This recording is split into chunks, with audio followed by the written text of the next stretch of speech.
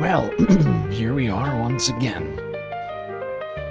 Floating somewhere between Earth and space, just trying to figure it all out. Got a hell of a lot to talk about here tonight, Space Fam, so I guess we'll get right to it. As always, do not forget to buckle up those seatbelts, otherwise you might go floating off into that deep dark void, never to be seen again.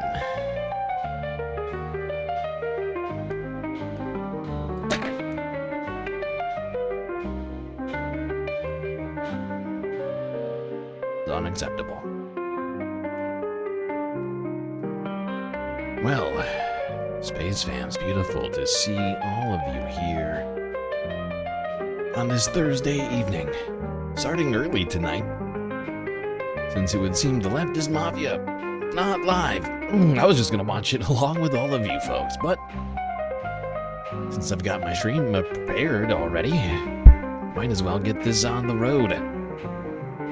As I mentioned, lots to talk about, but first some shout-outs, and my mic is already hot. Hermit Horologist, Noah BetchBX123 in the YouTube chat, Young Chris, a close fourth.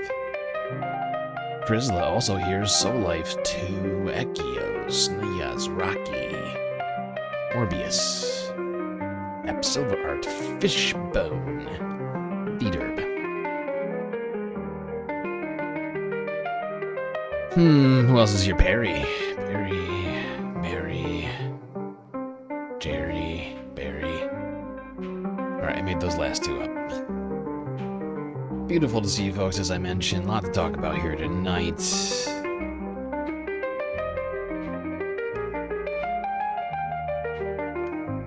Seems like we're going to be talking about the Epstein files once again, even though it's been completely out of the news.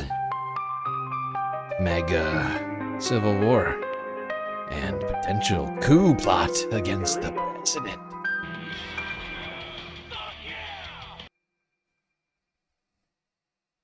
America.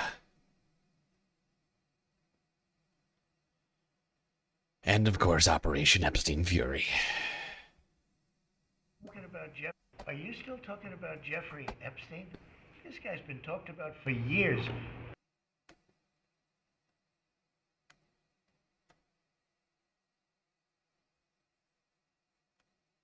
First, Mr. President, I know you want to move past all this intrigue over the Epstein files, but I do want to ask you to clarify something you said this morning. You said this was all a hoax. Has your Attorney General told you this was a hoax? What evidence? No, it's not the Attorney General. No, I know it's a hoax. It's started by Democrats. Are you still talking about Jeffrey Epstein? I call it the Epstein hoax. Are people still talking about this guy, this great The Epstein hoax. Jeffrey Epstein? Epstein? I call it the Epstein hoax.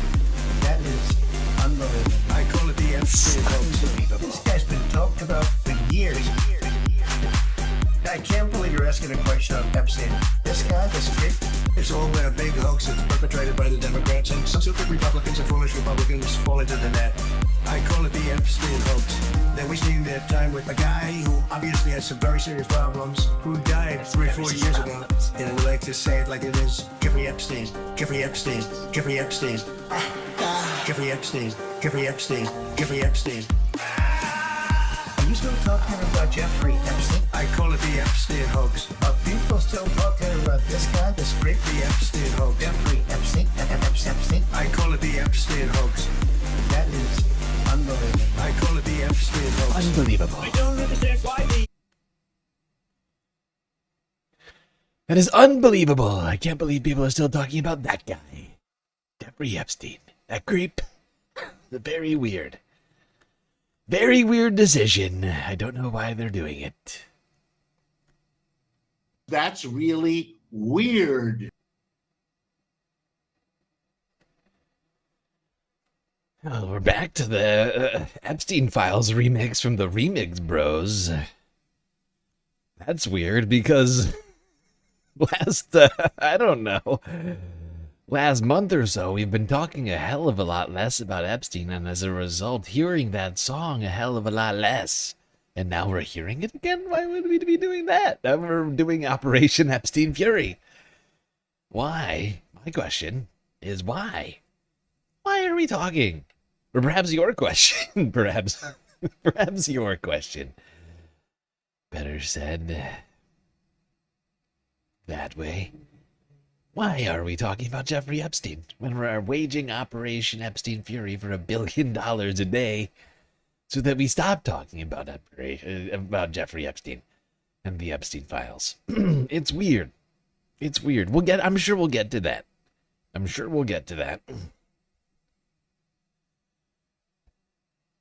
But why are we doing a whole Epstein segment today? It's gonna come up, I'm sure. All right. Anyway, let's go here to CNN from earlier today. Coming out of the Department of Justice in response to the subpoena for former Attorney General, now just Pam Bondi, claiming that actually, since she's not the Attorney General anymore, she doesn't have to go to Congress. What you talking about?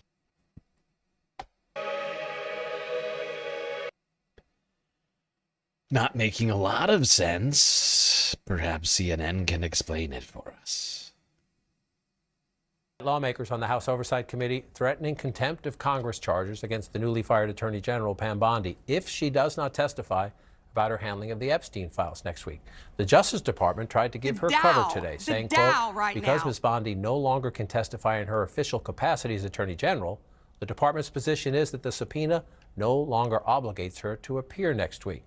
The top Democrat on that panel now threatening to hold her in contempt of Congress. And he may just get support from the Republicans on the committee, at least Representative Nancy Mace, who led the subpoena effort in the first place. Congresswoman Mace posting this today. Pam Bondi cannot escape accountability. The American people deserve answers, and we expect her to appear as soon as a new date is set. My political source. Oh, no. Oh, poor Pam. Poor Pam. Oh, God. We're not talking about the Dow. We're not talking about Operation Epstein Fury. Instead, we're talking about accountability for her. Oh, this woman is dangerous, ladies and gentlemen. That's not good. I'm sure that's not what Pam was hoping for, or the president, for that matter. Can't we go back to talking about the Dow? The Dow is over 50. Oh, God, that is inconvenient. Back with me and joined by my legal source, the former federal prosecutor, Ellie Honig. Ellie. I mean, I find this to be sort of hilarious. It's like, oh, she doesn't have to testify anymore because on the document it says it says Attorney General Pam Bondi. She's just regular Pam Bondi now. She doesn't have to do anything. Oh, wow. So the DOJ says she's not Attorney General, subpoena's not valid. True? No, that's a bogus argument, John. So here's why. No. A subpoena is simply a command to a witness to provide relevant information if they have any. As we sit here right now, former Attorney General Pam Bondi has the exact same information that she had a week ago when she was still the sitting AG. Now, DOJ has come up with this distinction of, well, she's not the AG anymore, therefore the subpoena is invalid. First of all, the subpoena is to Pam Bondi. It's not to current occupant of the office. Second of all, if that subpoena meant whoever the current AG is, DOJ would be offering up Todd Blanche, which they're not doing. And third of all, John, this committee has already subpoenaed several prior AGs, including Eric Holder, including Bill Barr, and including Merrick Garland. So this remains valid. Democratic Congressman Garcia, the ranking member, says he would try to hold her in contempt if she doesn't appear. Right to jail, right away. Yes, indeed. And to be fair, that should probably happen. In fact, I feel like the display she put on previously feels a little contempty. But suffice to say, this is certainly an attempt to avoid complying with a congressional subpoena. Whether it seems it's being orchestrated by the Trump administration.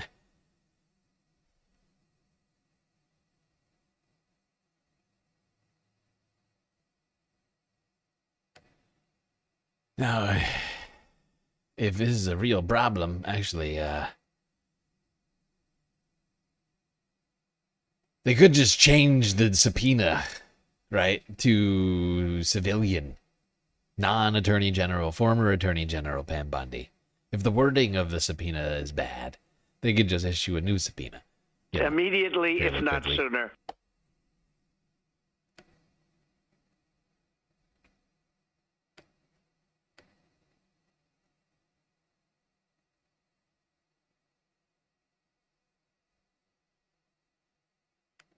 Now, you must be thinking to yourself, StreamLord, that can't possibly be the only reason we're talking about Epstein.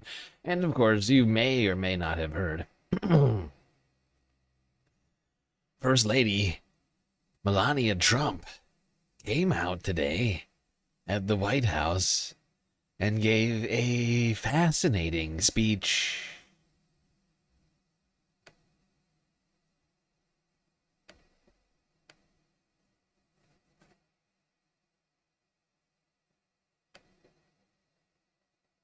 Let's go there now.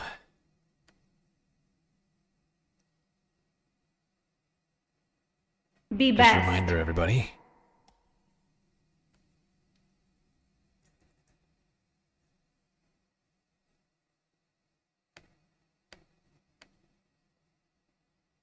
The lies linking me with the disgraceful Jeffrey Epstein need to end today.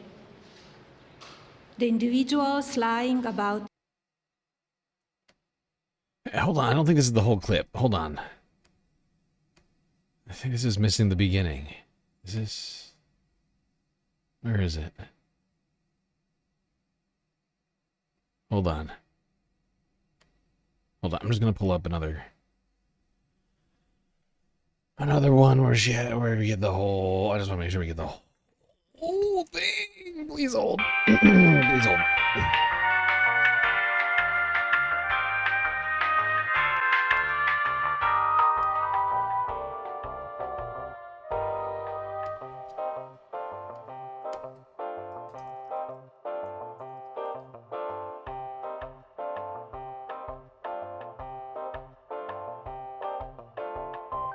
Yes, okay, here we go. Here we go.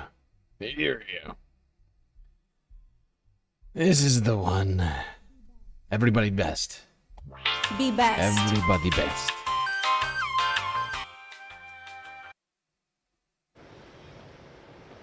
Here we go. Old clip.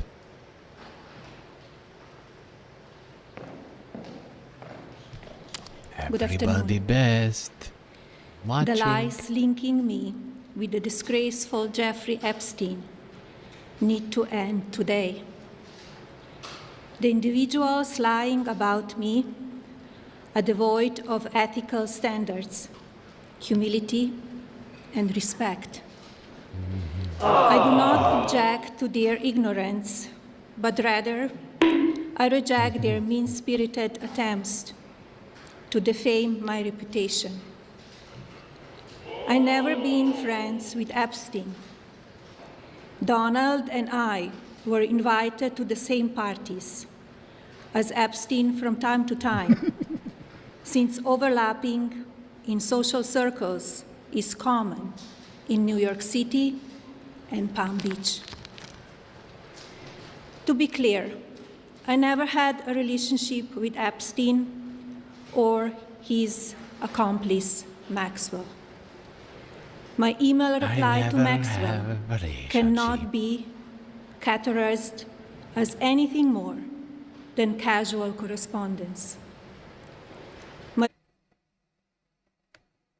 Now, I just want to remind everybody here in the chat that Melania Trump is here on a genius visa called the Einstein, called the Einstein Genius Grant. So I just want to remind her, she's been here for decades, since the 90s, 30 years. She's been in America. Polite reply to her email doesn't amount to anything more than a trivial note. I am not Epstein. I'm sorry. I forgot how fast that comes up. Can we break down what that word was? I gotta hear that again. What was that? Tribal note. A tribal note is nothing but a tribal note. Tribal.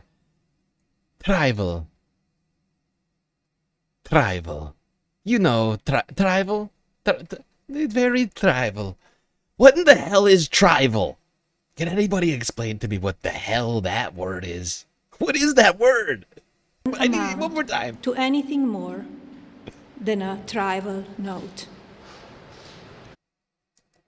Nothing more than a tribal Be note. best. I'm sorry, I'm not being best, but what in the fuck is the First Lady saying right now? What is it? Is it trivial? Does she say in trivial? Is that what she's trying to say? Because that's what I think she's trying to say as well. But how is it possible she doesn't know how to say the word trivial? How is it possible that the First Lady of the United States, the genius First Lady, does not heard the word or never seen the word trivial pronounced with the word in front of her, apparently. Tribal? What? What? What you talking about? This is ridiculous. I am not Epstein's victim. Epstein I did am not not a introduce victim. me to Donald Trump. I met my husband by chance at a New York City party in 1998. This initial encounter with my husband is documented in detail in my book, Melania. The first time I crossed paths with Epstein was in the year 2000 at an event Donald and I attended together. At the time, I had never met Epstein and had no knowledge of his criminal undertakings.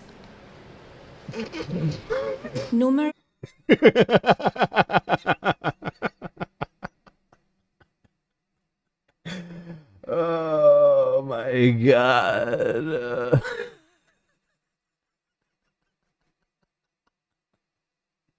I know nothing about the crimes. I did never everything knew. right and they indicted me.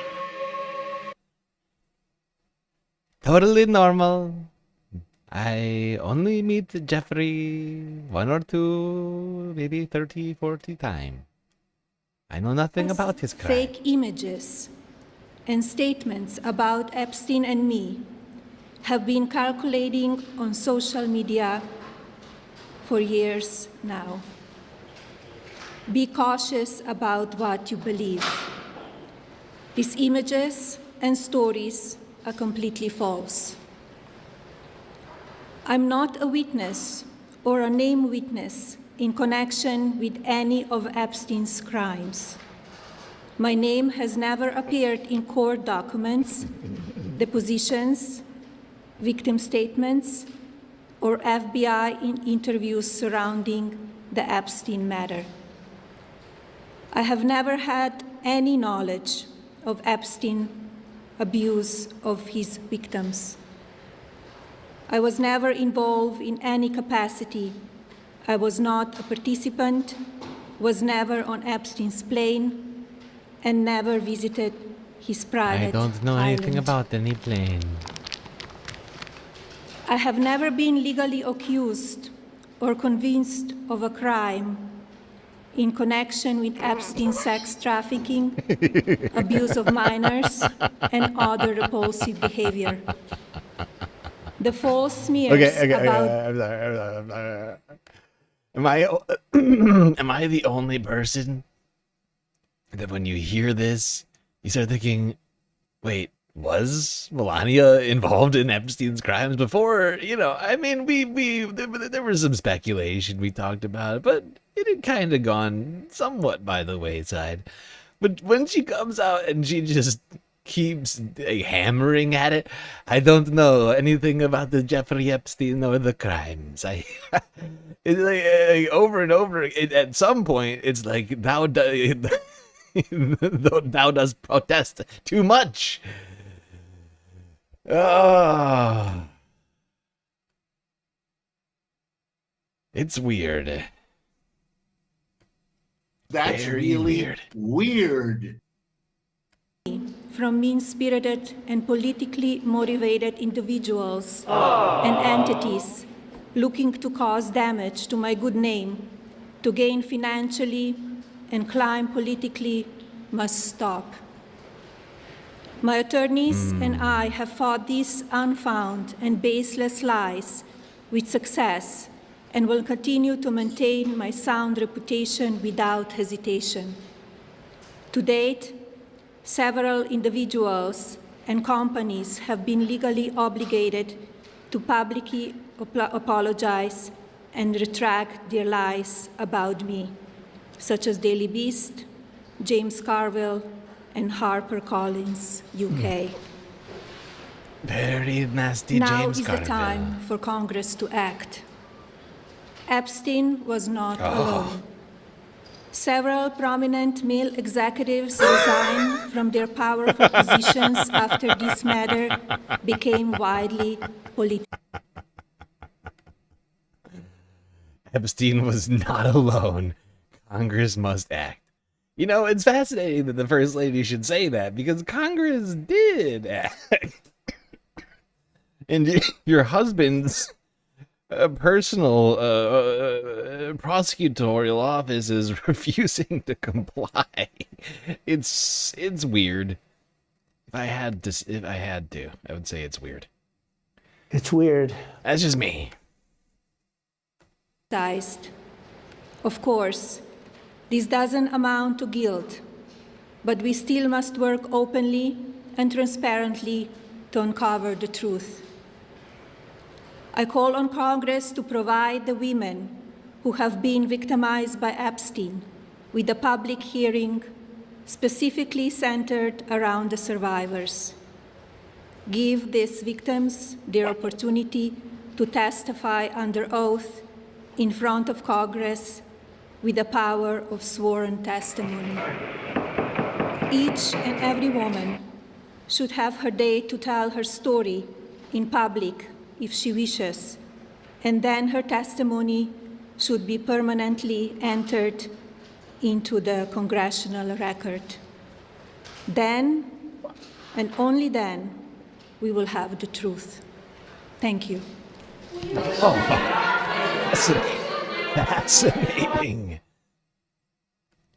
Fascinating stuff from the First Lady. Coming out when nobody was talking about the Epstein files, and or her, from what I could tell. We certainly weren't. And reminding us all of the Epstein files, and for some reason that she had nothing to do with them. And they didn't know anything about Jeffrey Epstein's crimes. Jeffrey Epstein definitely never introduced her to Donald Trump. And she was definitely never on the plane. And a bunch of other fascinating things she had to say in there. But wrapping it all up by insisting that we all essentially keep talking about the Jeffrey Epstein Are you files. still talking about Jeffrey Epstein? This guy's been talked about for years. I mean, this is quite something. I gotta say. Operation Epstein Fury was doing the thing that we had all been suggesting it was done for, which was to distract us from the Epstein files.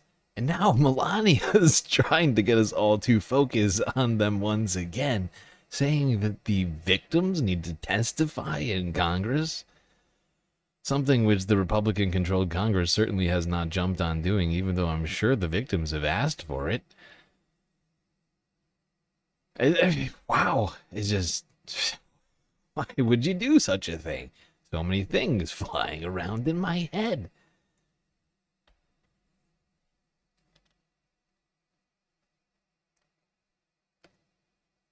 But what was the purpose of this press conference?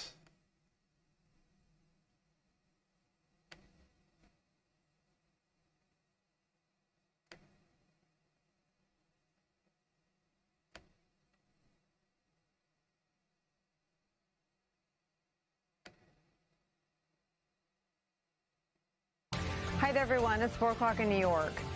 It has been more than 40 days since we've led this broadcast with news about Donald Trump's ties to Jeffrey Epstein, or, for that matter, the Trump administration's refusal to release the Epstein files with any alacrity or consideration for the victims of sexual abuse and child sex trafficking. Melania Trump changed that today, seemingly on purpose. She summoned the White House press pool, and at 2:30 p.m. today, she said this. The lies linking me with the disgraceful Jeffrey Epstein need to end today. The individuals lying about me. Everybody and the Be disgraceful lies. You're not being best. All right, hold on. I'm gonna skip. I'm gonna skip past this. You literally just got done watching that.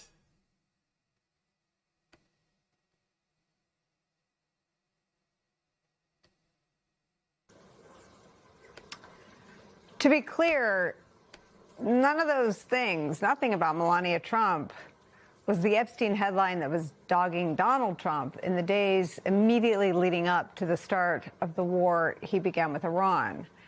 In those days, it was news of a woman who alleged sexual and physical assault by Donald Trump when she was a child. That story was all over the news, including in right-wing outlets. Importantly, it's a story that Donald Trump denies. But today, for reasons that aren't completely clear, Melania Trump grabbed the Klieg lights and thrust them back, not just to Donald Trump's ties to Jeffrey Epstein, but her own, with this. Be cautious about what you believe. These images and stories are completely false. I'm not a witness or a named witness in connection with any of Epstein's crimes.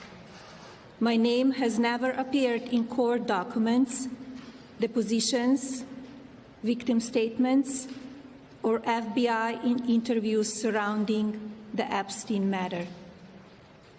I have never had any knowledge of Epstein abuse of his victims. I was never involved in any capacity. I was not a participant, was never on Epstein's plane, and never visited his private She just keeps island. going and going and going and going. It's incredible. I just needed to hear it again. This is such a long list of things that she's denying. It's incredible. Once again, we hadn't talked about her relation to Epstein in months.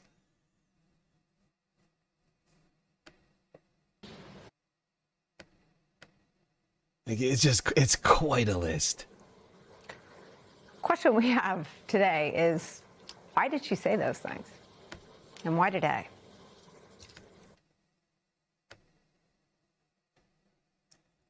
Hold on. I need that. Why did she say those things?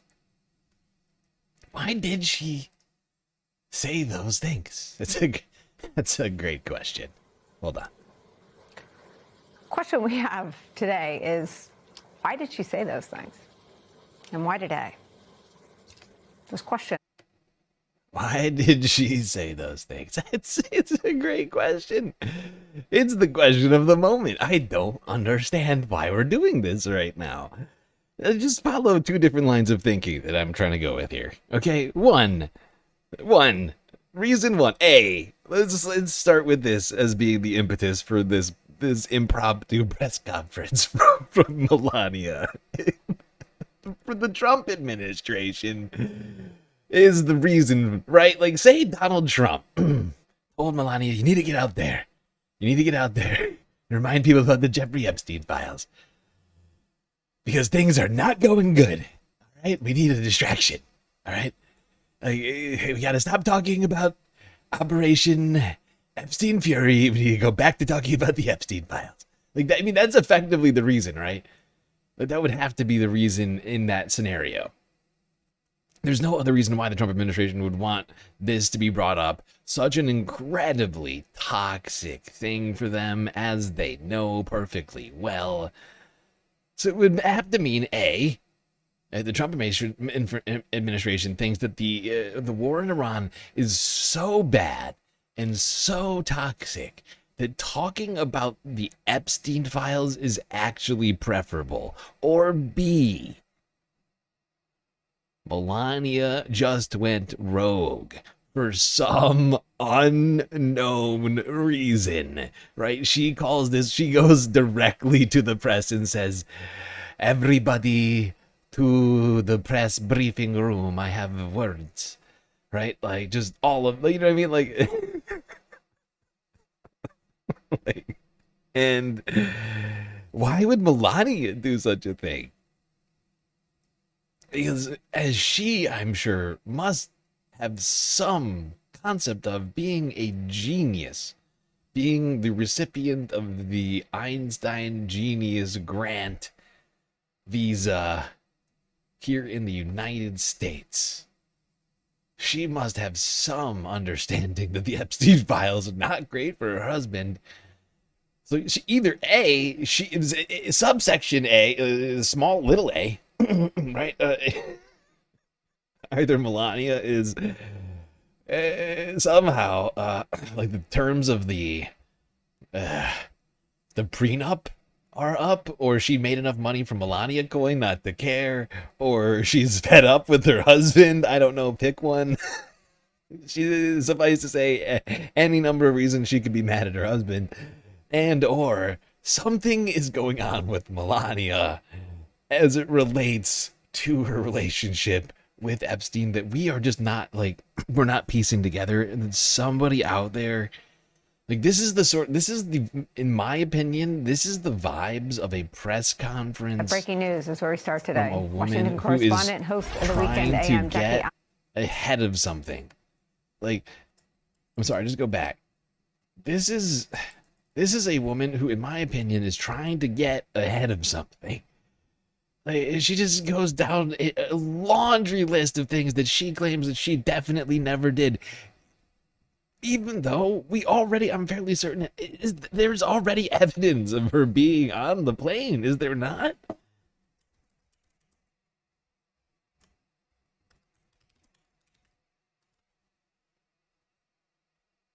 Like, wasn't she on one of the logs?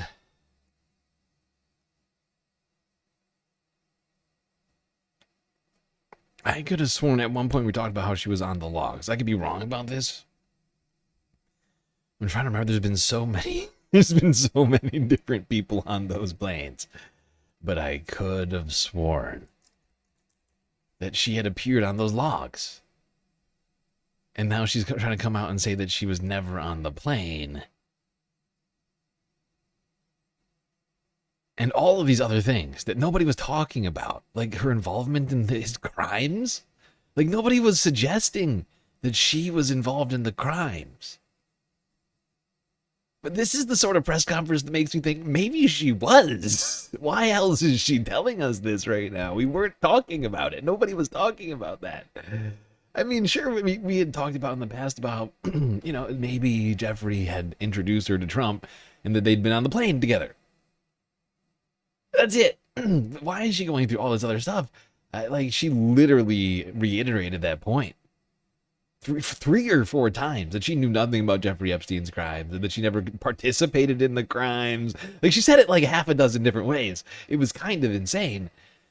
Like, it sounded like a woman giving testimony almost, like a person speaking like to Congress under oath, like who's been like accused of something. Like, it was very strange. It's very strange, but it's got to be one of these basically three different reasons, right? The Trump administration directly told her to say it. She's pissed off at Trump, or she is trying to get ahead of something. And I think it's door number 3. I could be wrong, but this is just such a weird thing to do. Even for the Trump administration, it seems incredibly, and option A has got to be the least likely. This would be the most cavalier sort of, I mean, sure, the Iran war is going bad, but the Epstein files aren't the thing that they want to distract it with, right? Like, no, come on. Even the dumbest person in the Trump administration thinks that that's the bad idea, right? Like even Pete Hegseth realized that's not a good strategy, right? But I mean, So like it's gotta be one of either door 2 or 3. Either she's pissed off at Trump, or she is, as I said, I think very most likely more connected to Epstein's crimes than we ever thought. Because what is the reason? There is no reason. There is no reason. Why did she say those things? Yeah, why did she say those things? I don't understand. Hold on, I gotta export that sound shot. Oh, why did she say those things?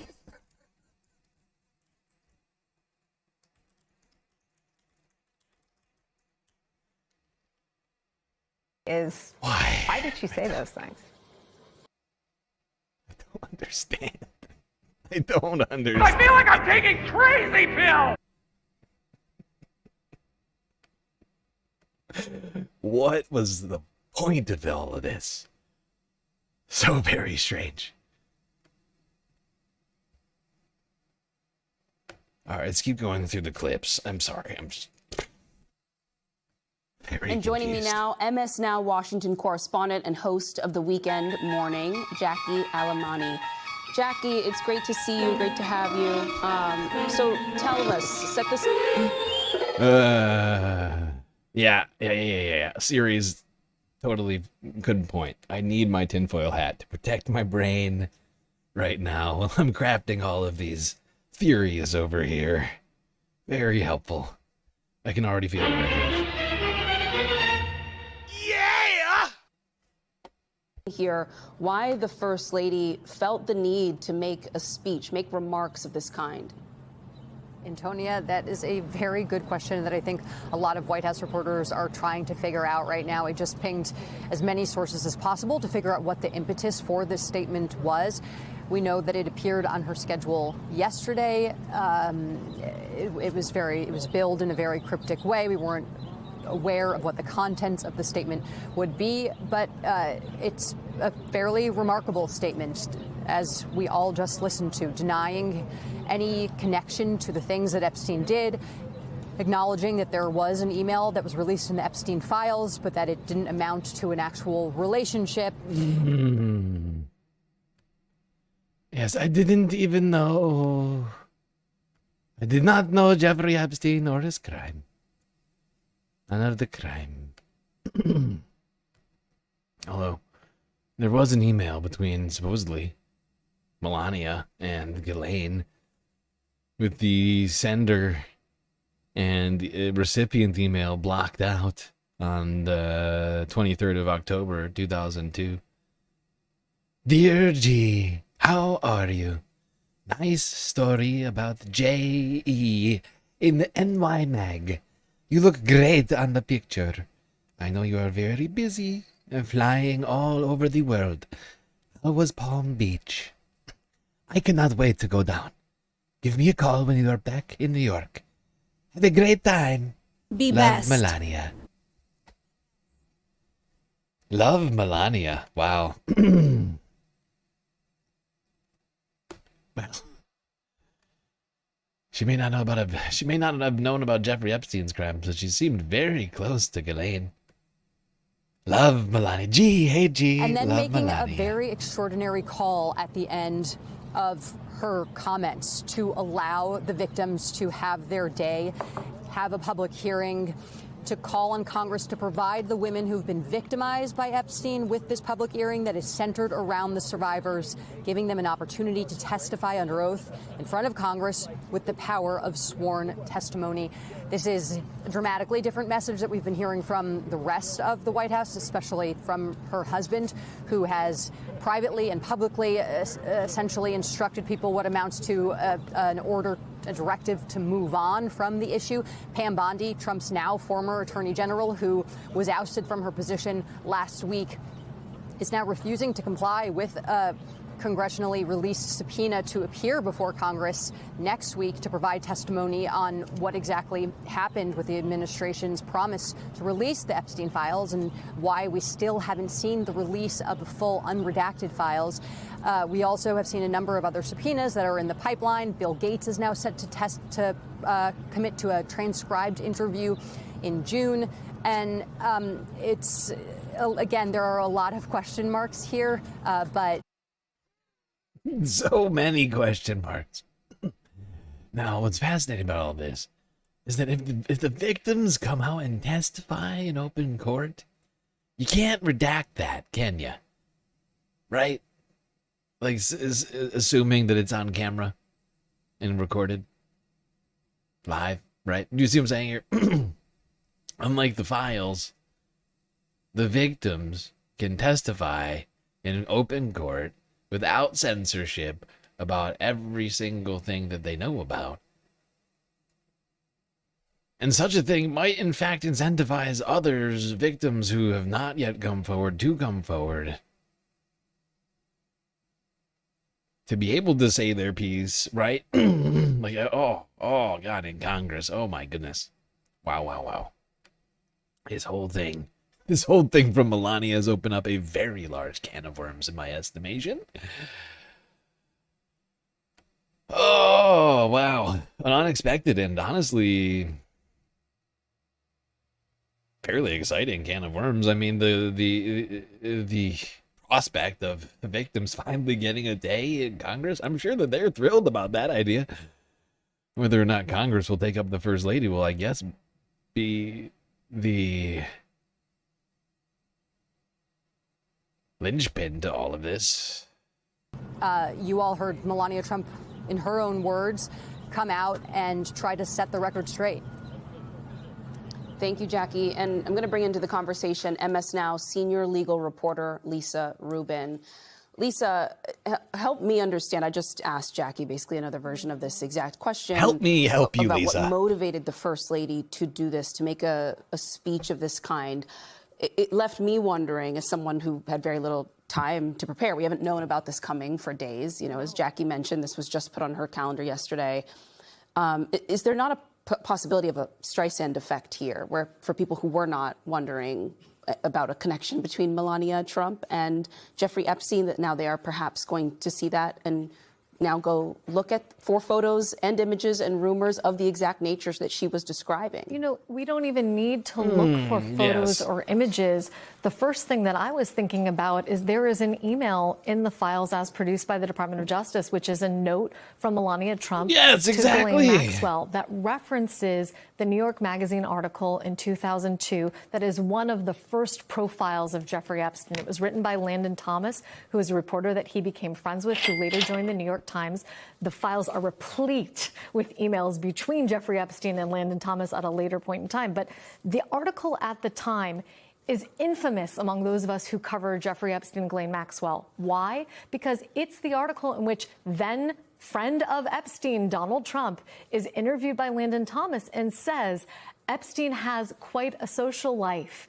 He enjoys beautiful women as much as I do, but many of them are on the younger side. It's that quote I did everything that has right led and they to indicted me. Plenty of speculation about how much Donald Trump saw and knew about Jeffrey Epstein's activities and how close, in fact, the men were. Melania These Trump people are today, perverts. Antonia, saying that email is in fact hers. Many people had wondered whether that was an email that came from someone else, whether it was falsified. Melania Trump today authenticating that email, essentially saying we were acquaintances. This is not the sort of correspondence between close friends. I knew her socially, as people do in New York and Palm Beach. I would say people of a...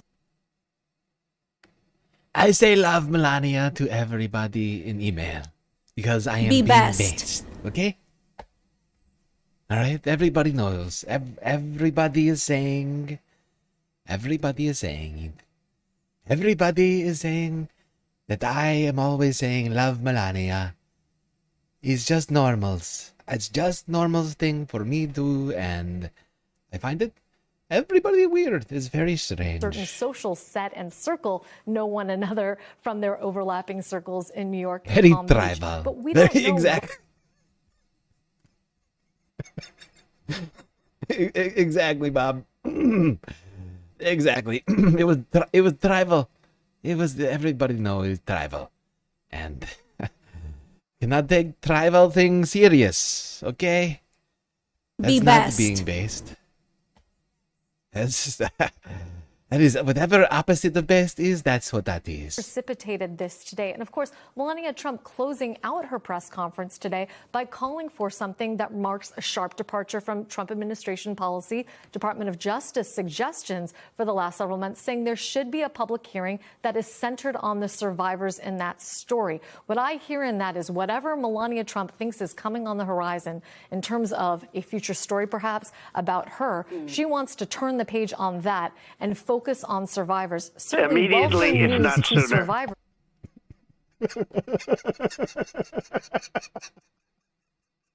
It's a really weird way to turn the page by in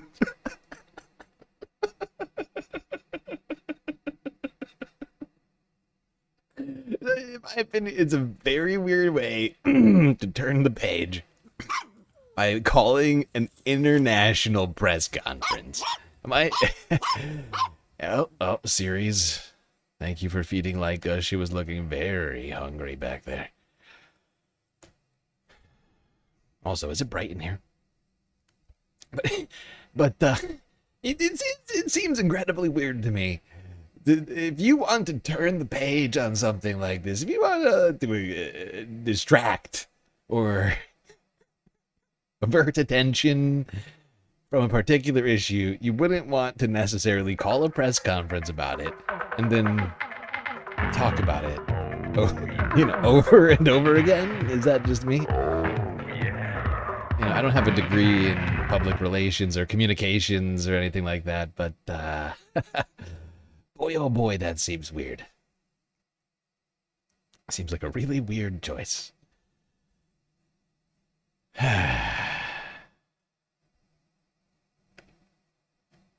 Good God, Melania. Strange press conference here. Why did she say those things? Why did she say these things? I don't know. Maybe we will never know, or perhaps Immediately, we'll if know not immediately. sooner. At this point, I'm expecting some sort of bombshell report to drop, some sort of report of some kind hitting the news shelves, if you will, presses, the news feeds, the algorithm. Nothing yet. Let me know if you're in the Discord. But I guess now we're on Melania Epstein watch. I mean, what else are we to do? You can't blame me for this. Melania is forcing my hand. Melania has forced my hand at this point to be on the lookout for something like that. Everybody, please stop talking about me and Jeffrey Epstein and talk about all of the other victims, because I am not a victim, nor am I a criminal. I did nothing wrong. I don't know why we're talking about it right now, aside from the fact that I'm calling a press conference. I am stumped. Maybe Kyle can explain. Kyle, do you have all an right, y'all, explanation? got some breaking sir? news here for you. Can't help myself, had to come back. So, did you see the Melania press conference where, out of nowhere, by the way, nobody was asking for this, nobody was saying anything about her or Epstein or anything. She has a press conference at the White House that they run motherfucking live on C-SPAN, where the whole point of it is for her to go, I had no relationship with Jeffrey Epstein. I know nothing about him. I Jeffrey didn't who? touch his lemon-shaped penis. I didn't.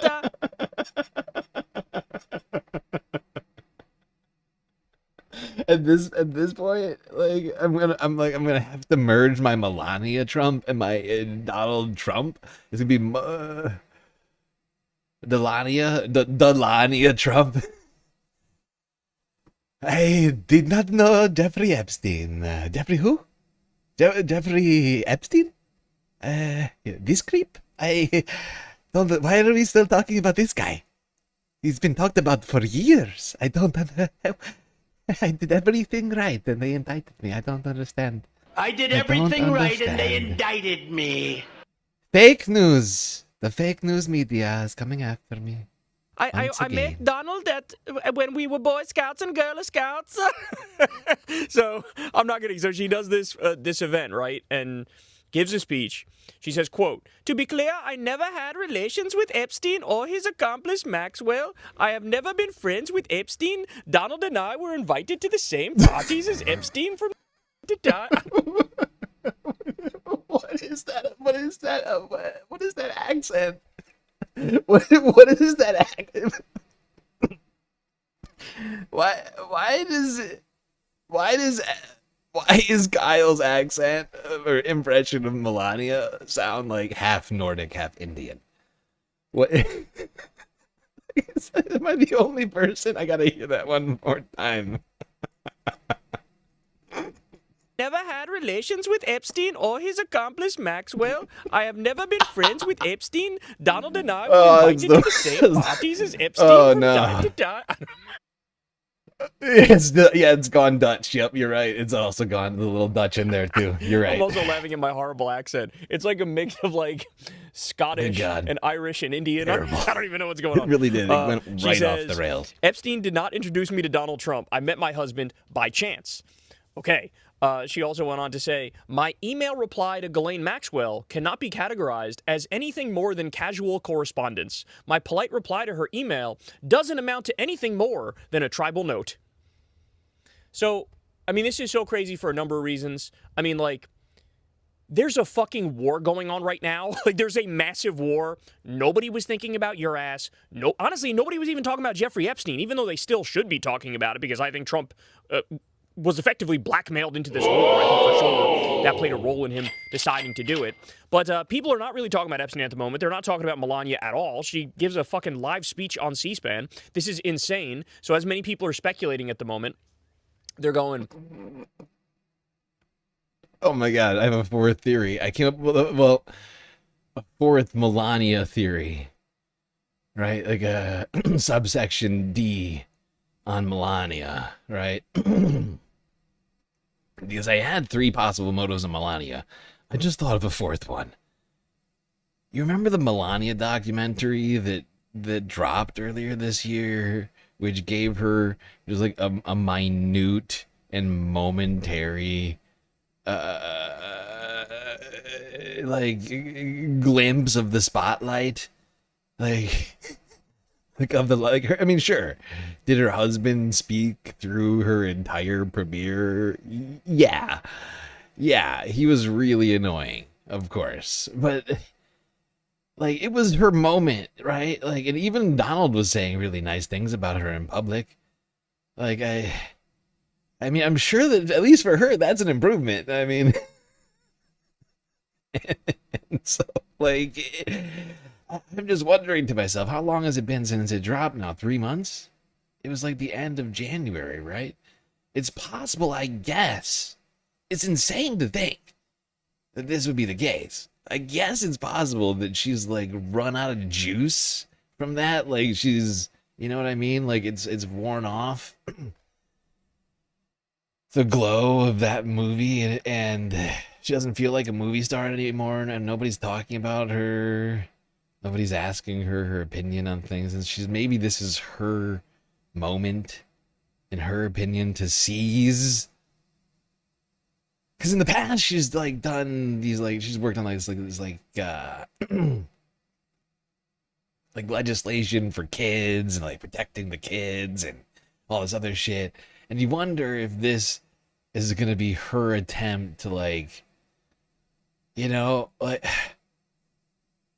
if you're following me, I can't think of words right now, but I feel like everybody's following me here. I feel like it's still less likely than Door 3. okay, well, there's got to be some giant story about her and Epstein that's going to drop soon, right? Like, that's the only logical explanation. Exactly, Kyle. Exactly. This is what I've been saying. It's Door 3. That's Door 3.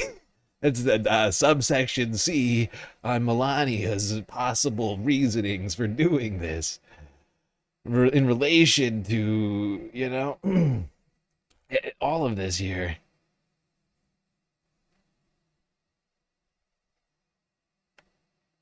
And as I said before, that feels like the most likely reason for this, because the Trump administration couldn't possibly be directing her to do this. No matter how bad Operation Epstein Fury is going, there's no way in hell they would do this. They would assassinate somebody. I mean, they would do heinous crimes before bringing the Epstein files back up. Are you kidding me? Are you still talking about Jeffrey Epstein? This guy's been talked about for years.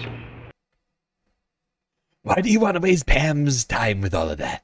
You'd be asking her about all sorts of great stuff that we've been doing, and yet you want to do that?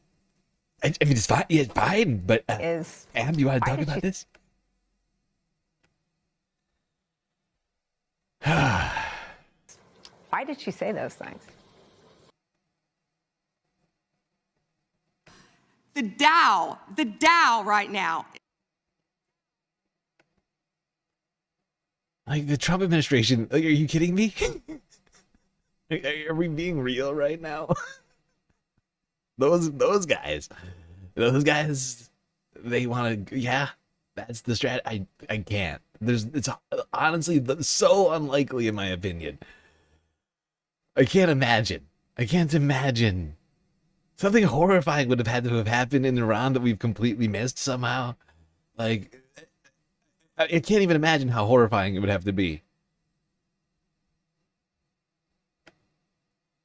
Is that she's trying to get ahead of even more devastating and damning story that's going to tie her in perhaps a way that's above and beyond everything. Kyle's audio's going crazy over here. I forgot about it. All right, let's keep this moving. That's enough talking about Jeffrey Epstein for today, I guess.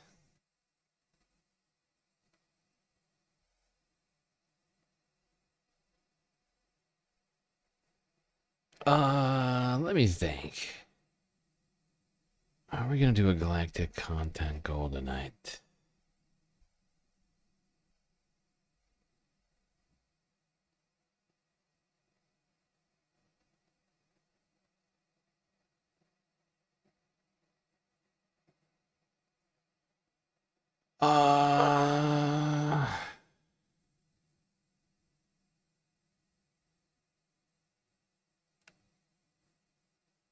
Fact is, I wasn't expecting to do a whole show. I have enough content to do a whole show, like an 8-hour plus show. I wasn't prepared to do that tonight. Like, I have a list in the background for the weekending report that I've been building up. It's massive at this point. Just disturbingly large. Tomorrow's going to be a shit show. I guess I could cover some of that. I wasn't planning. You know what? We're going to go crazy. No goal. No goal. I'm just going to assume to some degree we'll make enough money to keep the Galactic News Network alive. I say screw it. I see/read your super. Oh, shit. Did I not? Did I miss it? Where's super chat? Oh my god, it's way back here. Wait, but wasn't Operation Epstein Fury meant to be a distraction from the files? That's exactly the question. That's exactly the question, Frizzler. It's dead on. It was meant to be, at least that's what we've been saying. That's what we all understood to be true. Is that, you know, Donald Trump had at some point made the, you know, brain-addled, but certainly a decision that a new quagmire in the Middle East, or at least another war, however brief or long he may have thought it was going to be, would be better than talking about the Epstein files. Because the one thing Donald Trump cares about is PR and the media, and how he's covered in the media. Whether or not people are talking about the Epstein files lately. I think as we've said in the past, I think he's psycho enough to do exactly that. Melania coin crashed out hard. I missed that one earlier.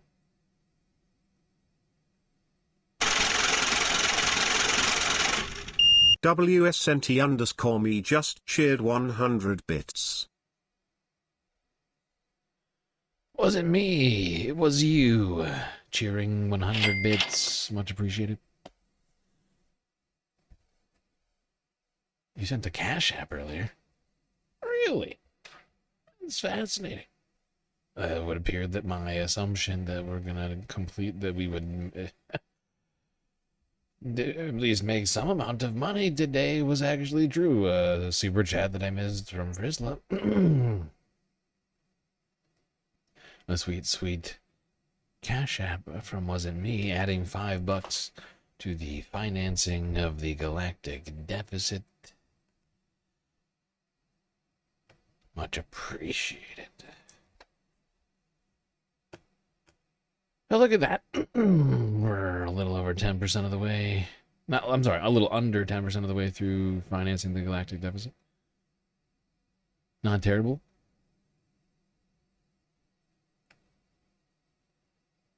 Could be better, could be worse, no doubt.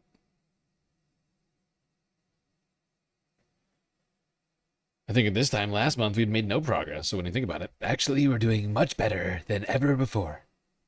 Everybody's saying it. Everybody's saying it.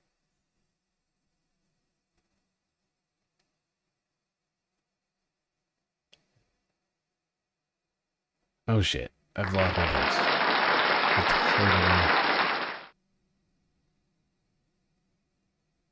There we are. All right.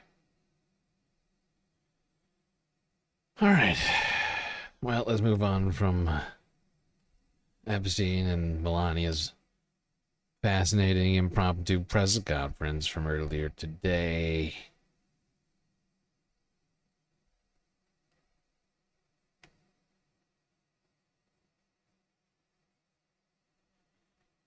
And on to another developing situation.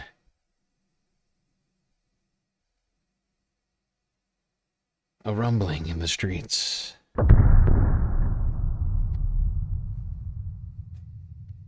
I thought this was America. Huh? Isn't this America? I'm sorry, I thought this was America. Muffled cries. Screaming freedom. Freedom! No! MAGA warriors. Growing angrier and angrier at the Trump administration. InfoWars, Laura Loomer, Tucker Carlson, and more. Let's start here with the Majority Report with Sam Cedar. Wait a second. That's not right. I believe, actually, this is called the, tackle Trump and pretend, let him pretend he's president and publicly report that. I'm sorry. I mistakenly said the Majority Report was Sam Cedar when clearly it's the Majority Report. With the Vigland. I mean, this woman is dangerous, ladies and gentlemen. You should be ashamed of yourself for having that thought. You're a little baby. Tackle Trump and pretend, let him pretend he's president and publicly report that he's going through a health issue and Vance take over. It literally needs to be something like that. It's that bad. I've known you a long time. You've never called for an internal coup before. Okay, so I asked Brian who this other guy is. Apparently, he helped Alex Jones. I gotta hear that one more It time. literally needs to be something like that. It's that bad. I've known you a long time. You've never called for an internal coup before. I've known you a long time, man, but you never called for an internal coup before. Wow, you're really getting crazy. You're getting really, really crazy. This is weird. Okay, so I asked Brian who this other guy is. Apparently, he helped Alex Jones with his legal defense. Yeah, he was part of his Sandy Hook council. Oh, cool. So he also defended the who was it? The guy who sued. Wait. So this.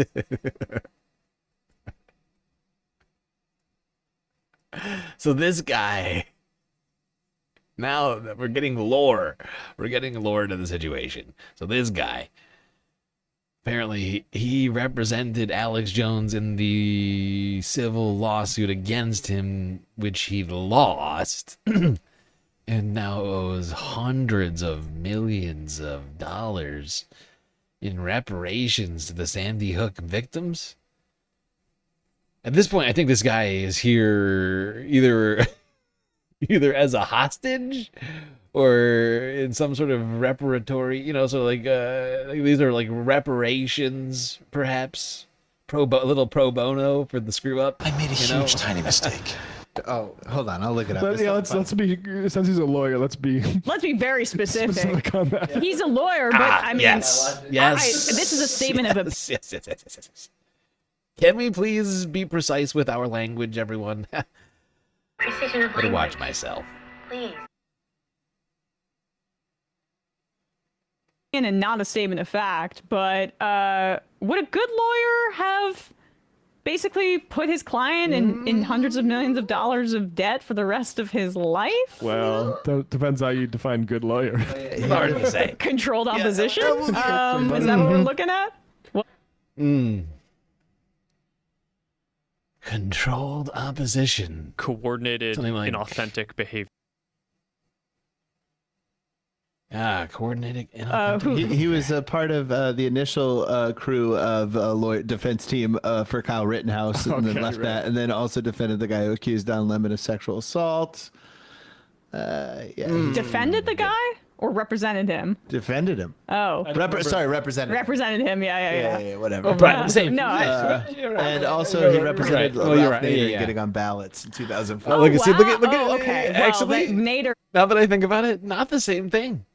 Not the same thing. Emma makes a good point. She's really showing her bona fides. I know she doesn't have a law degree. At least I don't think she does. But she does come from a family of lawyers. And that is a good distinction. Important distinction, I suppose. Representation, defending suggests criminal law. Or at least to some degree representing a defendant. Right. But in this case, we're talking about the opposing counsel, no? The plaintiffs. That guy isn't a good guy, says Icy Scene. Oh, fascinating. Aren't I a good guy? Not a good guy. Good to know.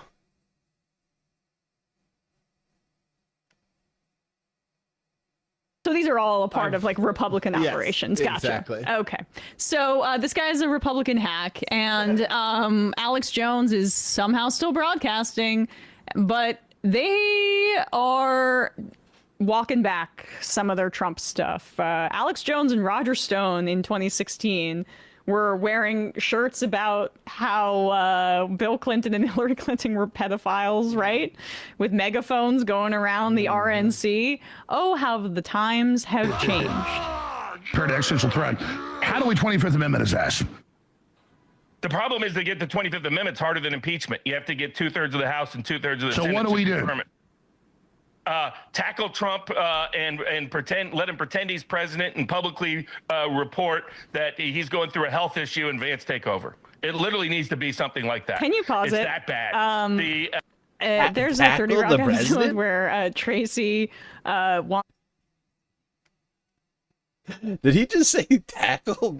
I'm sorry to cut off Emma, but that guy just say tackle the fucking president?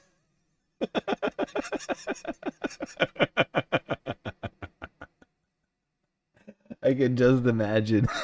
I can just imagine Alex Jones running up to the White House. Can you see it in your mind right now? Alex, heart thumping, running through like up to the gate, jumping the gate, running across the lawn.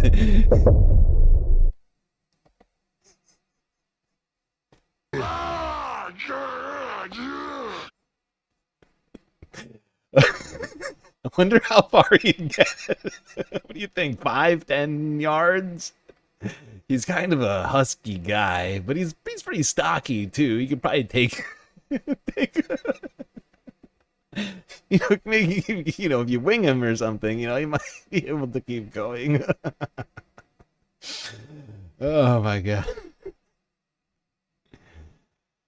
I'm sorry. We go back. There's a 30 Rock episode where Tracy wants to go to space, but they know it's a liability, so they set up this whole situation where they blindfold him and take him on set. They basically do what they accuse Kubrick You're of just doing. describing. Right. They need. Now you're just describing Jan 6th, says Frizla. You know what? You make a strong case. They need to do Oval Office moon landing. Yeah. Oh, bring him to the Tyler Perry White House in Atlanta. Right. There's that other Office bit where they set up a blog for Creed that's just a Word document where he can type what he wants. It's the same. They need to learn from our sitcoms. Learn from our sitcoms. Isn't this the TV presidency? Report Give the that president he's a going through a fake health issue phone. and Vance takeover. You just give him a fake phone. Or like, actually, I think the easiest way to do it, when you really think about it, right? The easiest way to do this is that you uninstall Truth Social from his phone and then install a fake version of Truth Social, right? You install a fake version of Truth Social on the president's phone so that he thinks that he's posting to Truth Social, but in fact, it's just a notepad. It's just a notepad that creates a fake post for him to look at, and like it gets like fake likes, fake retruths and fake comments. Just use like AI or something. I mean, if I could ever think of a good use for AI, it's this. Okay, you just give him a fake Truth Social app on his phone. He'll never know the difference. He'll never know. Wow, 50,000 retruths. Everybody loves me. Everybody in the comment section is very, very on board with everything I'm doing. I guess this could go horribly wrong, right? Where like the AI just gets really sycophantic and like starts like telling the president like you know what I mean? Like it just starts posting all these very supportive like tweets or like all of his worst possible. That's you're right. This could go the wrong. I'm just realizing how wrong this could go. In theory, it sounded good for a second. It sounded like a good plan. But he's still the president. They need to learn from our sitcoms. Learn from our sitcoms. Isn't this the TV presidency? Yeah. I'm sorry, if you can't get 2/3 of the House and 2/3 of the Senate, how are you going to get Washington, D.C. to create a false reality where Donald Trump still thinks he's president, but you've installed J.D. Vance? Let's remind you that this is InfoWars. I'm just the feasibility of this type of switcheroo seems a little bit... They'll come up with something. Yeah, just tackle him. Just tackle him. Okay. I guess physical violence. I mean, if you tackle him and you hit him, again, what's going to ooze out? I just feel like any kind of blunt force means... How do you want to know? I guess special sauce? Whatever substance is created when you mix special sauce and Coca-Cola. That's just my guess.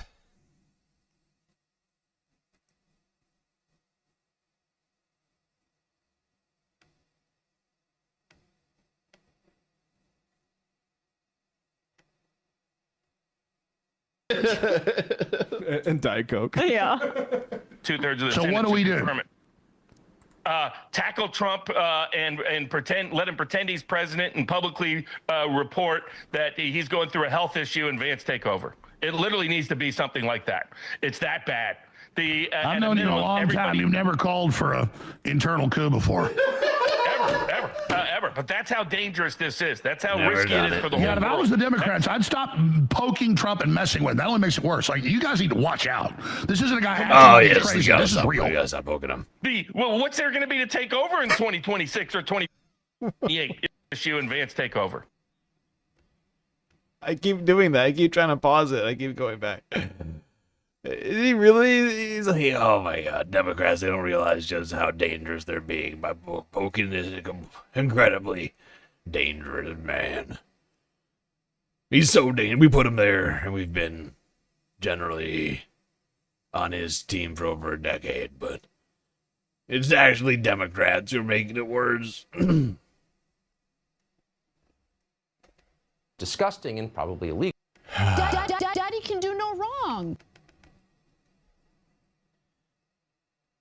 I love that, right? Like, in this case, it's like, oh, actually, Trump can't do any wrong, right? Like, he is like a child, right? You can't blame the child for doing what the child does. They're a child. They don't know better. They're still learning, right? That's basically the Alex Jones, the vibe of Alex Jonesian argument here for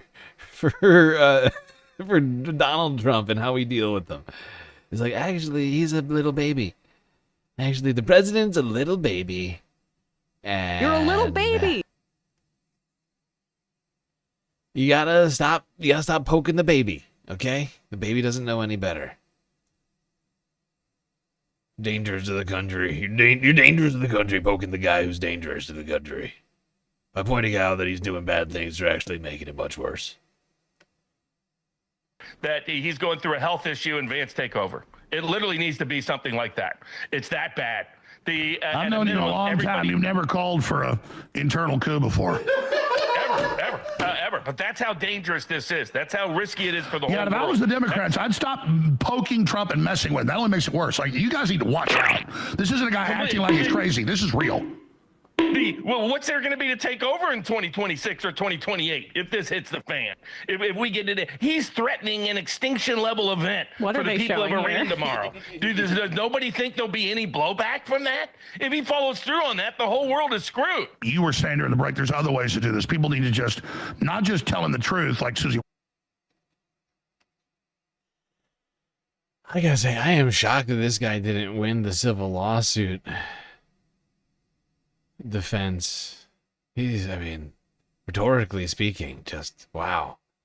Said it's time to just not. I mean, say what you just said. Yeah, well, legally and constitutionally, the vice president is an independent elected official. The same as legally and constitutionally, the only oath any member of the military takes, any member of the State Department takes, any member of the intelligence community Didn't all of you guys have a total, like, diaper-filling meltdown when there were a few members of the Senate on the Democratic side that put out a video and said, don't follow illegal orders to members of the military? Because that turned out to be probably pretty prescient. I don't know if they meant it in this particular context. True dat. Well, things are growing more and more unhinged over on the InfoWars podcast. Guests calling for coups, internal coups.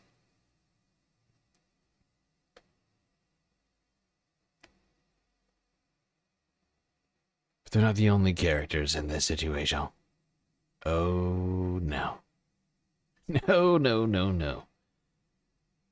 Now, of course, if you're going to do a coup, in theory, you got to have somebody to put there in place of the former leader, right? You can't just, unless you want anarchy, can't go doing coups d'etat without having replacement leaders. That's irresponsible. Then you have a leaderless government. That's not good. Nobody wants that. Now, of course, I think a lot of Republicans see J.D. Vance as the heir apparent to all of this. Oh, God, no. It is. He has lost some weight. You think you're better than me? Yeah. If he outs him as taking Ozempic, that'd be so fun. How does Trump make fat jokes about other people? Okay. That's how it works. Here we go. We feel confident that we can get a response, whether it's positive or negative. We're going to get a response from the Iranians by 8 o'clock tonight. I hope they make the right response, because what we really want is we want a world where oil and gas is flowing freely, where people can afford to heat their homes and cool their homes, where people can afford to transport themselves to work. That's not going to happen if the Iranians are engaged in acts of economic terrorism. So they've got to know we've got tools in our toolkit that we so far haven't decided to use. The President of the United States can decide to use them, and he will decide to use them if the Iranians don't change their course of conduct. We feel confident that we can get a response. And I would just point out behind him, it says the day of Hungarian-American friendship. Yes. Oh, yes. The beautiful day of Hungarian-American friendship. So beautiful, you need an entire backdrop for it. You know? Come on. How do you know it's serious if you don't have a backdrop? There's literally no other way to know. It's a physical manifestation of that relationship. In the form of a flat blue and white font backdrop with which to make press conference statements in front of for the world to see just how beautiful that relationship really is.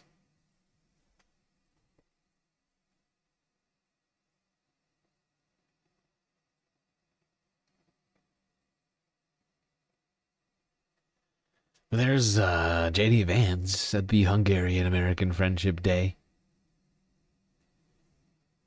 press conference. Basically saying that the Iran war is great. So there's your replacement. Get rid of this guy, and you replace him with another guy who apparently now seems on board with the war and Iran. Even though, leading up to his taking the vice president's office, J.D. Vance was, of course, very anti-war. Very anti-Middle East entanglements, including in the beginning of the Trump administration, and claiming that Trump was the most anti-war president for quite some time. Months and months and months, until, of course, Trump started doing his own wars.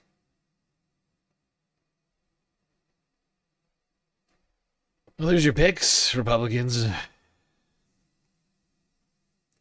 Coup one guy, put the exact same guy in there? Is that the plan? A less charismatic guy with the same plan in Iran? Fascinating. I don't know. It's a good I don't know if that's a good strategy. I'm not sure. I wouldn't pick either personally, but my God. Seems like bad choices all around over there on the Republican ticket. Not really the ticket, of course. If you're doing a coup d'etat. Something, though.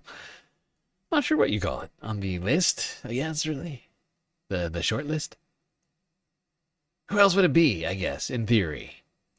If MAGA were to do their own coup on their own leader. Who would they pick? If not JD. Just trying to think. I can't think of who it would be. mean, my mind first goes to Charlie Kirk, but of course Charlie Kirk is dead. So that wouldn't be who. Tucker Carlson. Oh, maybe Candace Owens. I don't know. That would be fun.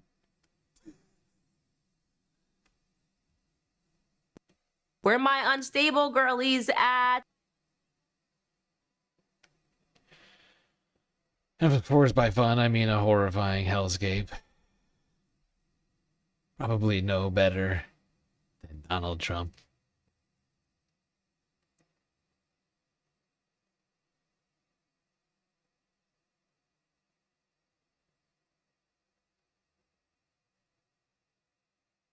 Okay.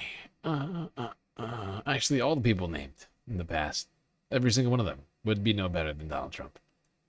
I think on the list, if I, you know, I can't lie. Candace would be the most fun out of all of them.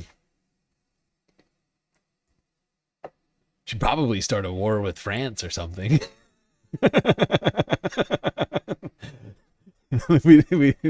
She'd come out, do her press briefings in a sort of muted room. It would go from being from the Oval Office to looking like a podcast desk. And then she'll do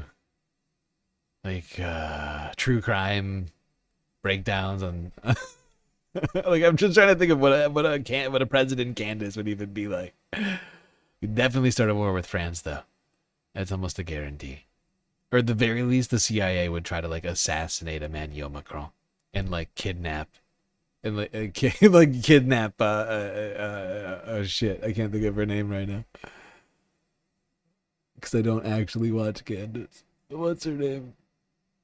Oh, I should know her name, though. What's the First Lady of France's name? Why can't I think of it?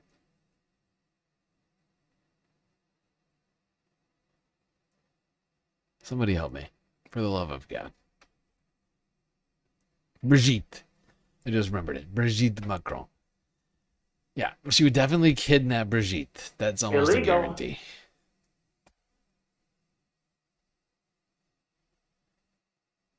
Now, you will be shocked to hear that on Truth Social, die-hard MAGA supporters are starting to turn on Trump. I did everything right and they indicted me. Here's France 24 English from 16 hours ago. Now, the two-week ceasefire, of course, between Iran and the US really dominating the headlines in the press. Dipti is here to take us all through it. Dipti. Well, Stuart, a day after that fragile ceasefire was signed between the US and Iran, Lebanon has, of course, faced intense bombardment from Israel, and that's dominating this Lebanese French language paper today, L'Orient Le Jour, which says rather bitterly here, the other countries sign while Lebanon bleeds. Al-Aqba, which is a Arab language Lebanese paper close to Hezbollah. This is their front page today. It notes that hundreds of people have died in Israel's 10-minute attack across Lebanon, which targeted hundreds of sites. Israel, which is backed by the U.S., has said that that Lebanon is not included in the ceasefire, while Al-Aqba, this paper here, accuses Israel of, quote, blowing... Sorry, France 24 is ruining this for me right now. I forgot that this whole story is not, this whole clip is not dedicated to that. Okay, here we go. I think that is it. Yeah.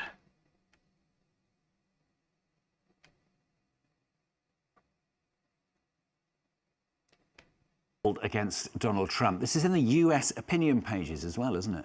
Well, there's a really interesting article from The Atlantic, Stuart, here, which is entitled that Trump made a deal that gives him nothing he wanted. And it says that he went to war to ensure Iran would never acquire a nuclear bomb, but Tehran has come away with an arguably more powerful weapon of deterrence against future attacks. It's cheaper and has enormous sway on the world economy, and that is the Strait of Hormuz. So it's really critical about the strategy used by Donald Trump in this war.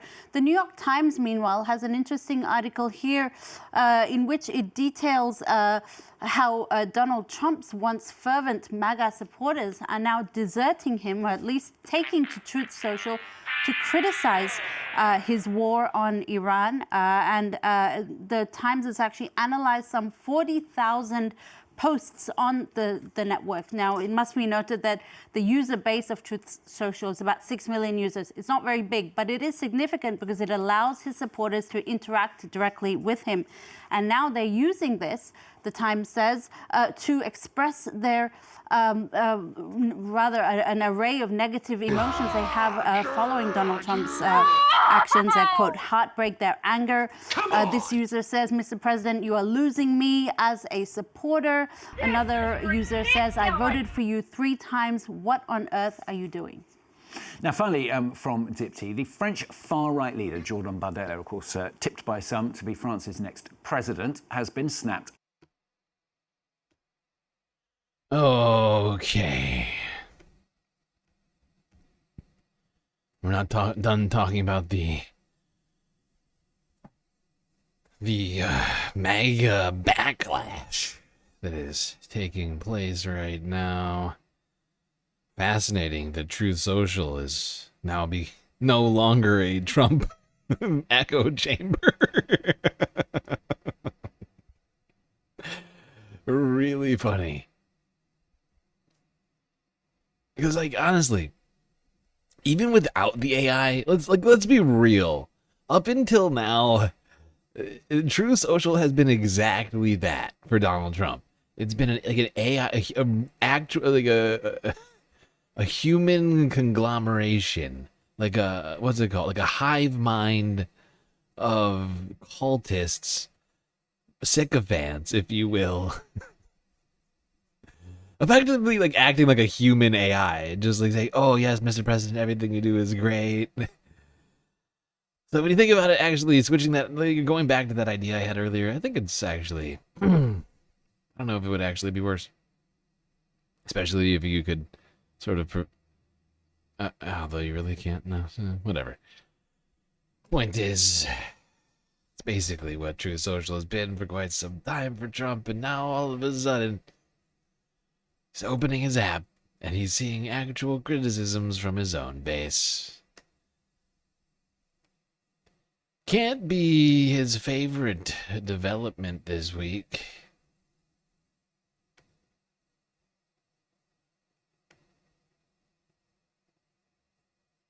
CNN up next from 12 hours ago. Iran has basically gotten everything it wants in the agreement, because Trump was desperate to open the Strait of Hormuz. This is a huge black eye to the United States. I'm glad that Trump didn't engage in increased war crimes or, quote, destroy entire civilization. But this thing, 39 days in, is a total and complete disaster, and we have been right about it. President Trump's decision to launch the war with Iran divided some of his most loyal and vocal supporters.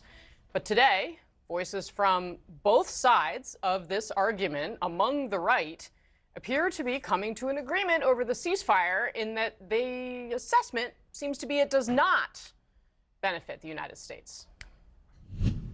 I am a diehard supporter of President Trump, but I'm not celebrating tonight. I don't think that this is good. I think that this actually further legitimizes the Islamic regime in Iran. I think that they're now more legitimized than ever before, and they're more emboldened than ever before to continue oppressing the people in Iran and to continue attacking the United States of America. All right, my panel is back. But before I talk... You know, it's kind of incredible is that Laura Loomer sounds exactly like Chuck Schumer right now. I literally heard a clip of Chuck Schumer earlier today saying it's almost like they were like going from a script. It was almost like that, like it was so verbatim. Almost the exact same words.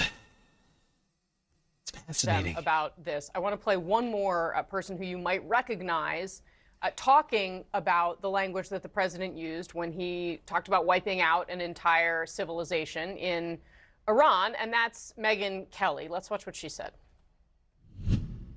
I don't know about you, but I am sick of this shit.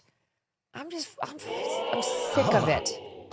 Can't he just behave like a normal human? I mean, honestly, like the president, 3D, yes, shut up. Fucking. Can't he just behave like a normal human being, Megan? No. No, he can't.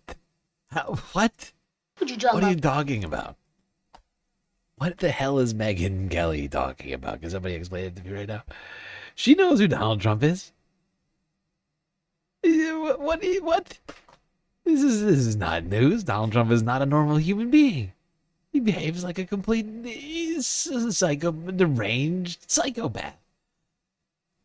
She's like, why can't he just be normal? It's like, you knew who this man was. We all knew who this guy was. You can't tell me that you did not know this wasn't what you were signing up for. He's finally just crossed lines that people can't handle, and they're like, oh, this is too much. I loved this. I loved it when he made fun of poor people and disabled people and transgender people and LGBT people, LGBTQ people, right? Like everybody else, right? All the ethnic minorities. And when he hate mongered about immigrants and about, I loved it when he kidnapped the leader of a foreign country. Like, I loved it when he bombed all the boats in the Caribbean. I loved it when he, murdered Americans in the streets. I loved all of those things, but this one just goes too far for me. It's like, what? Why draw this? Where's this line coming from exactly? It's fascinating. It's like they act like they did not know who he was. And there's been 1,000 examples of his incredibly erratic behavior on a, they're just like, they pretend like they didn't know who he was. Honestly, it's real like the weird. president, 3D, yes, shut up. Fucking shut up about that shit. Like literally, am I wrong? Was it not to Megan's face? Didn't Donald Trump not berate her to her face during a debate? We're talking about the man who described, hold on, because was he not Megyn Kelly who was bleeding out of all of the places, and the eyes and her ears and her nose and wherever? That's the guy we're talking about, right? That Megan is shocked about. There's oh my God, where did this guy come from? Why can't he just be normal? Yes, shut up. Fucking shut up about that shit. You don't threaten to wipe out an entire civilization. We're talking about civilians just casually in a social media post. This is completely irresponsible and disgusting. Quite something. Who would like to take this one? Jamie Cahill. When you lose Alex Jones, Laura Loomer, and Megyn Kelly, it is not a good day for Donald Trump. I also think it's fascinating because we're also, they're public figures, but also the MAGA base is angry and divided about this. They were angry that he got into the war. Now it seems they feel nothing was achieved. We've always thought that Donald Trump would hold his base no matter what. I'm really interested when we face the midterms. Will people stay home? Will this?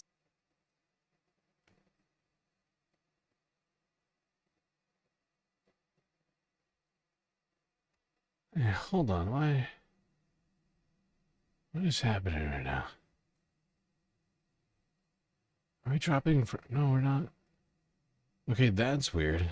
Why am I not connected on Wi-Fi on my fucking phone? Oh, that's weird.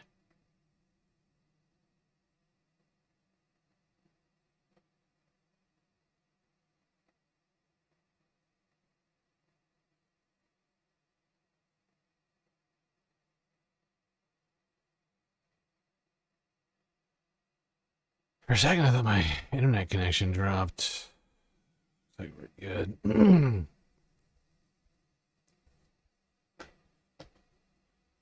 I just find it fascinating that people like Megan are so surprised by Donald Trump being who he is.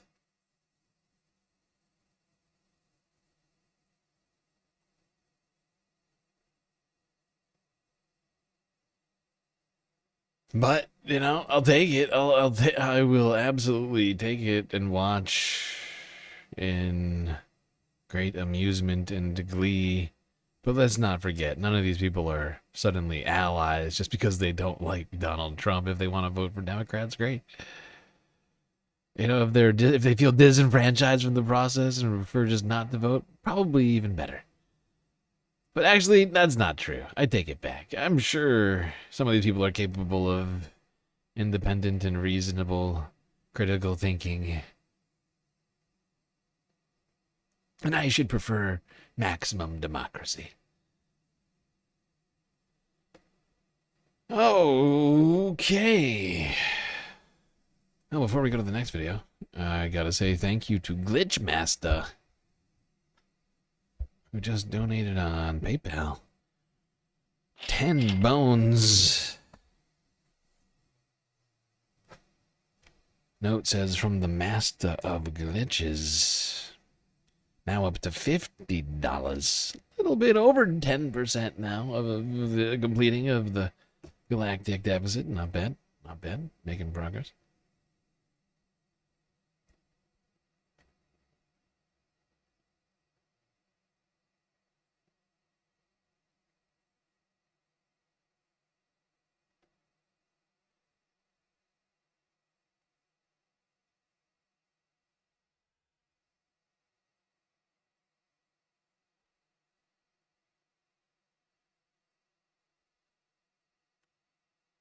You would take any dishwasher job, but no one will hire you for some reason? It's fucked up. It's fucked up. Times are tough out there. I've heard hiring is frozen. I've heard hiring is frozen. Economic spending is down. I mean, dishwasher, there's probably not a lot of new dishwashing positions. If I had to guess, people are spending less at the restaurants. Honestly, you got to know somebody at a restaurant to get a job. That's just my opinion. You got to somehow find an in. Find somebody, you know, got to know somebody who works somewhere. I've worked at a bunch. I've worked at a bunch of restaurants. But I'm just thinking back to almost every single one of them, and I knew somebody who already worked there, who got me in the door.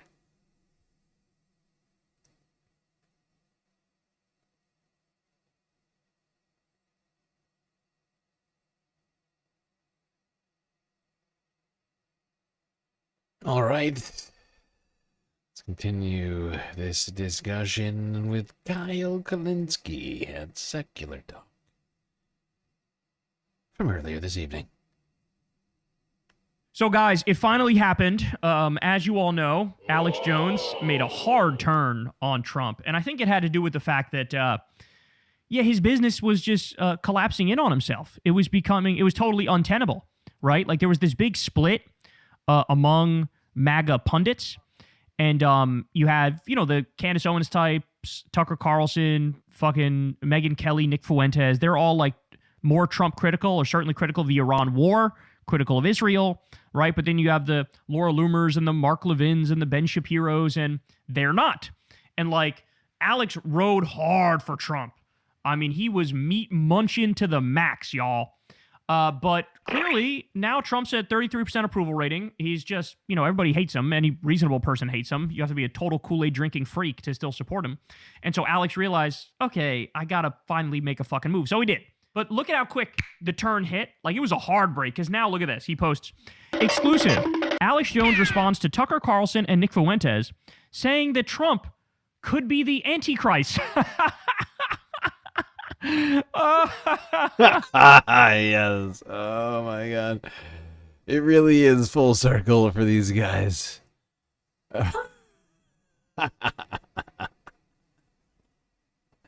This sound shot has truly never been more relevant. The beginning of the rise of the Antichrist. Oh boy, here we go. It's the beginning of the rise of the All right, Antichrist. let's get it. Let's see what we got. Here we go. Is it possible that what you're watching is a very stealthy yet incredibly effective attack on what, from a Christian perspective, is the true faith, belief in Jesus? Is that what really is under attack here? Is that's maybe that's what's been under attack for a long time, maybe our whole lifetime? Maybe almost everything we see is an attack on that faith, the one faith that is always attacked. Oh my God, BK, I forgot about that. Megan Children or Bailey Legal Kelly. Yeah, I totally somehow. How?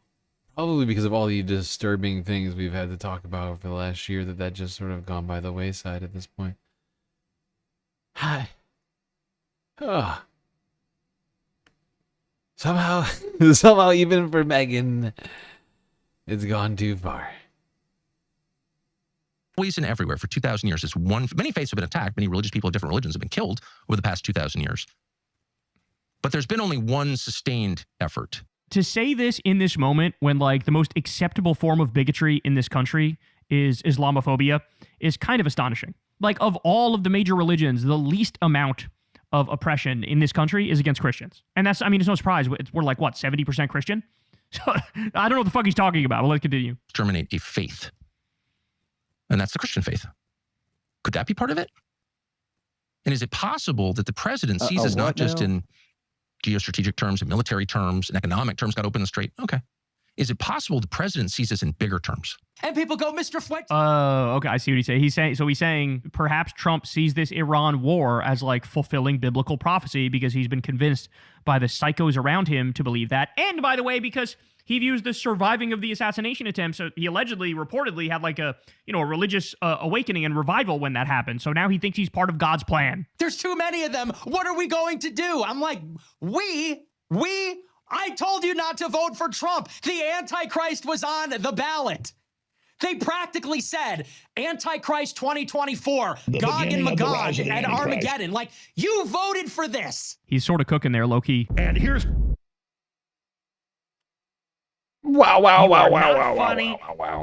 You are fat. You are a joke. You are stupid.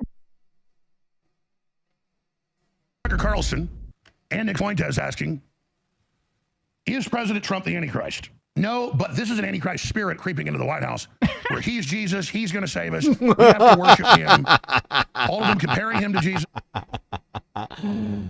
We're going to need a new Alex Jones sound shot. This is the beginning of the rise of the spirit of the Antichrist. Not the actual Antichrist, but the spirit. A spiritual Antichrist. Really quickly, everybody. What? What you talking about? What is he talking about, dude? Yeah, it's not the actual Antichrist. It's the spirit of the Antichrist. It's entered the White House. It's come into it. It is through the walls. Pam Bondi actually left the window open and it came floating in. It's all Pam's fault. Just like the Epstein files. Comparing the weapons officer shot down on the plane to Jesus. I mean, this is cultic stuff. And it is an Antichrist spirit. The Bible tells us many times there are many Antichrists and an Antichrist spirit. And that's in the Bible. I don't think Trump's a devil worshiper. I don't think he gets on his knees and prays the devil. I think he's under a demonic spell. We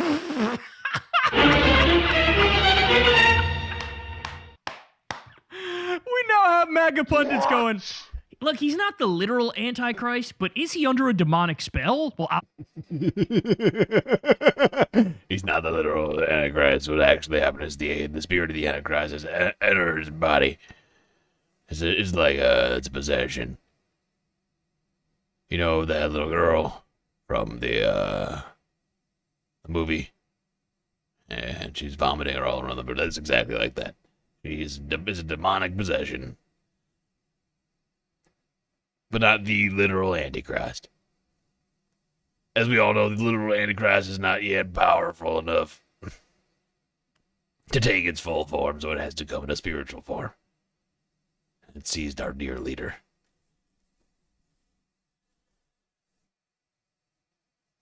Okay.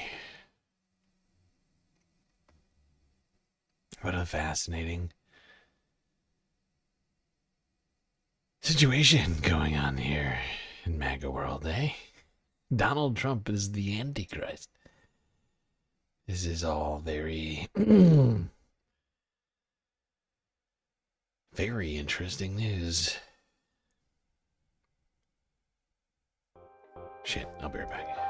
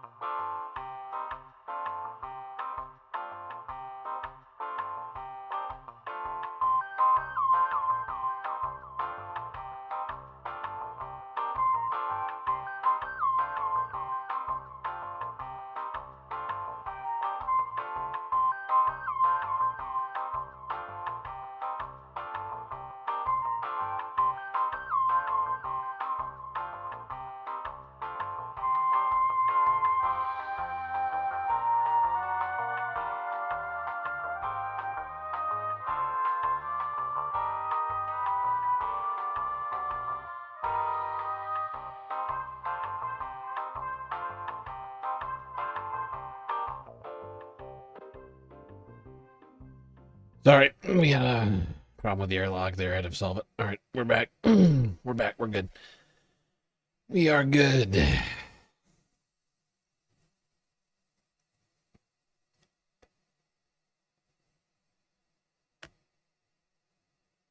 However,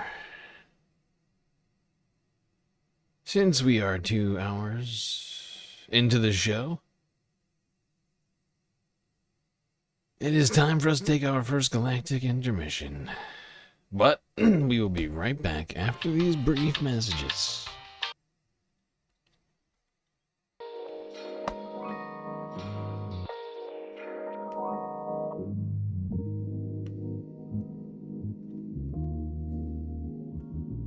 All right, everybody. I hope you've been enjoying the show so far. If you haven't already, hit the follow button on Twitch and the subscribe button on YouTube. While you're at it, do consider contributing to the Galactic News Network, as we are completely funded by individuals like you. A lot of great ways out there for you to show your support. YouTube, Super Chat, Super Stickers, memberships, gifted memberships, Twitch, bits, power-up subs, gifted subs, prime subs, Cash App, and PayPal. If you prefer your money go directly to fund of the stream rather than the bottom line of Google and or Amazon. Throne. But of course, the very best way to get most base benefits for your Earth dollars remains to be Patreon, where for the low price of $3 a month, you can get access to a myriad space benefits unseen by the rest of the goddamn Milky Way galaxy. Things like a shout out at the end of every show, secret Discord channel inside of the Discord server, avatar on one of the break screens, and much, much more. All right, everybody, enjoy the break. Grab yourself a drink, maybe a snack, and I will be right back.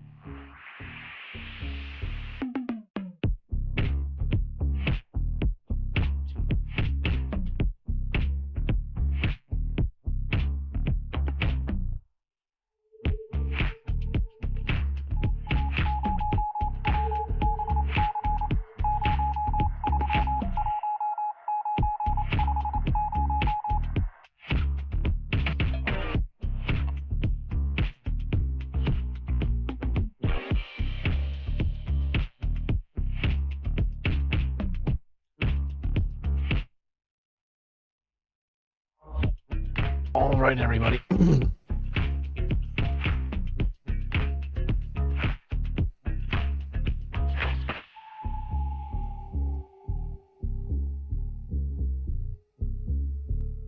All right, everybody. The break is over, and the second half is about to begin. So you better get back in those seats, otherwise you are going to miss it.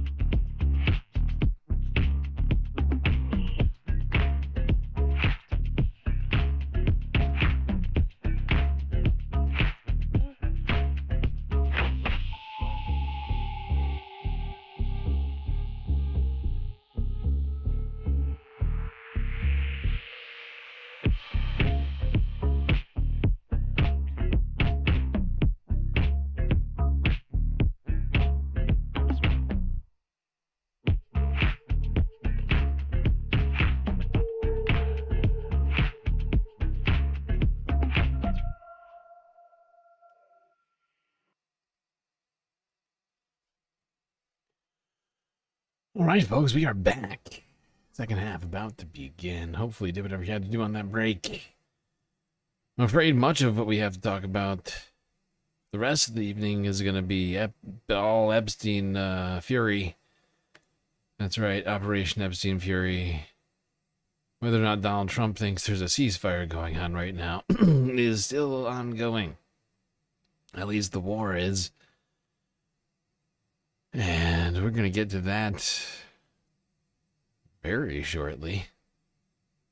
But first, a couple more clips talking about the ongoing... what do you want to call it? Demise of the Trump administration and of Republicans. Something that we're not talking about enough is, of course, the midterms. And it seems like voters can't wait to vote for literally anyone else but Republicans. Kick Mike Johnson out of office. Because, of course, Mike Johnson is up for office in Louisiana. Where's my planner? Well, suffice to say, Louisiana, I think it's in May. It could be later. But the primary election's coming up as well. And the general comes later this year, of course. But the primary election, I mean, he could technically lose in a primary. Although that person wouldn't technically even take his office until actually winning the general. So, I don't know. We'll see.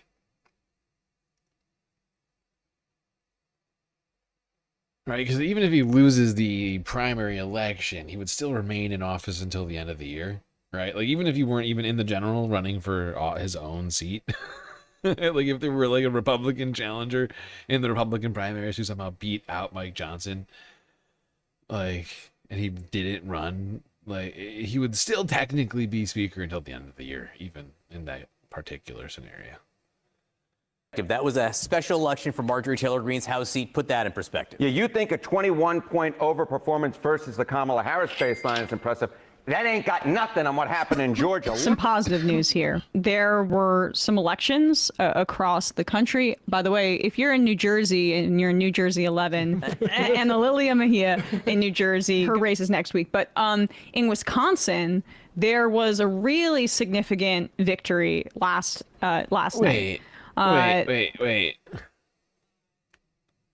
What the hell? Why is the freaking title for Twitch is all fucked up? What in the hell? How did that happen? Oh, but it's Restream. But Restream fucked me. I probably didn't. Ah, what a dummy. All right, there you go. Solved it. Fixed it. I made a huge, tiny mistake. Basically, the Supreme Court in the state, voters ensured that through 2030, meaning through the 2028 election, which is going to be important because the Republicans are going to try everything they can to subvert democracy, that the state Supreme Court is going to be controlled by liberals through at least 2030. And there was less turnout in this race because if you recall, there was massive turnout at the beginning of Trump's term when Elon Musk dumped $100 million into the state Supreme Court race and got walloped because people were so disgusted by Doge and by this freak billionaire trying to buy their state Supreme Court race. So now, and that was really important as well because that was when the balance of power was at issue. So it made sure that it was 4-3 for the liberals, but now we're getting 5-2. And here is our friend Harry Enton talking about these results in Wisconsin. Holy Toledo, holy smokes, holy cow. What are we talking about here? I mean, look at these shifts. Okay, and I want to put this into a historical perspective for you. Dems, liberal, exceeding the previous presidential vote. So in 2025, 2026 cycle, we're talking about exceeding Kamala Harris. Look at this. We're talking about exceeding Kamala Harris, the liberal candidate did, by 21 points. 21 points, and this is part of a pattern, right? In Virginia governor, we saw the Democrat there exceeding Kamala Harris by 10, New Jersey governor by 8, and this is even better than what Democrats had back in the 2017, 2018 cycles, where they were exceeding Hillary Clinton's baseline, but by 12, 4, and less than a point. So this time around, oh my goodness gracious, holy cow, holy smokes, holy Toledo. And of course, remember, Democrats took the House.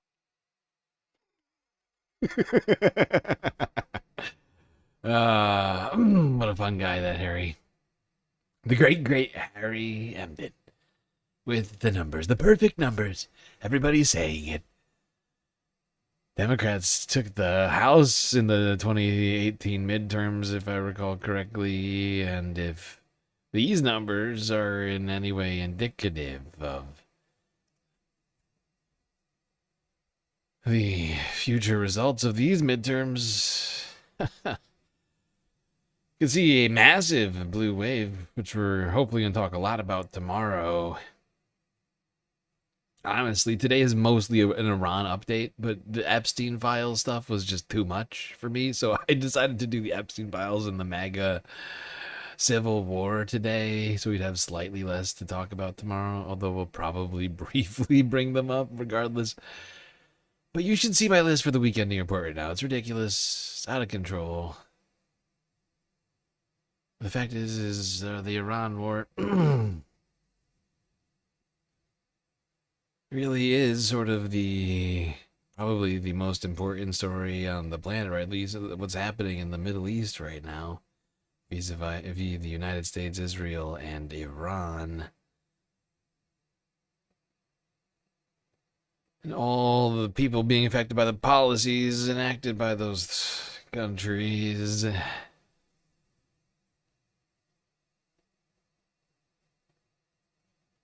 This bodes well for Democrats in this cycle, which is why, in my opinion, we really need to energize primaries right now.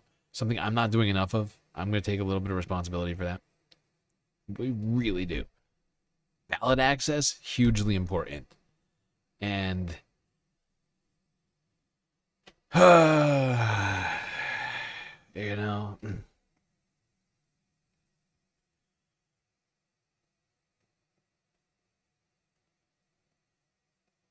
how do I say it?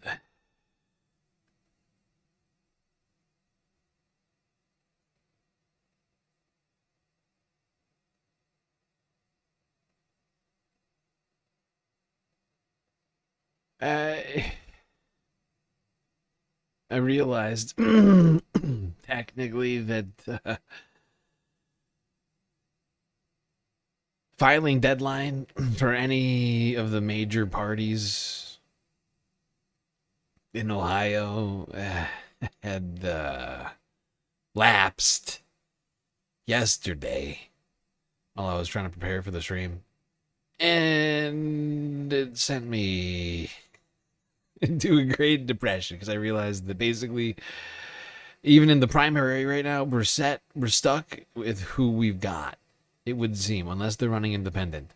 Because that is technically still open until May, I think, is the only way to the ballot is by running independent. If you want to be in the primary.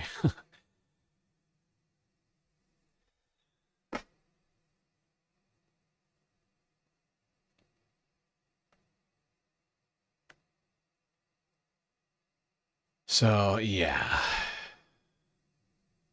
Ohio already cooked, which is why we gotta start jumping on all these things. I'm trying to work it all out right now in the background. Honestly, I need to like put together a team of people who want to help me out with this one because it's a lot. It really is. I'm doing my best, but boy, oh boy.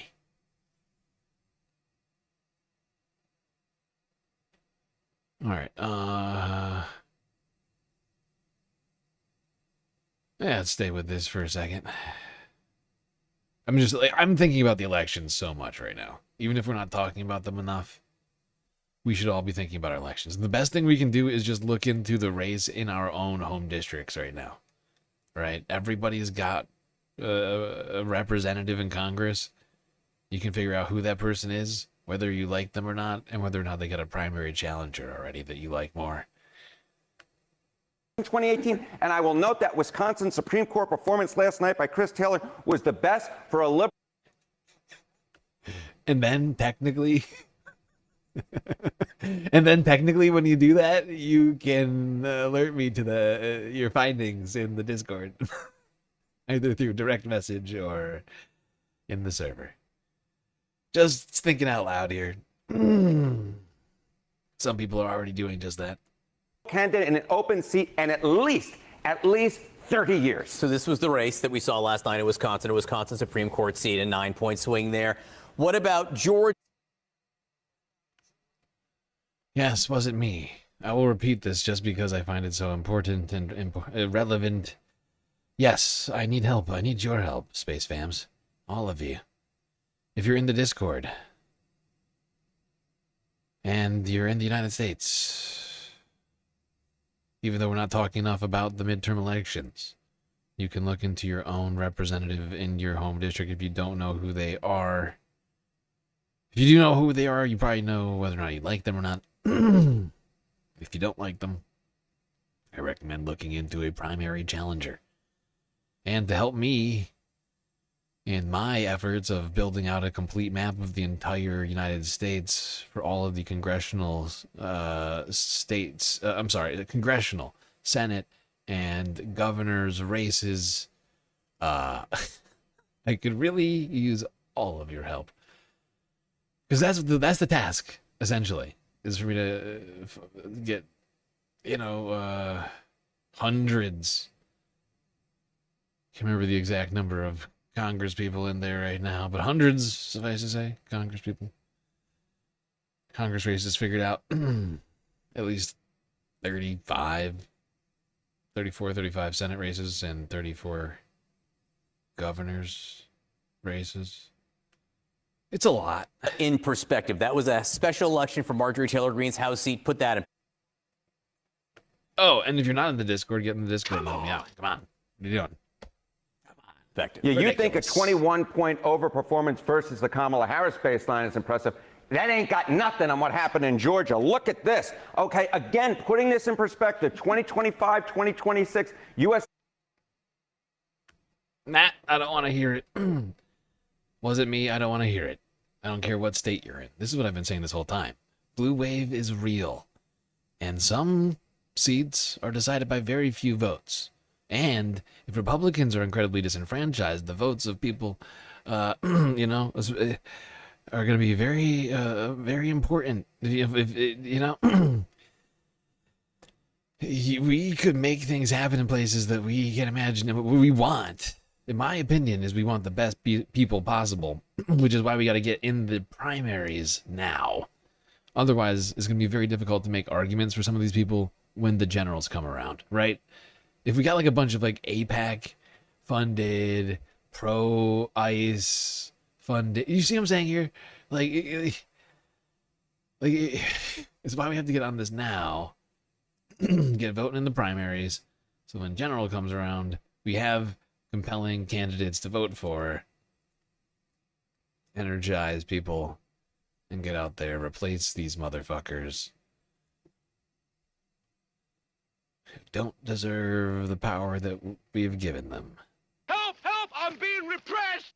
Special elections. How much did the Democrats outrun Kamala Harris's baseline from 2024? Look at this. In Georgia, 25 percentage points. My goodness gracious. That beat all the other Dem overperformances, and they've overperformed in all of them. So we're even getting higher than the highest of heights. We're talking 13 in Tennessee, 7, 17 in Arizona, 7, 17 in Virginia.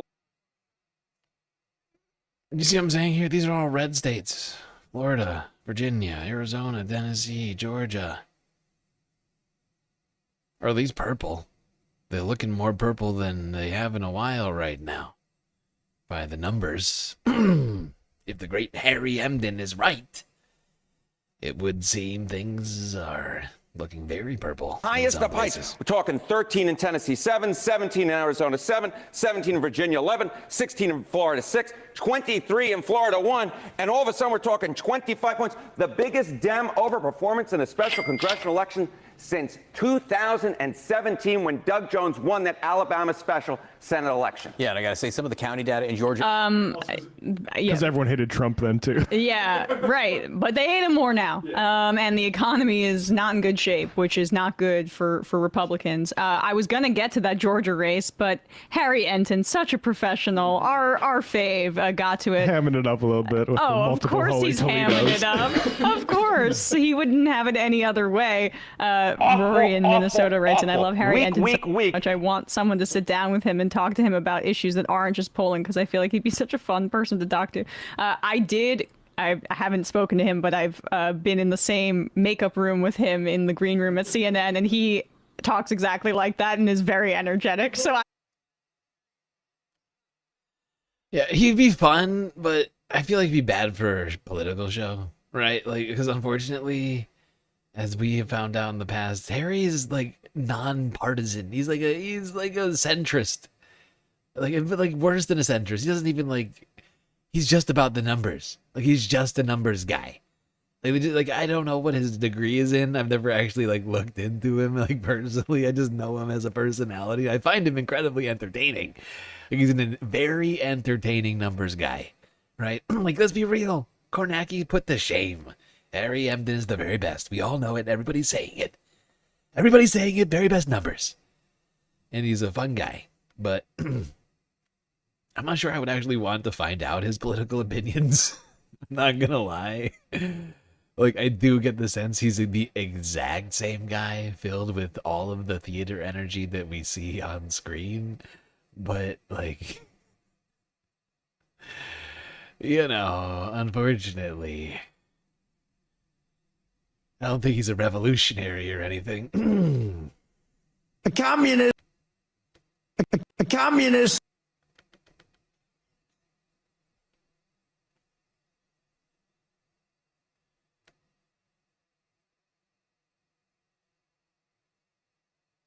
Yeah, exactly, Chuck. He's an enlightened centrist. He's fun because he's above it all. You know, like, that's only fun to a point for me, especially when it comes to this shit. You know, like, we could take him in small doses because he is actually quite entertaining. But you know, like, it's why he's fine with doing all the Kalshi shit. Not just fine. I think he loves it. I think he loves the Kalshi shit. I don't know why.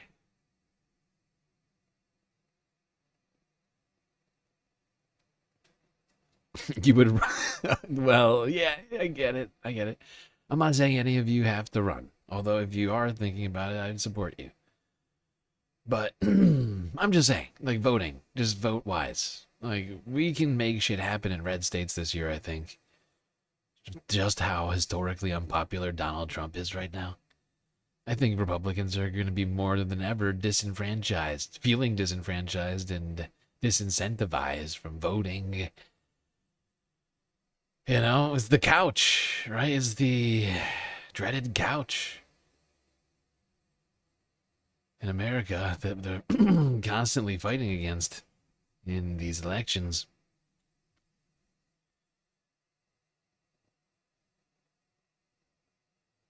And if you can combine that with a historic blue turnout, right? You see what I'm saying here? We can make some shit happen. That's why we need primary movement, because we want the most compelling candidates that can last all the way through this. You know, candidates that we could perhaps support around here at GNN full-heartedly. Not just for electoral purposes. You know, for cold, hard, pragmatic reasons. I'd much rather have candidates that can be like, I actually think this person's got some good policies. That's where I'd like to be. And we can't have that, or we will almost definitely not have that if we don't do the work in the primaries. We'll have a bunch of centrist Dems. Terrible, awful, corporate, money-taking, APAC, fundraiser having, ICE funding. You know, you see what I'm saying here? Like, we will have those people. It's a guarantee. There's even no matter how badly that has worked in, you know, in the recent history, they are still trying to make it work. Like, this is it. Third time's the charm. There's an old saying in Tennessee, I know it's in Texas, probably in Tennessee, that says, fool me once, shame on you. If fool me, we can't get fooled again. Next is Truth or Fake. And Vedika Pahal is with me in the studio. So Vedika, Donald Trump may have announced a ceasefire in Iran, but it's done little to quiet. Oh, right. This was just a reminder. This was just a reminder clip. Okay, so this is where we're going to end the discussion of the MAGA civil war before we move on to Iran. And that is this unhinged fucking tweet that Donald Trump truthed out on Trump Social. Oh my God.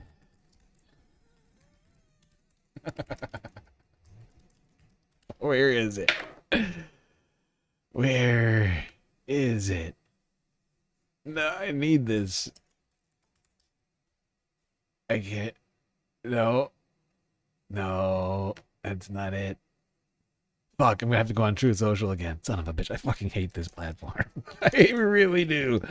It's my least favorite. Like, whenever, like, I dread clicking the link because I know I'm gonna get hit with like 10,000 fucking ads. It's the worst. It's the absolute worst website on the planet. It's mostly ads. Sponsored ads, pop-up ads.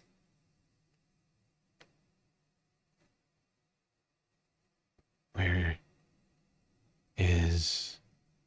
Oh, shit. Didn't mean to do that. Motherfucker. When you make mistakes like that, you click the wrong thing, then you gotta go back and then you get hit with another pop-up ad. Jesus Christ. Donald Trump's... Is that a sponsored ad? The sponsored truth. Wait, or that's a reach. Oh, I think this is a retruth for Elise Stefanik. That makes up for losing the UN ambassadorship. A retruth for Elise Stefanik's book, Poisoned Ivies, the inside account of the academic and moral rot at America's elite universities by Elise Stefanik. The woman who I would have given the UN ambassadorship, but decided not to. I was like, actually, Elise, probably better for you to focus on other things. Other less serious stuff. Probably better. Less high profile. Stuff where you don't have to travel to Europe regularly, you know? Stay at home. A lot easier. When you think about it, probably better.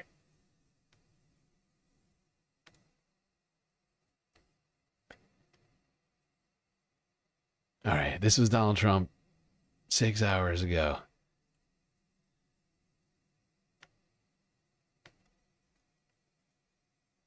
I know why Tucker Carlson, Megyn Kelly, Candace Owens, and Alex Jones have all been fighting me for years, especially by the fact that they think it is wonderful for Iran, the capital N, #1 state sponsor of terror, to have a capital N nuclear weapon. Because they have one thing in common. Low IQs. They're stupid people. You know it, their families know it, and everyone else knows it too. Look at their past, look at their record. They don't have what it takes, and they never did. They've all been thrown off Capital T television, lost their shows, and aren't even invited on TV. Because nobody cares about them. They're all caps, nut jobs, troublemakers, and will say anything necessary for some quote-unquote free and cheap publicity. Now they think that they can get some quote-unquote clicks because they have third-rate podcasts.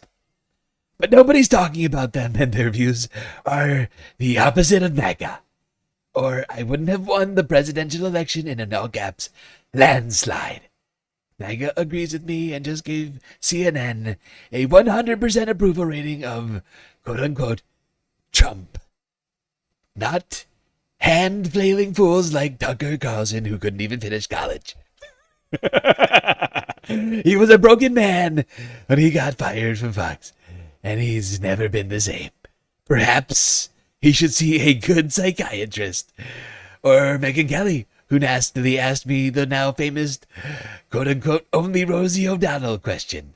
Or quote-unquote crazy Candace Owens, who accuses the highly respected First Lady of France of being a man when she is not, and will hopefully win lots of money in the ongoing lawsuit. Actually, to me, the First Lady of France is a far more beautiful woman than Candace. In fact, it's not even close.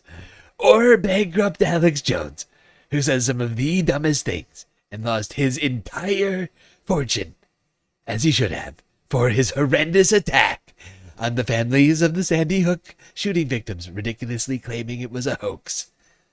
These so-called quote-unquote pundits are actually all caps losers, and they always will be.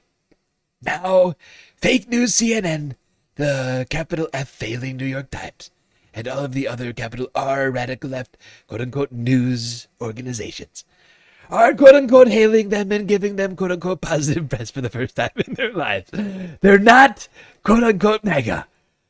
On my side anytime I want to, but when they call, I don't return their calls because I'm too busy on world and country capital A affairs. And after a few times they go to quote-unquote nasty, just like Marjorie quote-unquote Trader Brown. But I no longer care about that stuff.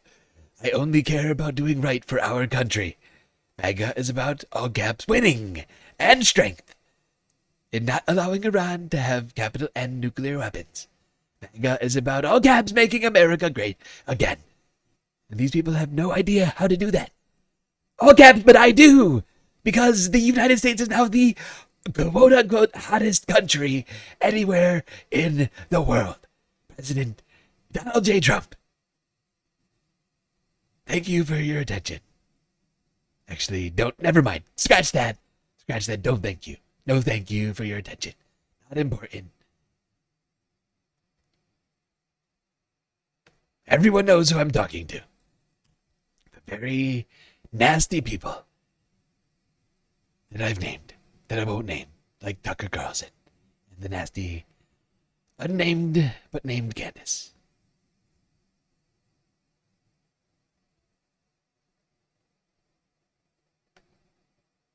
That might be one of the most unhinged tweets of the Trump presidency. I know it's a tough thing to gauge, considering, but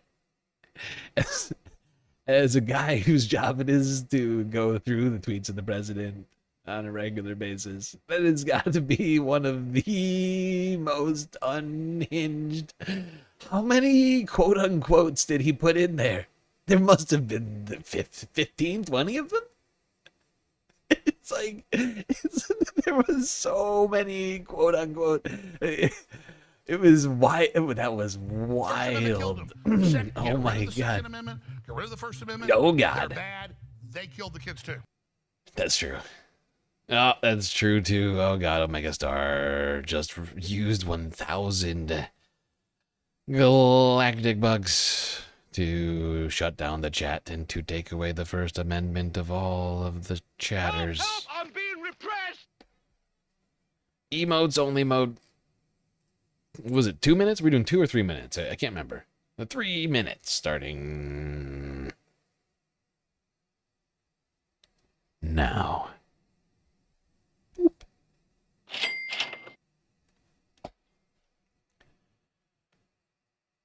Wow. Omega Star using those hard-earned space bucks to shut it down over in the Twitch chat.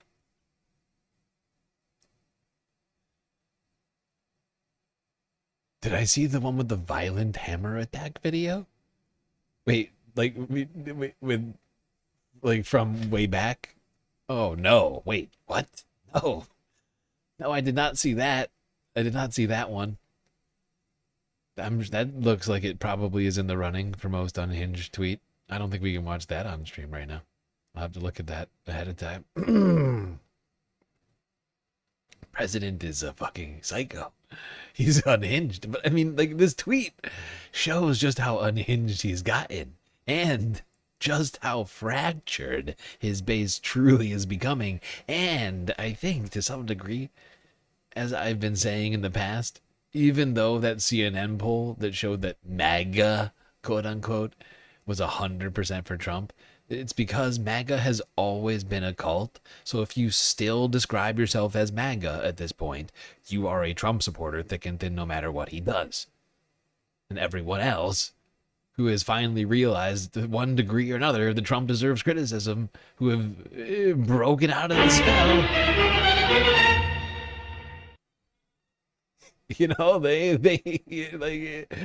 no longer think of themselves as MAGA. They no longer are willing to call themselves MAGA because they realize that he's actually not a perfect deity and he's actually kind of a douche who doesn't care about them.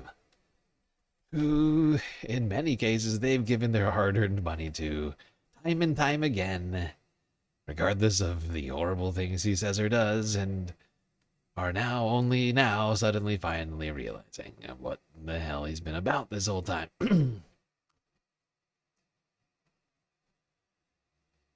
But wow, just what an incredible fucking tirade. Going after Megyn Kelly, Candace Owens, Tucker Carlson.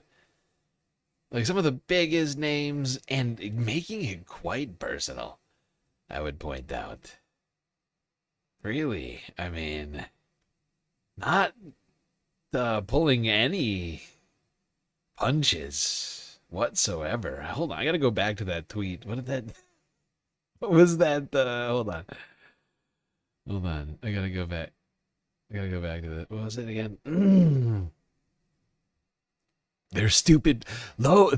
Everyone knows they have one thing in common: low IQs, and they're stupid people. They know it. Their families know it, and everyone else knows it too. Look at their past. They lost their TV shows. I mean, he's just going. Like, honestly, just think about this for a second. What does Donald Trump love talking about most? People's IQs and ratings, right? Like he loves talking about people's his own intelligence. I'm perfectly a perfect score, perfect MRI. Man, woman, person, camera, TV.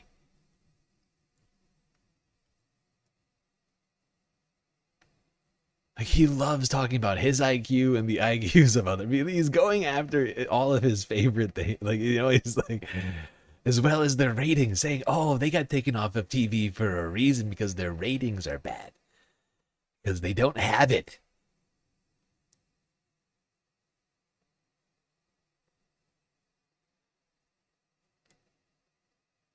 Supposedly stooping to, unspeakable levels for clicks and ratings. Oh, God. Can you imagine? Also, I gotta say, the Candace part was maybe my favorite part of it all. Donald Trump saying, actually, to me, the First Lady of France is a far more beautiful woman than Candace. She is not a man. Highly respected and not a man. And hopefully wins and bankrupts Candace Owens. And then went on to go to say that actually Sandy Hook was definitely real, and Alex Jones deserved to be bankrupted for calling it a false flag. Like, if this isn't the true first shot fired between the Trump administration and the MAGA base, I can't think of what it is. Like, this is him saying, actually, everybody, this is a loyalty test. This is a loyalty test. Right now, I'm going to come after some of your favorite people for some of your favorite things. I'm going to need you to stay on board.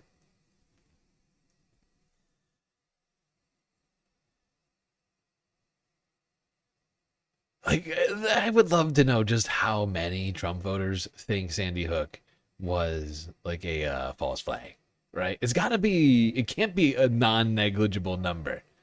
What do you figure, 20, 30%? Like, how many?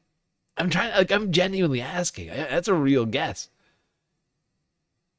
I mean, Alex Jones has millions still, right? Like, millions, I mean, supposedly, or none, it's not clear, since he's only on X. But, you know, like, in theory, millions. Theoretically. Supposedly has millions of people still watching him right now.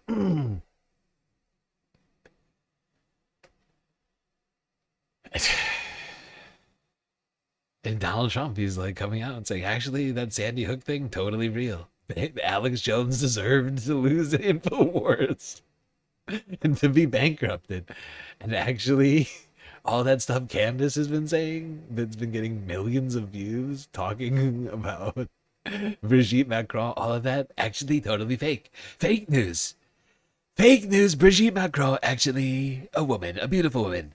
More beautiful than Candace, actually. Who's very ugly and terrible. Like, I mean, this is a declaration of war between Donald Trump and the MAGA base. When I saw this earlier today, I was like, holy shit, this is the craziest thing Trump said on Truth Social in the last year. It's gotta be. It's gotta be one of the craziest. It's certainly the biggest loyalty test here. We'll see how many people come out the other side still calling themselves MAGA after that one. Alex Jones called members will follow him wherever he goes. Exactly, but they also all voted for Trump, right? Like 99.87% of Alex Jones viewers voted for Trump, right? Like 0.13% forgot to vote.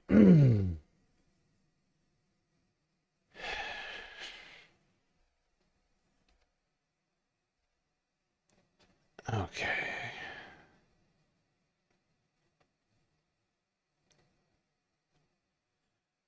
Yeah, I guess that all I'm saying is that, yeah, like, Alex Jones viewers, very, very dedicated.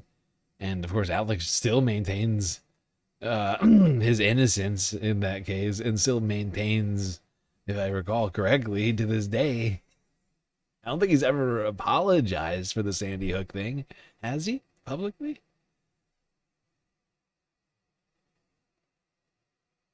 So, you know what I'm saying? For Donald Trump to come out and be like, actually, Alex deserved it, and Candace is next. Because Candace is literally in the middle of, like, she's literally getting sued right now.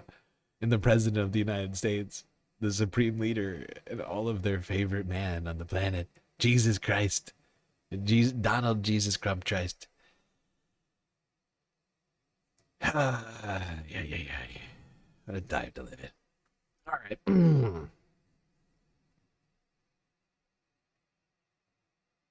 You actually think Alex Jones fans don't vote? Yeah, you're probably right. I'm probably ascribing too high of a percentage. 99 is probably high. All right. Let's go next to the Middle East. Over the last couple of days,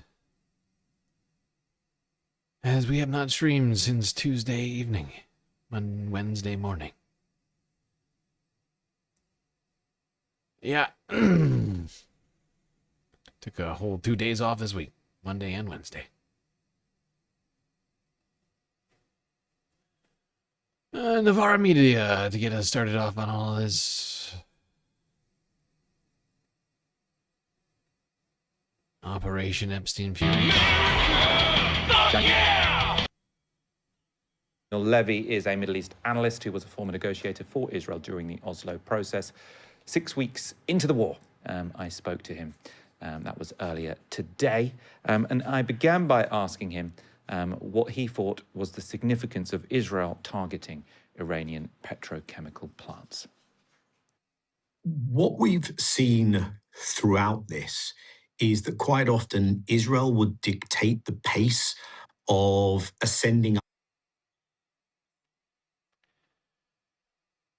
Didn't Candace really take off exponentially after leaving the Daily Wire? Absolutely. After leaving the Daily Wire, Candace Owens has done incredibly well, so well that, honestly, Ben Shapiro has been seen, like, visibly seething over it lately. And, you know, or at least that's what people think. He seems upset. That's all I'm saying. And, honestly, Donald Trump just named some of the most successful right-wing media, independent media content creators, whatever you want to call them, right? Like, and just started a war with all of them. Basically calling them all out for all, like, the things they're most sensitive about right now. Right? Think about that. Like, think about that. It's crazy. He's deranged. He's oh god, I'm trying to think of who this I just lost it in my head, this historical example I was about to use. Oh, my brain just broke. But he's mad with power. The escalatory ladder. And so Iran would respond in kind. It threatened to do so. It has done so on several occasions. And that would further burn even the prospect of any off-ramps. And one could probably, with significant justification, see the attack on the petrochemical facilities in Iran in that light. Obviously, most crucially, when this war started, but also as it's gone along, Iranian gas fields, Iranian oil depots early on. And now we're at this juncture where the American president has said, this is, I'm giving you the non-expletive laden version, this is what we're going to do next.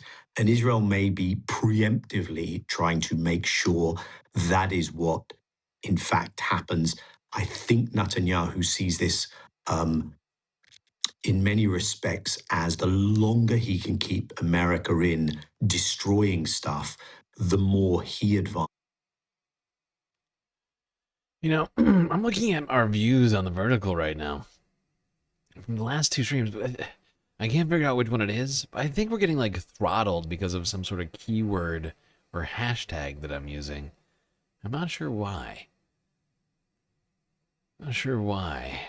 Can't tell which of them is offending YouTube sensibilities, causing us to be not recommended to people. Help! Help! I'm being repressed! Is Israel's goal in this war. And given that anyone, even a trained psychologist, would struggle to understand what the US strategy is and what the US is up to, in key respects, it's Israel driving this war. And Finan O'Toole had a piece really early on, and he said, America doesn't have a story or a narrative. The story, the narrative of this war is Benjamin Netanyahu's. And in key respects, there's a sense in which this is a proxy war where America is the proxy. And without suggesting there is no American agency, because I don't think that's the case, there is Israeli strategy and there is not American strategy. And that's the context in which one should see this. Just to be explicit about I'll be right what back. you imagine sort of Israel's plan to be in terms of this particular attack on this petrochemical plant? So Donald Trump has set this deadline. He said, if you don't open the strait by 8 p.m. on Tuesday, I'll attack all your power plants. Many people expect that Donald Trump wants to walk this back. What the Israelis are doing is preemptively attacking civilian infrastructure in Iran to try and coax them, I presume, into a retaliatory attack against the Gulf states allied with America. And so then Donald Trump can say, oh, well, now the Iranians are bombing all this energy infrastructure in the Gulf. We actually do have to go and bomb all of theirs. So it's sort of, is Israel trying to coax Iran into an action which will then provoke an American counter-reaction? So I want to go one level deeper maybe in that, because yes, a lot of this is Israel setting a tone, Iran doing what it has said. So, you know, when a water desal plant is hit in one place in Iran, Iran will respond in a Gulf state, linking or not linking that to a particular American-related target. You know, when the metal factory in Iran was hit, and Iran has said, and quite often it's been able to follow up on what it's been saying, that if you do X, we will do the equivalent of X, and it has been able to do so. So if Iran does that, and this is therefore prolonged, you are further along the path of what Israel wants, which is maximum destruction, maximum state collapse, chaos, anarchy in Iran, if it can achieve that. And if not, well, at least more has been destroyed. So let's get as many hits in. In fact, in the Israeli media, they're saying that the first set of target bank of intended targets inside Iran has been exhausted. So this is explicitly now about state infrastructure degradation. And America is, of course, with the media comments, interviews, Truth Social postings of Trump, being explicit about what it intends to do next. Yeah. And those posts are getting more and more deranged, as we've seen literally just 2 seconds ago. And there you go, Daniel Levy on with Navarra Media, talking about how this war is not going according to plan. Certainly not for America, for the Trump administration.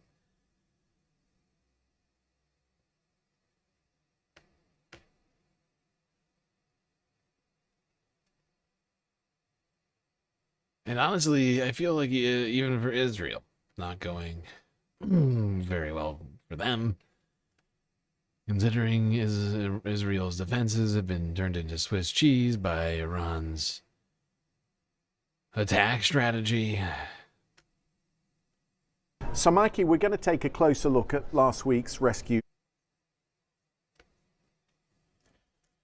Yes. Now, yes, let's talk about this story. Go back in time to the weekend. I know it was very, very long time. 4 or 5 days ago. You remember that rescue mission we did in Iran? Well, what were those pilots doing? What were those 2 planes? The F-15 and the what is it? The A-10? What were they doing? It's a question BBC is asking.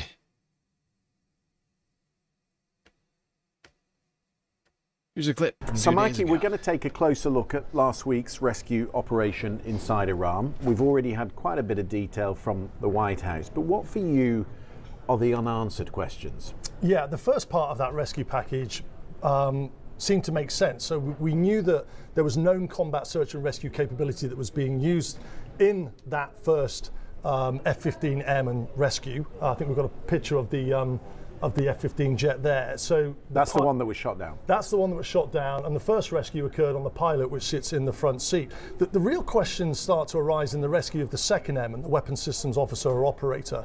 So firstly, I would ask, what was that F-15 Strike Eagle that we can see on screen? What was that doing so deep in Iran, and what was its mission? The second bit of where questions start to arise is we've got video footage here of when the US destroyed their own HC-130J Hercules and MH-6 Little Bird helicopters at a forward operating base deep inside Iran. This is the video that we saw. This is the aftermath of it, and at that FOB. And this is. It's still pulling up in your recommend, so that's good, Omega. I just don't think it's being recommended to non-subscribers. That's the sense that I get. The numbers are very low for the vertical right now. And it's weird. But people are right. I saw somebody in the chat say a lot of the stuff in the title is possibly things that YouTube might throttle. And you're probably right. Probably right. I mean, how are you supposed to avoid it and talk about the news simultaneously? It's a question I have. How are you so? It's a minefield. And it's not even clear which thing is like gonna be dinged or whatever, right? Like you're just like guessing. It's ridiculous. Not that it matters. We've made a huge progress on the channel since coming back this year. Honestly, a few short months, we basically doubled our subscribers on YouTube. It's pretty crazy. Pretty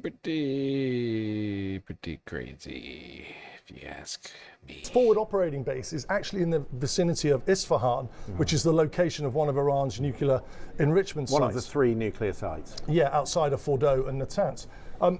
Before the aircraft were destroyed, let's just show the viewers what those US assets look like. It's an HC-130J aircraft. These aircraft are used in combat search and rescue, but also deployed on special forces operations. And then there was also evidence that there were MH-6 Little Birds at that forward operating base that had also been destroyed. It's kind of the capability of choice for light helicopters in special forces operations. Right, there was quite a significant number of special forces operators. Yeah, the reports are that there were about 100 US SF operators that were flown into that forward operating base. So the big question is, you know, that's a significant amount of capability and risk to rescue one airman. Is it possible that they were there because there was a threat from the IRGC and the Basij forces in that particular area that might have been closing in on their position? Yeah, it's certainly a possibility, and we've spoken about the Basij before. They range in numbers of up to 200,000, up to over 1 million on a wartime footing. So it is a possibility, but then it goes back to that question of what was the F-15E doing deep inside Iran in the first place. Yeah, and then there are the questions also of why the HC-130Js were destroyed on the ground. Why would you do that? Yeah, so those reports were that those aircraft were sinking into the ground. That was the reason that was given at the forward operating base. But when you look at open source intelligence chatter, it suggests that these aircraft could have actually taken enemy fire on the initial infiltration, which wasn't anything to do with their rescue of that second airman. The HC-130s basically flying into the forward operating base to conduct a separate mission, taking incoming fire, and then basically being rendered inoperative for the exfiltration. And they're standing. Yeah, and honestly, the C-130s are actually like he said, these are actually kind of these are perhaps the more interesting of all of the planes to be on the ground. It's a giant, like, cargo plane, essentially. Like, C-130 is like a giant cargo plane used for moving troops and other, like, very large items with a giant, like, back bay door you can literally drive onto, right? Like, it's huge.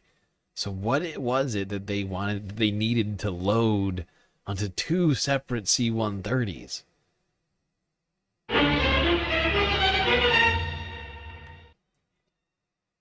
That is the question. Sort of makeshift runway, or maybe an old runway that the Iranians had run. And it brings us back to Isfahan and its significance to Iran's enrichment program. Yeah, I mean, there's been a lack of oversight of that enrichment program since Operation Midnight Hammer in 2025. But it certainly, it was, or it still could be the location of the missing 440 kilograms of 60% enriched uranium, 90% being weapons grade. So a large amount of that uranium was known to be located at Isfahan, or still could be. Right.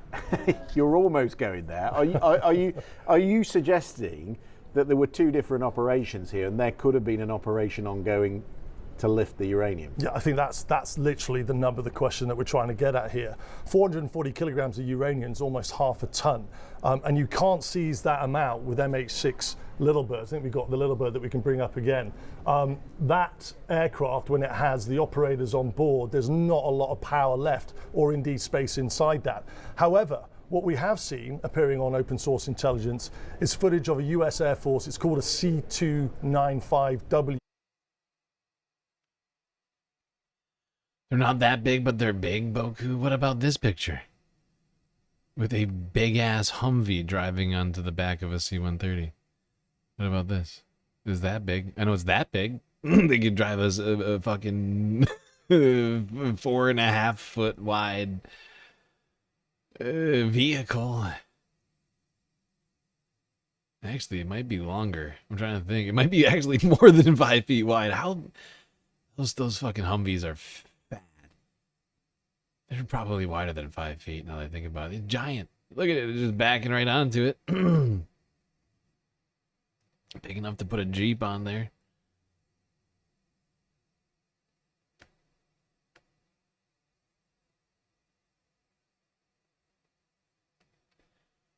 I think it was highly likely that it had something to do with the uranium, some sort of plan to get into one of these uranium facilities. It was near one of the supposed locations of Iran's uranium stores. I think it's highly likely they were trying to run an operation and try and load all, like, seize the material, load it onto the planes, and, like, get it out of there and claim victory. That did not go according to plan, though.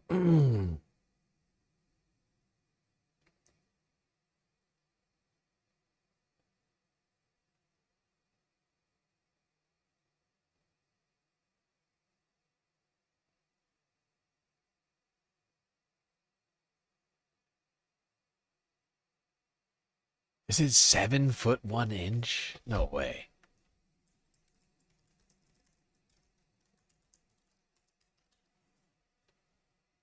Oh my God, you're right. 7 feet 1 inch wide. That's wild. That's crazy.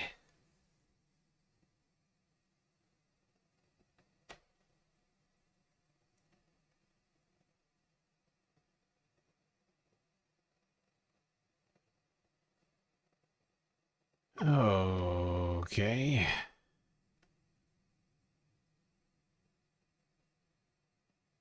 Well, let's go to Al Jazeera next from yesterday. Trump didn't have any good options, quote unquote, but to take the ceasefire deal. Analysis. All right, Al Jazeera English, bring the analysis, baby. Time joining us from Washington, D.C. is Trita Parsi. He is the Executive Vice President of the Quincy Institute for Responsible Statecraft, and also our senior correspondent, Osama bin Javed, is here with me in studio. Osama, let's start with you. Do we have any sense at this stage as to how the Pakistanis were able to make this happen? Well, I think we need to all take a moment to let this sink in, that from the brink of and from the precipice of an all-out war of annihilation, the world has stepped back, as Donald Trump has announced it in his Truth Social post. You're hearing from the National Supreme Committee of the Iranians that on April 10th, a 2-week dialogue is beginning in Islamabad. I think that is the most significant outcome of all of this. This essentially underlines that they've agreed to this ceasefire.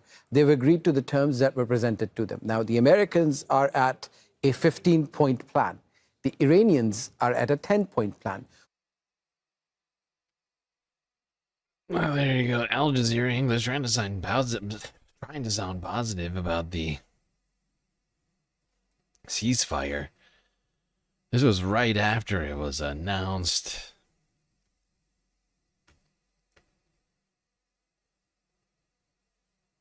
Now, was this the only good option for Donald Trump? Yes. I would actually say it was. And the fact is it's a one good option based type situation that Donald Trump created for himself. Didn't have to be like that. There were so many more options before we needed to do anything even close to this. Like there was never any justification for this war. Right? Like there was always options, and the more troops that he put in the Middle East, right, the less options. Like he created this path. Right? We watched it happen over the last couple months. He's been talking about it. It was before the war ever started. We watched as troops made their way to the Middle East as more and more Navy vessels sailed off to the Gulf, right? We all watched as that happened.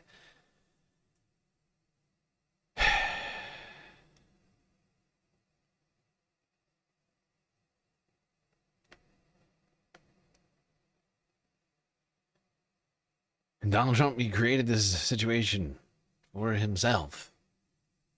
He then invaded Iran, and he took away even more options. He crafted a military-only situation, and then crafted another, and then by basically losing the war that he was never prepared to actually fight, or at least not having the victory that he was hoping for, come out of this war, immediately realized, because of how unpopular it was back at home, because Donald Trump knows one and one thing only, that's ratings. The ratings for this war are terrible. They still are. The longer this fighting continues, the worse everything gets. Economically at home and abroad, the more pressure it puts on the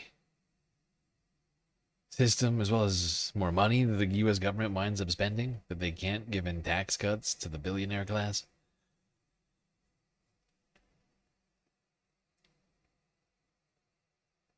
Meaning Donald Trump himself. When you think about that, every dollar. Omega 5 Tar just cheered 100 bits. The good deeds a man has done before defend him. Wait, what? Thank you, Omega Star. It's just like that, incredible generosity from Omega Star, gifting $1, 100 biddies over on Twitch. Could have used for something else, but instead keeping the Galactic News Network alive one step at a time. But Donald Trump, right, rather than giving $1 to the people, all the people, he's giving $1 many, many, many, many times to himself with these tax cuts.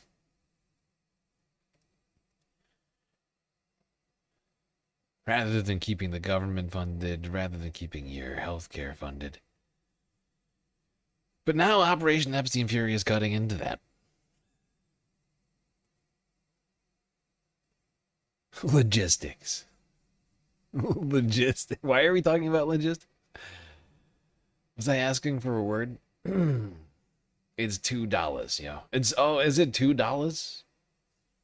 That's my bad.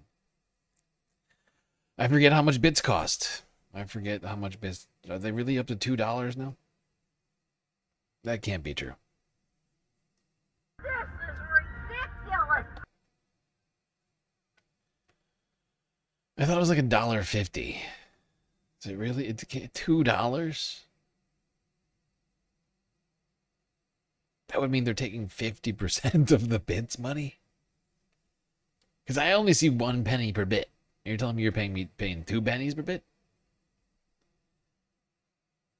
No. Did they raise the price recently? You could have sworn it was lower at one point.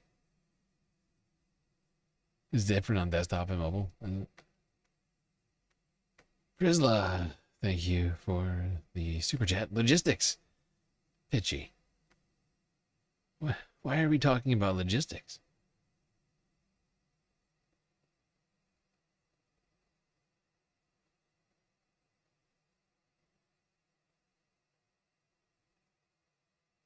Blimps? Is it blimps related? We don't have time for blimps talk. I mean, you guys can talk. I don't have time to start talking about blimps. If that's what you're trying to draw my attention to.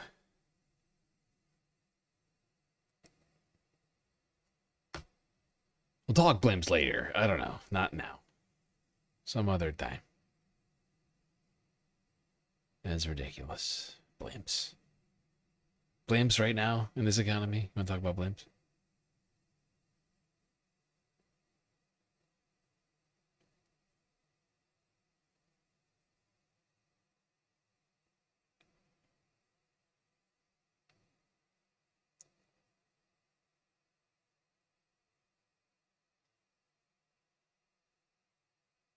Honestly, though, dude, I love blimps. I'm not going to lie. I'm not going to lie. I actually love blimps. Even though I'm talking shit. I do love blimps. That's too much, man. Omega 5 Tar gifted 5 subscriptions to the community. Well, goddamn, Omega Star gifting 5 sweet subs over on Twitch. Oh, shit. That's a hype train.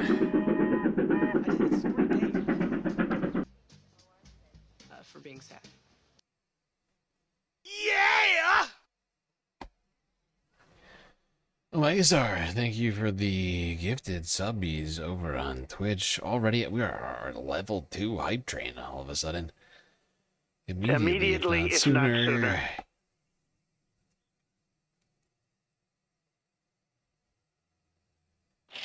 Stoicite, the recipient of one of those subs. Andy Boy, wow.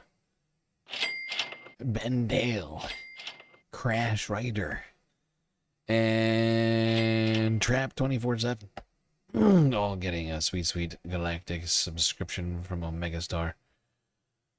One of our beautiful Twitch mods. Thank you, Mega. Incredible generosity. Morbius with a gifted membership over on YouTube to Catmondo. Thank you, Morbius. You too, with the generosity over on YouTube. My God, people, you're crazy. I feel like I'm taking crazy pills! Frizla, also with a gifted membership to In Silico. Thank you, Frizla.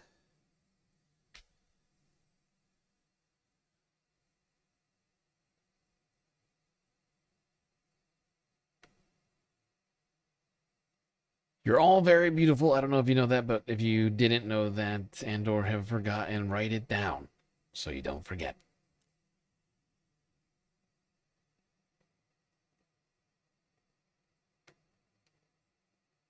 But if you do forget, I'll probably mention it again later, at some point. I don't know when you're least expecting it.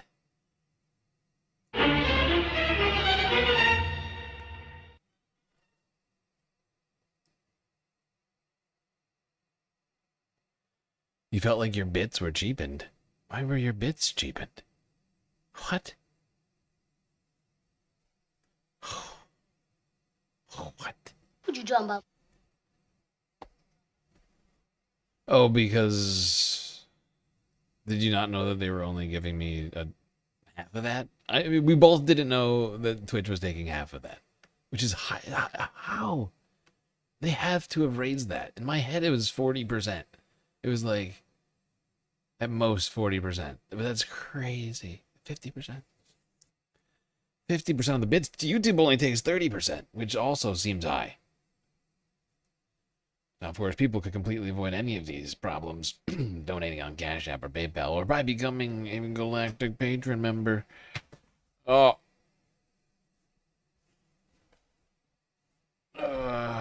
Galactic Patreon member. $3 a month. A lot of sweet space benefits. Including that Patreon only takes it's like 1%. A very, very low percentage. for doing their job. For whatever reason, even though they host a lot of content from us. Pitchforks Dragon with this sweet, sweet super chat. Almost missed that one. GSL, look into the Pathfinder zero emissions high-speed prototype blimp. They want to replace semi-trucks with finger pointing. We're talking blimps. Gifted Talking 1 subscriptions blimps. to the community. Okay, wasn't me. Also gifted sub over on Twitch, getting us to 83% of the way to a level 3 hype train. Oh god, we're incredibly close to completing that. And thank you. I think it was you. It says it right here. It was you, wasn't me. From The6 gifted 5 subscriptions to the community. CJ from the 6 with 5 gifted subs. Jesus Christ. WSNT_me just cheered 100 bits. Good God. Level 4 height. Immediately, if not sooner. WSNT_me just cheered 100 bits. You guys are crazy. And you know what I got to say to that? Yeah!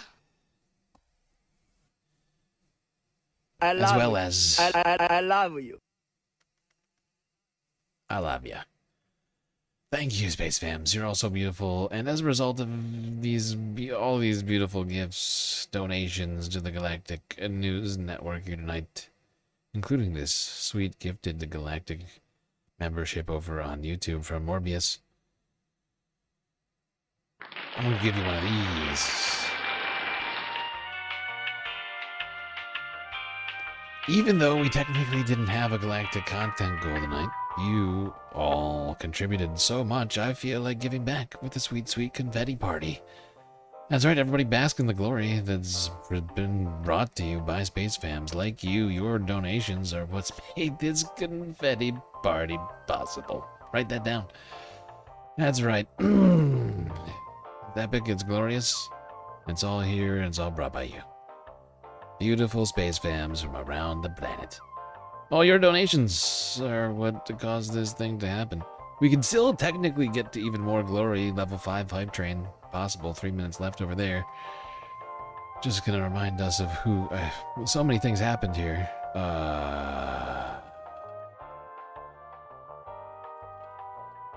Going back. Wasn't me's gifted sub. Florida guy, 24, getting that one. CJ from the 6 with the 5 gifted. W time 2K. Canned Clam 69. 4 layers of strength. Timothy Blansko. Blansko. And Rubert. All getting sweet gifted subs. Pepper W.I. Pepper, Wisconsin? Pepper, Wisconsin. From getting one from Morbius on YouTube. Really appreciate you. All of you. So very much. Alright, people. Confetti party ending. Gotta get back to the show.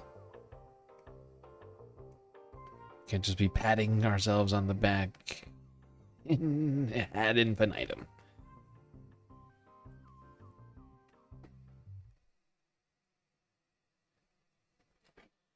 I need some hydration after that excitement.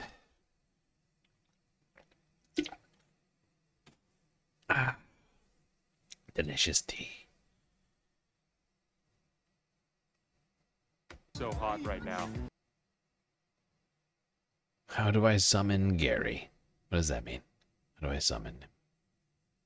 Multiple ways to summon Gary. There's a secret Gary emote that everyone on YouTube has access to, which is why we pray to him. He's our omniscient YouTube God, all accepting, all knowing, ever watching, ever present, ever helpful. You just have to know the secret command. :GAR:, and Gary will appear. It's like when you say, shit, okay, what is it again? 3 times in a mirror. What's it called? I can't think of it right now. What's that movie? Right now? I can't think of it. You say it. You know what I'm saying. You just gotta know the secret code. Also, though, of course, there's Gary emotes littered throughout the Galactic emote set on YouTube and Twitch. There you can find a whole host of special Gary emotes created by both myself, but also Galactic mods, including Mowing Up, one of our beautiful Galactic mods in the chat right now. She's helped. She's helped with creating some of those sweet, sweet Gary mods. Many of them had her hand in.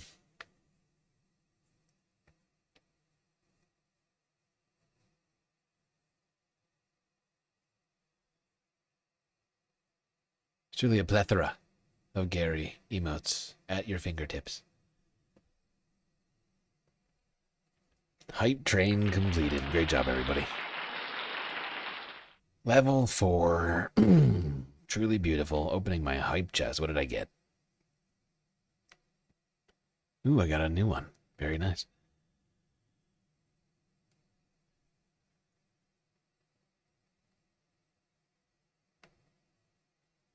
You know, because of all of your beautiful generosity, I maxed out on level 1 hype train emotes.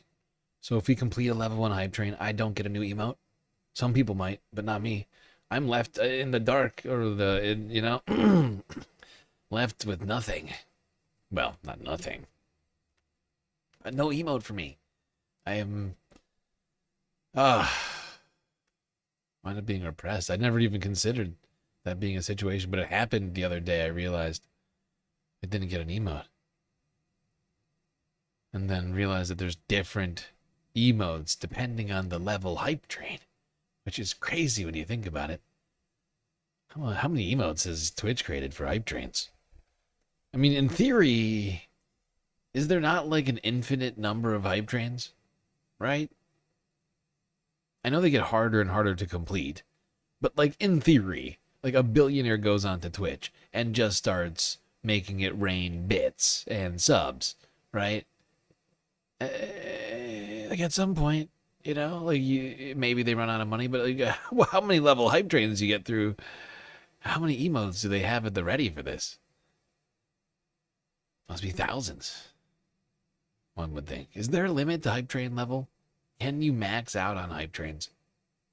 There's a question I've never asked that will probably never be relevant, but is interesting to think about. Speaking of money, we should talk about the energy crisis that is still technically ongoing. Last time we talked, oil had dipped under $100 a barrel. That was early Monday morning after Donald Trump had announced the ceasefire. But since then, oil has fluctuated somewhat. Up and down. Was, I think, at one point earlier today, back above $100 a barrel. But at this time, I think is back underneath it. It's been rather, like I said, up and down. Yeah. Thursday morning at 11:30, it was over $103 a barrel. But coming back down after, I don't know what. Who knows? Maybe a sweet tweet. I did everything right and they indicted me.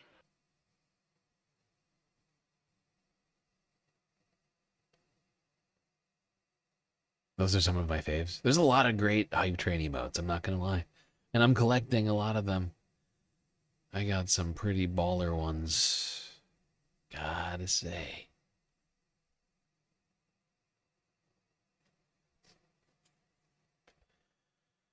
I think the walking kitty has definitely got to be one of the coolest ones.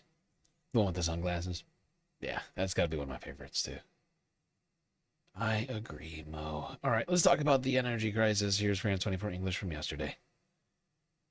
Apparently, the energy crisis is not over, as oil continues to hover around $100 a barrel. Much higher than it was less than 6 months ago. 3 months ago. 3 months ago was half the price practically. And for more, let's turn now to Kate Moody. It's time for business. Iran saying it's closing the Strait of Hormuz in response to Israel's bombardment of Lebanon. Yeah, that could put a dent in what has been quite a relief rally on global markets for oil prices in particular, Francois, because the hope, of course, is that production and exports of oil and gas from the region could resume sooner rather than later. We did see that sigh of relief earlier in the day that we're not headed for an immediate escalation, even though there are still a lot of questions about just what any ceasefire might entail. We have seen oil prices plunge this Wednesday. The international benchmark Brent crude hitting its lowest level in nearly a month. It had dropped to just over $91 per barrel earlier on. You can see there just under $95 per barrel. US WTI following suit there. Just a reminder that 6 months ago, a barrel of Brent crude was trading between $60 and $70 per barrel. Those prices have risen some 50%. Yeah, and actually, if you go back in time even less, in December, it was trading at like $55 a barrel. Like between December and January, it was like between $50 and $60 a barrel. So in 4 months,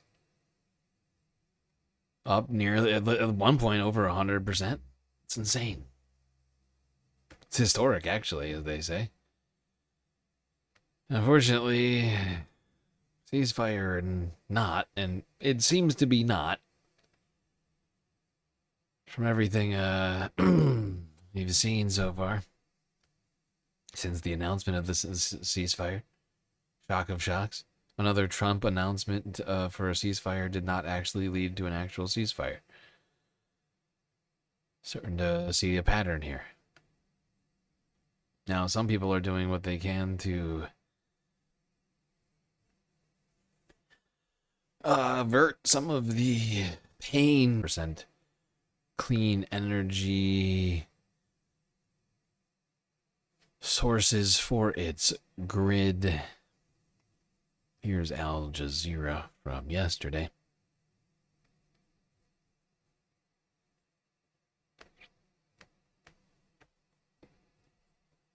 We're in an offshore wind farm about 10 kilometres off the coast of England, and there are about 40 or more of these wind turbines here, enough to power tens of thousands of households. And they're incredible feats of modern engineering, but they also represent a push by the UK and many other European countries towards cleaner sources of energy. And it's a shift that's come into sharper focus since the war in Iran triggered what the International Energy Agency called the biggest oil crisis in history.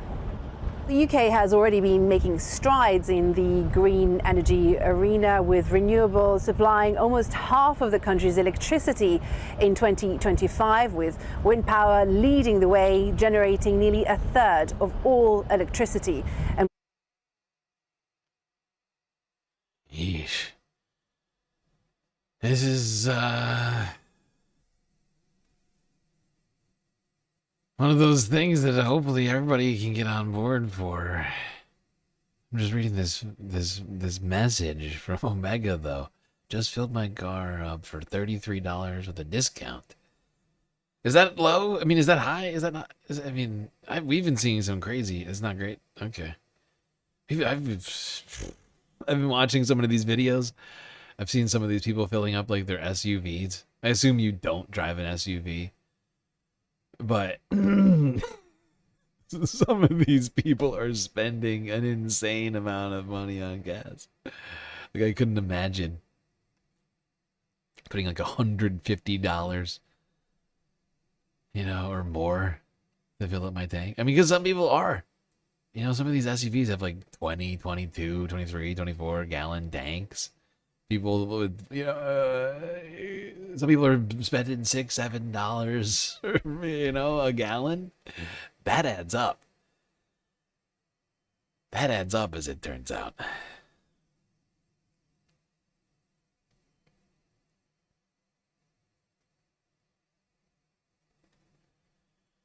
Maybe people should stop driving gas guzzling SUVs when they don't need them. Oh, man. Crazy idea. But yeah, everyone's getting hit by it though. I assume you drive a very fuel efficient vehicle, considering I know things. Yeah, it's insane though. $200 in California to fill your tank. 200. Oh.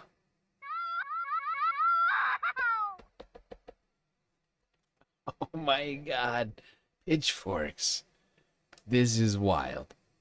This is a wild frigging message. $200 in California to fill my tank. This is ridiculous.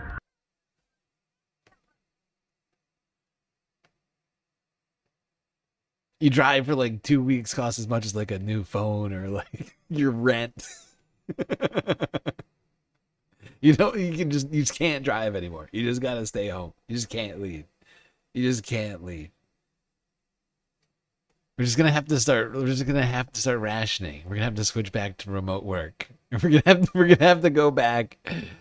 We're gonna have to go back to remote work from home. You know? At least this time we won't have to social distance. I mean, COVID's still a thing, but we're not going to social distance. I know that.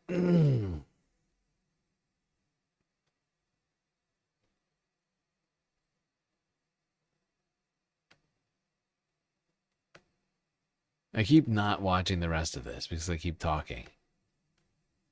Because people keep typing how much their gas tank, their tanks of gas are costing them, and it's horrifying to me.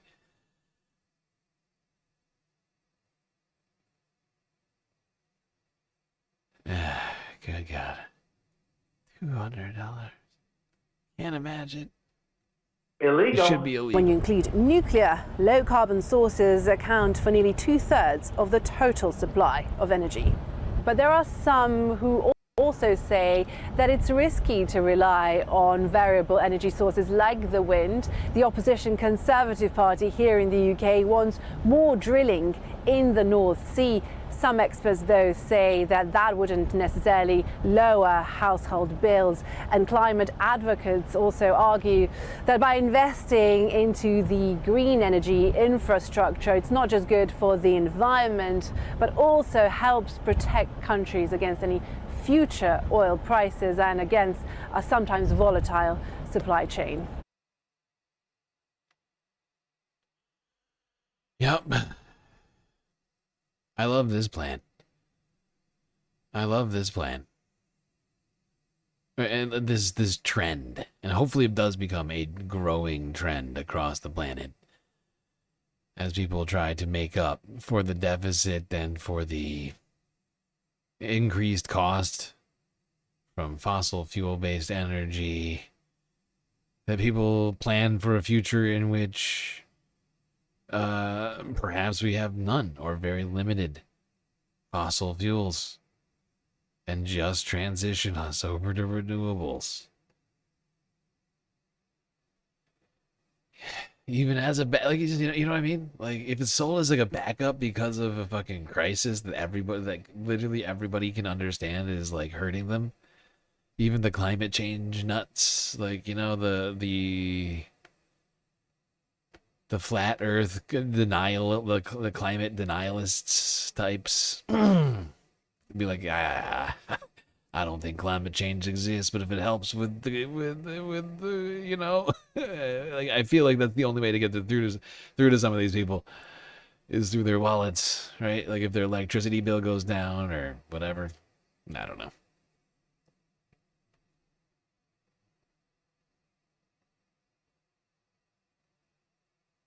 Because clearly talking to them about science hasn't worked up to this point.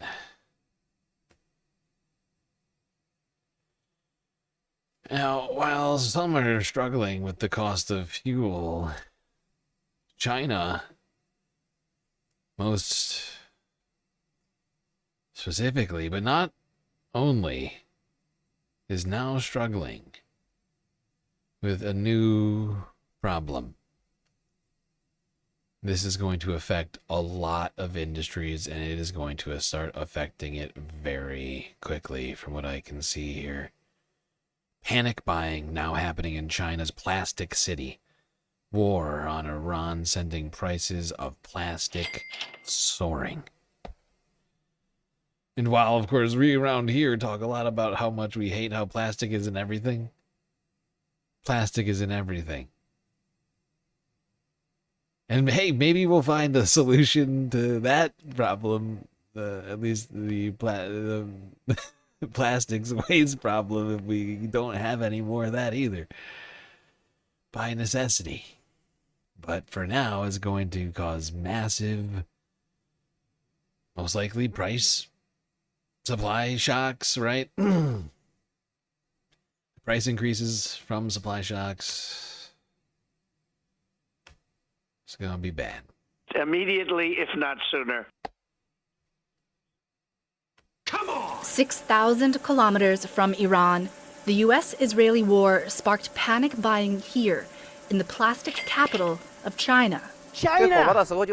After March 5, Zhang Mutuo was gridlocked for nearly a week. Traffic jams stretched about 10 to 15 kilometers. Every warehouse was packed to capacity.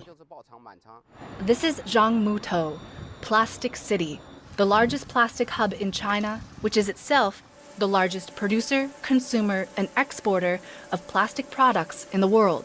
And what happens here will likely be felt by consumers everywhere.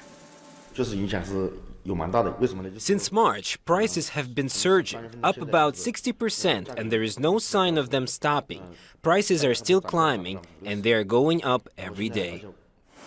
More than 99% of plastic products are made from oil and gas. The war between the US, Israel, and Iran has created volatility in energy markets, with prices surging. Tehran's near-total blockade of the Strait of Hormuz has disrupted shipping from Gulf nations. 20% of energy exports transit the critical waterway. And China imports around half of its oil and gas from the Middle East. Petrol and diesel prices. Yeah, this is what we've been saying, is that while China has done a great job of, electrifying its grid and some of its transportation, things like, buses and electric buses, electric cars are up huge. Sales in China on those things way up and getting adopted faster and faster. But oil is still an input in China's manufacturing sector in multiple ways, including in the plastics industry. And this is hugely problematic because, like I said, plastic is in everything. Just think about it for 2 seconds and look around.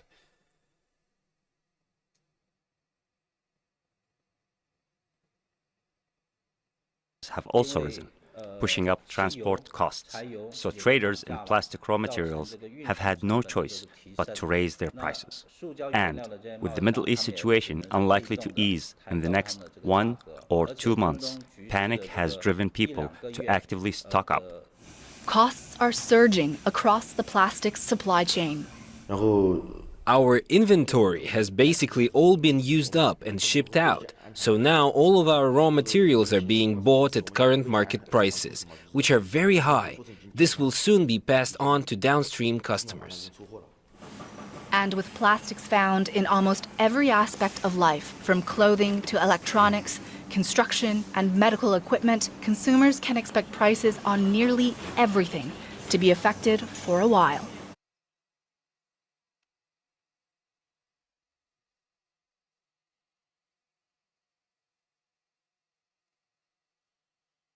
Lives are covered in and made out of plastic. It's in literally everything, and the longer you look, the more you find. The longer you look, and the harder you think about the things you're looking at, the more plastic you will in fact find. It's on and in everything, including us, because of how prevalent it is in our everyday products. For bad or good, and increasingly bad, it would seem, it is in everything, and maybe we should find some solutions to that. This now seems like a great time to try to start introducing and implementing some of those things. Although, unfortunately, we still don't have perfect replacements for all of the different kinds of plastics. Sadly.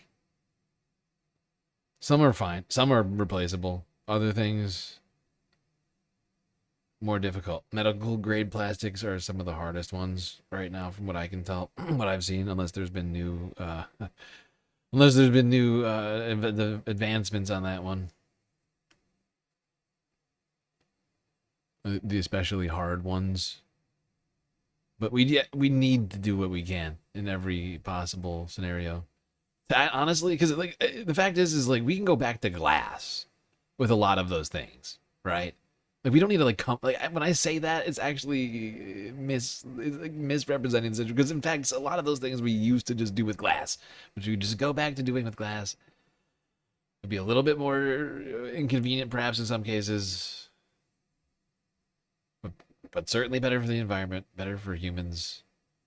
Get us off of the addiction to fossil fuels, which are just obliterating our planet right now.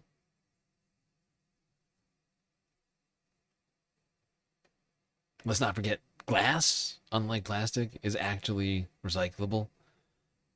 Nearly infinitely so.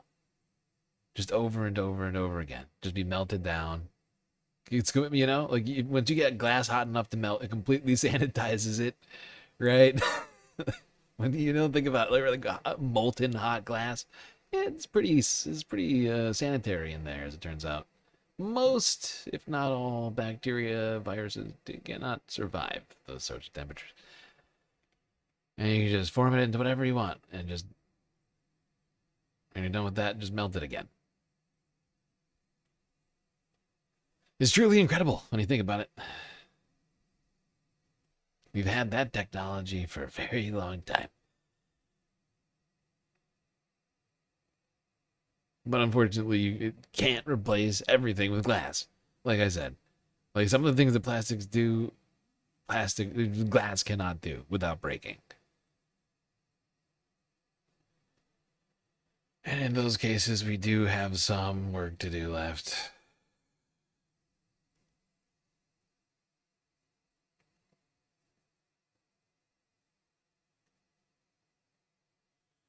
Oh, God. Our entire modern society is built on the edifice of fossil fuel consumption.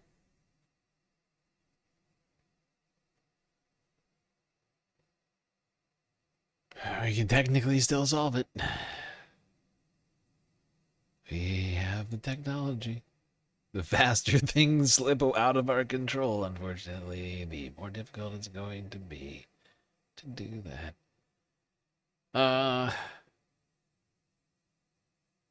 Although the microplastics problem, that's not what I'm talking about. I'm just talking about climate change and solving, like, addiction to oil and switching to renewables and things like that. That's all very solvable.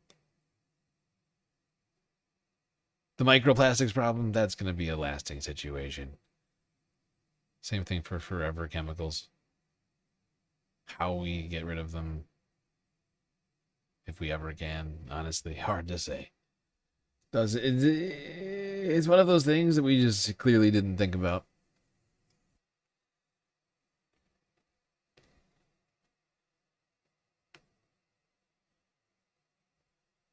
And by what I mean we, I mean the capitalists found it less important than their profit margins and their business models. They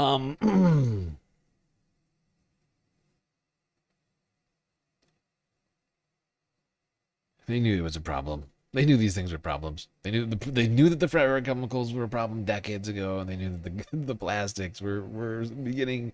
People had a sense that, I mean, sure, we've learned more about microplastics in recent years, but we've known plastics pollution has been a problem for decades as well. We just haven't solved those things. We just have not put much effort into solving them.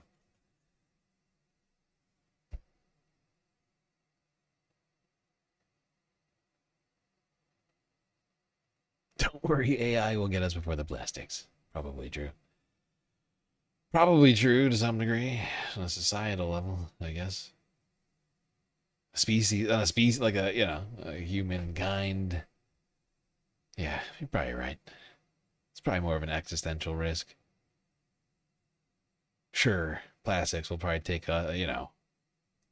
some of us out one by one individually, but as a species, it's not clear it's going to cause a mass die-off anytime soon.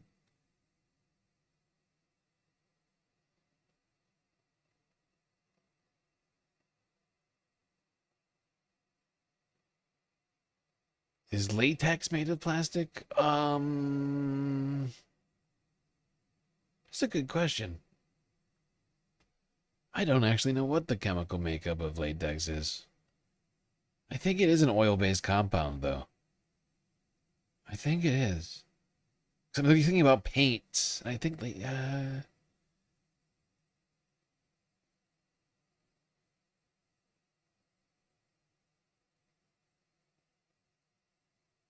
rubber. It's actually rubber and resins.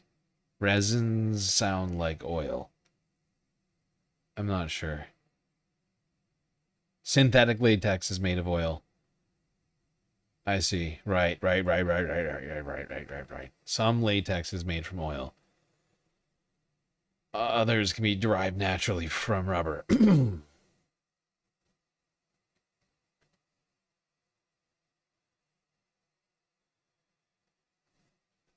So you either gotta tap a tree or you gotta drill a ground.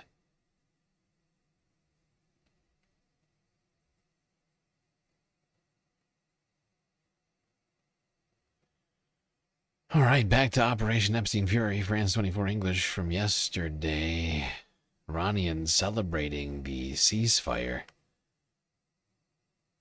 Seen here in this clip. In Tehran, anger against the country's aggressors remains high among supporters of the regime, despite the temporary ceasefire announcement, as does skepticism in regards to the upcoming peace talks in Pakistan. America has shown its true face 100 times now. We were at the negotiating table twice when it attacked. This ceasefire is just so that it can restore itself. Does America's nature ever change? I don't know why they accepted. As always, they want to buy time for Israel.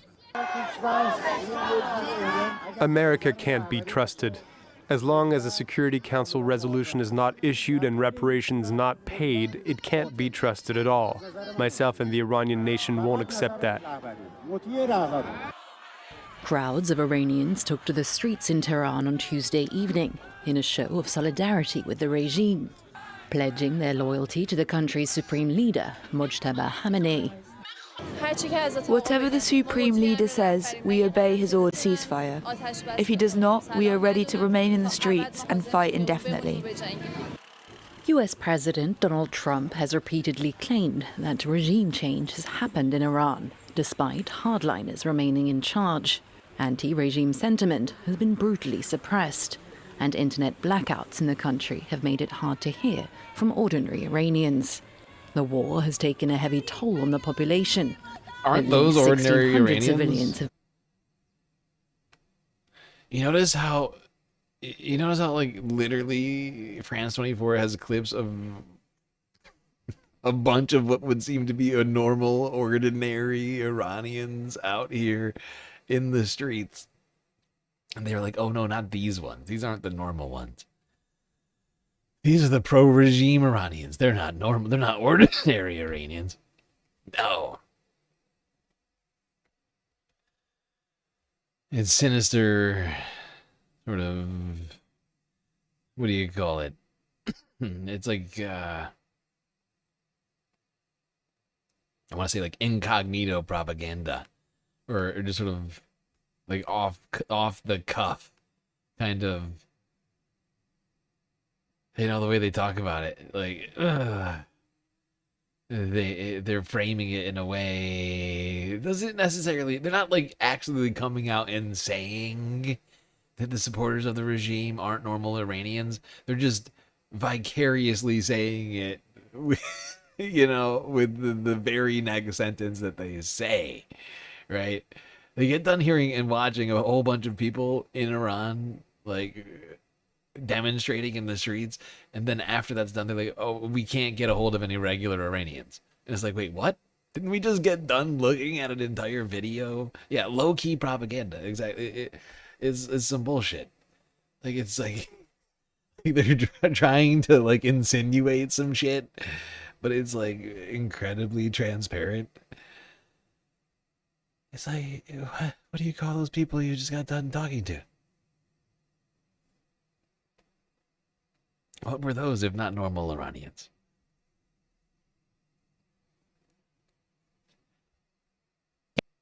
Hey. Huh?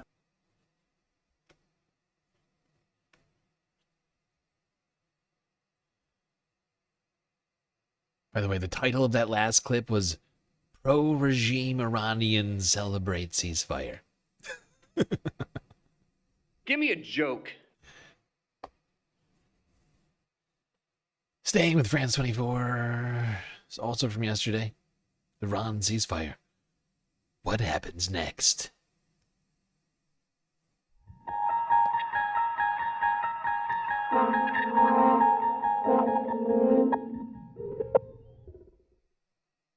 Well, let's get some more insight into all the latest now. I'm joined here on set by Oliver Farry from our International Affairs Desk. Oliver, we've got a 2-week... It has a 15-point plan. Neither has been accepted, but they will be discussed over the coming weeks. Tehran had previously rejected the US plan in late March, but it's likely that some of it at least will find its way into a final agreement. As for Iran's plan, it has a shopping list that will not be entirely acceptable to Washington, including the lifting of sanctions on Tehran, continuing Iranian control of the Strait of Hormuz, which will be continuing for the next 2 weeks during that ceasefire, and US military withdrawing from the Middle East. Now, the last one is something that is very, very unlikely to happen. Tehran also envisages charging fees to ships for passage through the strait, $2 million per ship, according to the New York Times, which, you know, is quite a coup, given that it was actually free just a few weeks ago to pass through the Strait of Hormuz. That money will be divided between Iran and Oman, and Iran says it will use its share to fund the reconstruction of the country. There's also the thorny issue of Iran's uranium enrichment. Now, speaking to AFP on Tuesday night, Donald Trump said rather confidently that Tehran's uranium would be dealt with perfectly, while Iran says the 10-point plan would require acceptance of enrichment. Now, that, incidentally, was in its Farsi statement rather than the English one. Whether this will materialize is another matter, but Tehran certainly feels comfortable enough to make that demand. Yeah, an awful lot still to be hammered out then. I mean, what is the likelihood then of this ceasefire actually meaning the end of the war? It's a little bit up in the air. I'd be very, very wary of declaring the war over. And not that that has prevented Donald Trump from continuing to declare complete victory. Mind you, he's been doing that since the opening days of the war. And strikes did continue between Iran and Israel since the agreement was announced in the early hours of this morning. The ceasefire could well hold for the next few weeks out of pragmatism and expediency, if nothing else. But the two sides, or three sides, because remember, Israel is involved too, may find the demands to be intractable and return to bombing. From a narrowly political point of view, it's in Donald Trump's interests for the war to end. For all his bravado, it's been diplomatically and politically, and you could also probably say economically, a complete disaster for him. Wow. Diplomatically, politically, and economically a complete disaster for Donald Trump. Right, and they indicted me. Pitchforks with a sweet super chat. Condoms contribute to microplastics in the ocean. We gotta raw dog it, you know, for sea turtles. It's a thing I've said. For the turtles. I see. You just love the turtles a lot. I get that. Yeah. I understand that. Now, one thing I would point out right now, as a result of the fact that we're living in, you know, the old 2026 Handmaid's Tale times, you may want to be careful with that. I mean, generally speaking, you want to be, you know, reasonably careful with that situation. For all sorts of reasons, which I don't think I have to point out right now. but especially as a result right now, where women's access to healthcare, under threat. Oil prices will come down and he can claim victory. He's already doing that. It's the off-ramp that he was looking for when he was completely unable to get any of his allies to come on board in the war effort. But he and his Republican Party cannot really afford to continue with a war that was already highly unpopular with the American people to begin with, and it will probably affect the Republicans' chances at the midterms all the more so if it were to continue. But of course, there are other factors that may draw the US back in. And remember that there is a separate war being prosecuted by Israel in Lebanon against Iran's proxy Hezbollah. And Benjamin Netanyahu has confirmed that there will be no ceasefire in that conflict. It's a separate conflict, but ultimately it's not really that separate at all. And finally, Oliver, I mean, particularly the language over the last 24 hours, 48 hours from Donald Trump. I mean, there's still major questions, aren't there, over his fitness for office? Yeah, and I think this ceasefire hasn't changed that, certainly not for the Democrats. Several members of Congress over the past 24 hours have called for the 25th Amendment to the Constitution to be invoked. That relates to presidential succession. They've also called for an impeachment.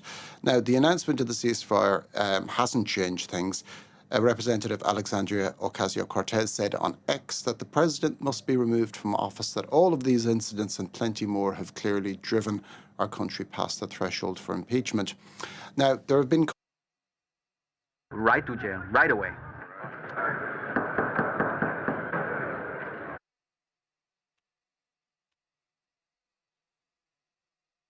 Yeah, Mayosi's right. Once again, shock of shocks.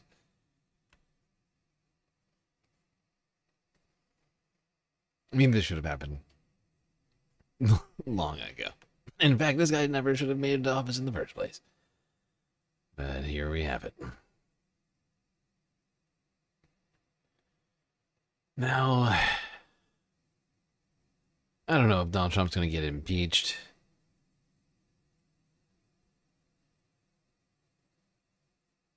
But while he's still in office, at least for now, until this next guy hits the chopping block, as many of his peers seemingly are starting to do.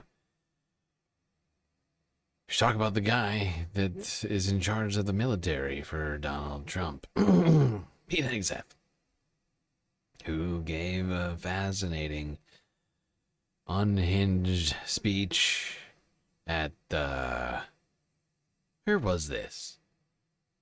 I don't actually know. Anybody know what this building is? I don't know. Is this where he was giving the speech? I actually don't know. Actually, I think he gave the speech at the Pentagon, right? Was he back? US and Iran to meet for talks. Yeah, it was Pentagon. I was right. I was just looking at that building trying to figure out where the fuck that was. I was like, is this in D.C.? I don't recognize this building. We've gone to the Pentagon now, where Pete Hegseth, the US Secretary of Defense, is giving an update. Let's listen in. Iran has been a threat to the United States and the free world for 47 years. Chance of death to America, targeting our people, killing Americans, lying and blackmailing their way toward a nuclear weapon, so they thought. No longer. Not on our watch. Other presidents marked time and kicked the can down the road. President Trump made history. Oh, good. Other presidents didn't start a war with Iran. Donald Trump did. I see. And just by doing things is better than not doing things. Is that what I'm to understand? Daddy can do no wrong because Daddy did things and other presidents didn't do, no matter how stupid those things were, just by doing them. I see. I hate to use this analogy, but if, I don't know, say a president jumped off a bridge, right? Like, because no other president in the past had ever done it before. Would that be good, Pete? Would that be good because nobody has ever done it before?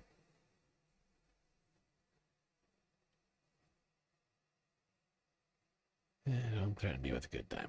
All right. We can't listen to this whole thing because it's 20 freaking minutes long. And Pete Hegseth.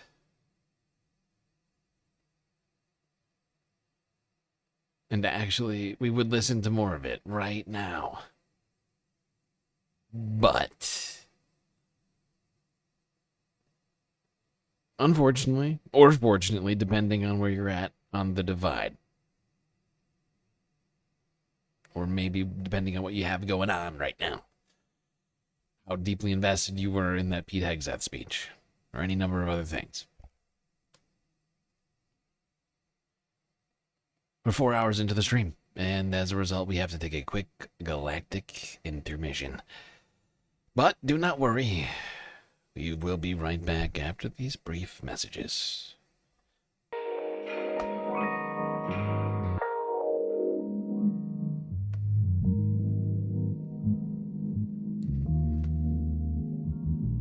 All right, everybody. I hope you've been enjoying the show so far. If you haven't already, hit the follow button on Twitch and the subscribe button on YouTube. Hit that like button, too. Supposedly, it helps us out in the algorithm. While you are at it, do consider contributing to the Galactic News Network, as we are completely funded by individuals like you. A lot of great ways out there for you to show your support. YouTube, Twitch, Cash App, and PayPal. We got Throne. But of course, the very best way to get the most base benefits for your earned dollars is Patreon. Where for the low price of $3 a month, you can get access to a myriad space benefits unseen by the rest of the goddamn Milky Way galaxy. Things like an avatar, one of the sweet break screens, shout out at the end of every stream, secret Discord channel inside the Discord server, and much, much more. All right, everybody, enjoy the break. Grab yourselves a drink, maybe a snack, and I will be right back.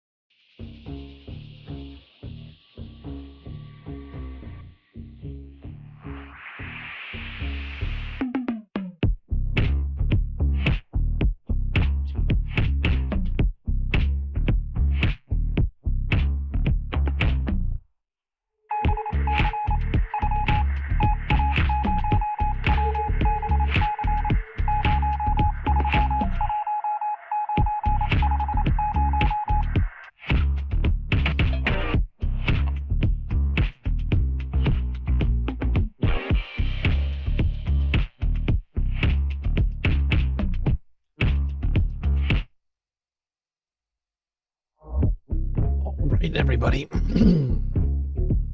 We are back. We are back. Third half about to begin. So get your butts back in those seats, otherwise you're gonna miss it.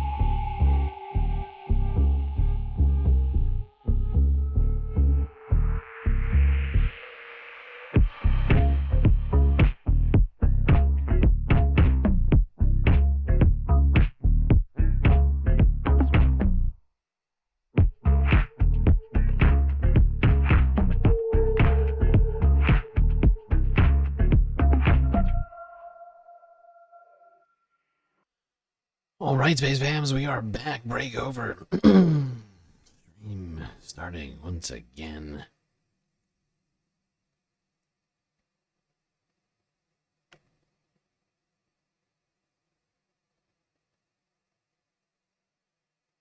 Let's go back. The speech that Secretary of War the Sow Pete Hegseth, who claimed victory in this next clip over Iran, even though, well, nobody in their right mind could possibly actually believe that in a real strategical sense. We haven't gotten anywhere close to victory.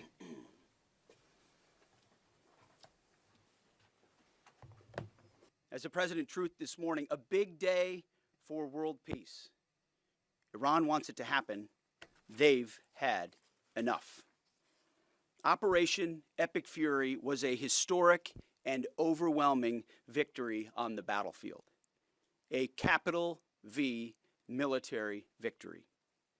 By any measure, Epic Fury decimated Iran's military and rendered it combat ineffective for years to come. In last night's wave of more than 800 strikes, we finished completely destroying Iran's defense industrial base, a core pillar.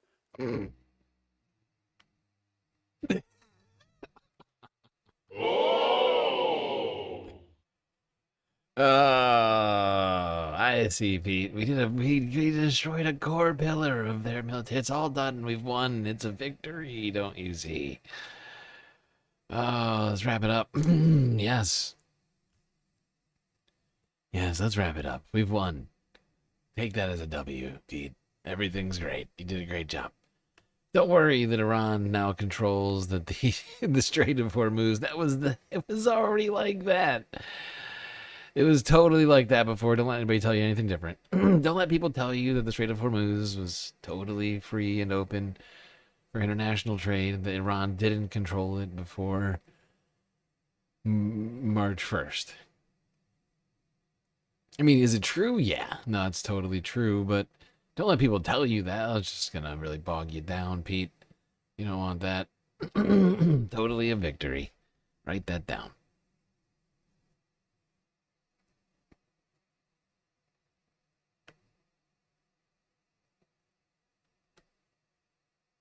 Totally a victory, and there's no way to think of it as anything else. And actually, really, it was such a historic victory.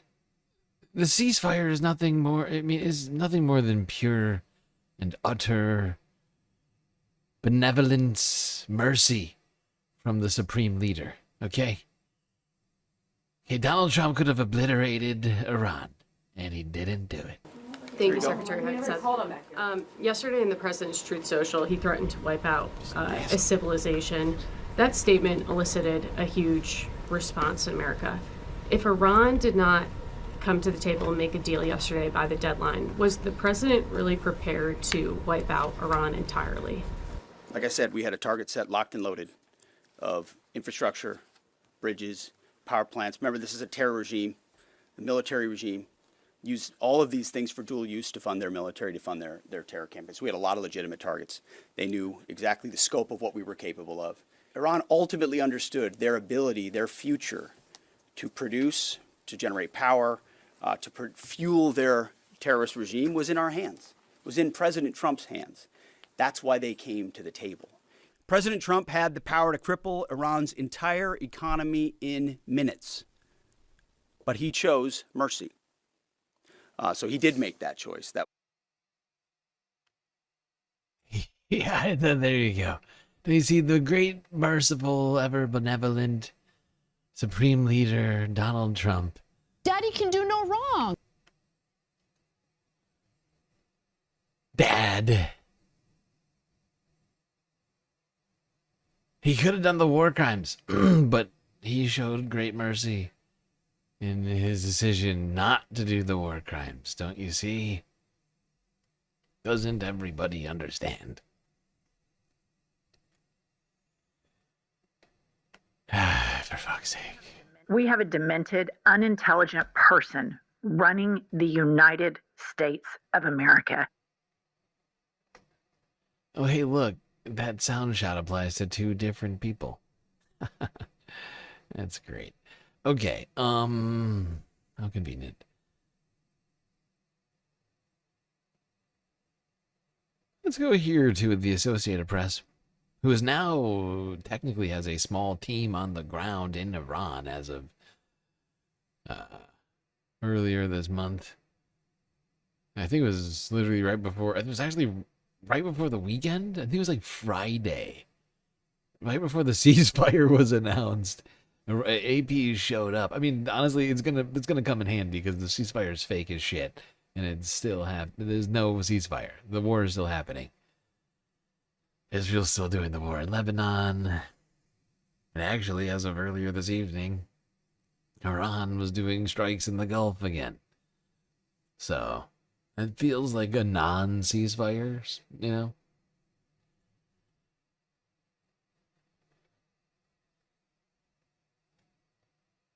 As somebody who's covered a whole lot of different kinds of ceasefires, ceasefire talks, things like that, these sorts of things don't feel very ceasefire-y to me. Let's go here, though, from yesterday to see how Israel and Iranian residents were feeling after the ceasefire.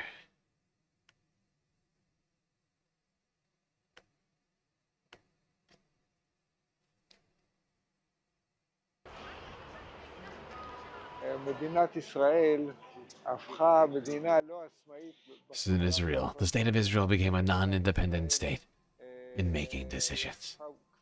In practice, the state of Israel became a little bit of a puppet of the United States. I think that we achieved very impressive military achievements, but the state of Israel does not know how to translate this into political achievements. And without political achievements, there's no benefit in what we are doing. A temporary agreement will only... Wait, sorry. God damn it. A temporary agreement... Whoopsies, no, I've gone too far. No. A temporary agreement will become permanent. And we will return to continue. Return to continue. There's no way the translations... Oh, I'm sorry. Return to routine. My brain is so broke. Come on. Tiny mistake. Okay, so... one guy here claiming that this is a war with no objectives and no benefits. This guy saying, actually, the ceasefire is going to be permanent and everything's going to go back to totally normal. He looks like he's out jogging or biking or something. Now, in Iran, as we have seen in Gaza and Lebanon, ceasefires have often been violated unilaterally. Hopefully this time they will remain committed. The ceasefire will hold and our people will stay steadfast until we achieve final results. I believe war is not a good thing. Everything can be achieved through peace. When dialogue and negotiation are possible, we should pursue our demands that way. How long have we been under sanctions? And what progress have we truly made? In my view, it's the people and the country who continue to suffer. This is a valuable opportunity. Well, there you go, the diaspora of opinions in Israel and Iran. Coming from the Associated Press. Tentatively hopeful and optimistic from some, others less so. And perhaps the latter, rightfully so. Since the ceasefire, as we covered on Monday morning, it was immediately violated after it was announced with strikes.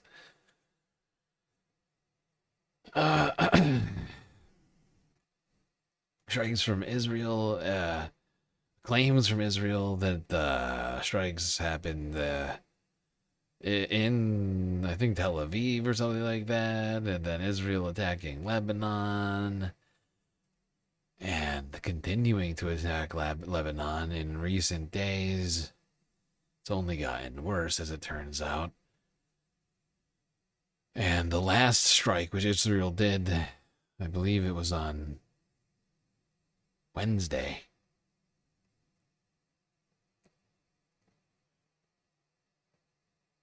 Truly horrifying in a unprecedented assault.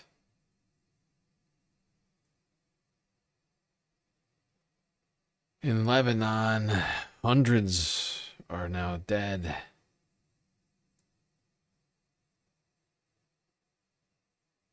People still being dragged out of the rubble.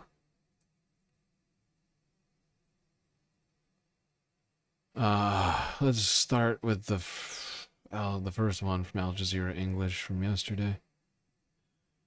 First report I could find on this one.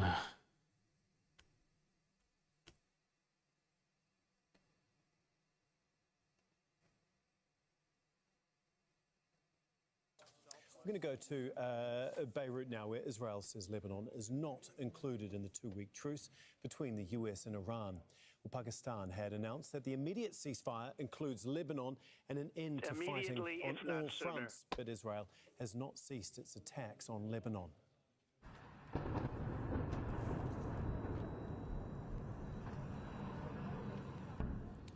Well, the military has just launched an attack on Beirut's southern suburbs. The assault targeted densely populated residential areas. Lebanese security sources say the latest Israeli strikes have been the heaviest since the start of the war. Israel says it is striking Hezbollah's infrastructure. Well, southern Lebanon has also come under repeated attacks since early on Wednesday. The Israeli military carried out a strike on the southern city of Tyre. Well, this comes after it issued forced evacuation threats for people living there. Israel's attacks and expanding invasion have forced 1.2 million people across Lebanon from their homes. Well, Israeli airstrikes killed at least 8 people in the coastal city of Sidon. That's also in the south of Lebanon. The attack came shortly before Pakistan announced the ceasefire was in effect. We're going to go to Malcolm Webb now, who joins us from Beirut. And Malcolm, we're seeing some remarkable pictures come out of Beirut, the city there. Can you just give us an update on what the Israeli military is saying is the largest strike across? So sorry, everybody. I just saw that the video is really quiet. Do you guys want me to go back? It's only a minute. I think I might go back. I'm just going to go back. just for time's sake. But not for time. Well, We go to Beirut now, where Israel says Lebanon is not included in the two-week truce between the US and Iran. Well, Pakistan had announced that the immediate ceasefire includes Lebanon and an end to fighting on all fronts, but Israel has not ceased its attacks on Lebanon.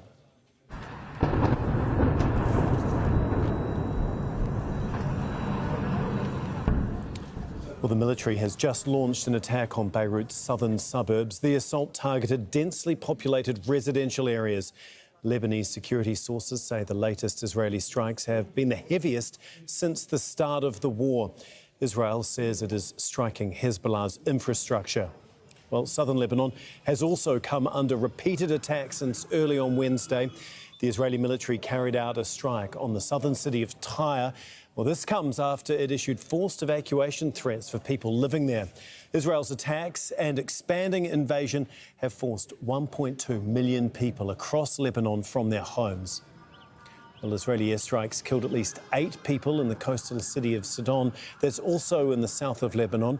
The attack came shortly before Pakistan announced the ceasefire was in effect. We're going to go to Malcolm Webb now, who joins us from Beirut. And Malcolm, we're seeing some remarkable pictures come out of Beirut, the city there. Can you just give us an update on what the Israeli military is saying is the largest strike across the country since the start of the war? This is fucking horrific. You know, oftentimes when we do these streams, I see the images for the first time with you all. I listen to them as we go, and I sometimes get to see glimpses of them as I'm going, but, like, I'm also, like, doing other shit, like, while I'm listening to these videos. Like, I make lists, like, giant lists on YouTube, you know, playlists. And, like, I put them in order for the stream, and I listen to them in a particular order for what, you know, to keep my sanity, so I'm not jumping back and forth between topics and things, like, or at least as best as I can. And, like, honestly, sometimes there are certain times where I'm like, I can't believe I didn't watch this. Like, and I'm just, like, horrified. Like on stream, I'm just like, what in the fuck am I looking at? This is complete bedlam.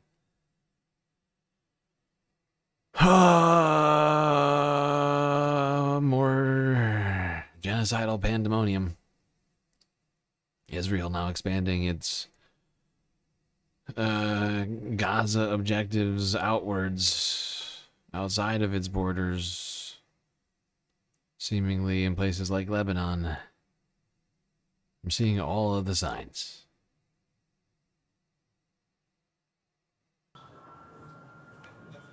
was just over an hour ago we could hear a series of enormous, deep, booming explosions coming not just from the southern suburbs, but many other parts of the city. It's the enormous plumes of smoke rising up from where we are now. Many of the locations were in place. There's no way you can look at this and say this is a precise military strike in any way feasible. This is where nobody expected strikes to. This is at an intersection. This is at a fucking. You're looking at fucking street lights and street signs over here. Bent in half, crumpled like paper clips. I mean, look. It's chaos. There's cars all over. I mean, it's insane. This is not a targeted military strike. This is not a precise anything. This is a war crime. It caused panic and chaos in the streets. Children were crying. People were shouting. Many people injured, running through the streets, trying to get to hospitals. Others abandoned their cars in the traffic. And many of the locations where these weapons hit are areas where Hezbollah isn't known to have any significant presence. So in spite of a warning from Israel earlier, a threat of bombing the southern suburbs, this attack appears to have included many more locations across the capital. Israel's military has said it's the largest strike since its operation began at the beginning of last month. It said it targeted approximately 100 sites. At the same time, we're hearing from the Israeli military chief saying that they're going to continue striking Hezbollah with determination. So clearly, it doesn't look like this is over anytime soon, Malcolm.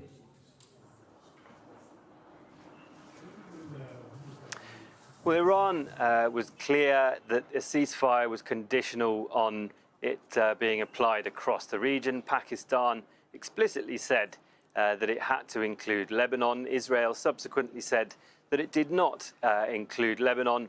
And the defense minister said just a short while ago that they will continue attacking what they call Hezbollah's military infrastructure across Lebanon. Just a short while ago, European leaders and Canada put out a statement saying that the ceasefire should be upheld and that it should include Lebanon. Now, in October 2024, just before the last ceasefire, Israel launched an unprecedented attack of great intensity just before the ceasefire came in. So we're waiting, of course, to find out if Israel will continue with its military operations and its invasion in Lebanon as it has said it will, or if there will be sufficient international pressure to bring this to a pause. Yeah, Malcolm, we're just getting the latest lines from the health ministry there, saying that hundreds of people there in Lebanon have been, there are hundreds of casualties, included dead and wounded, right across the country, not just in Beirut.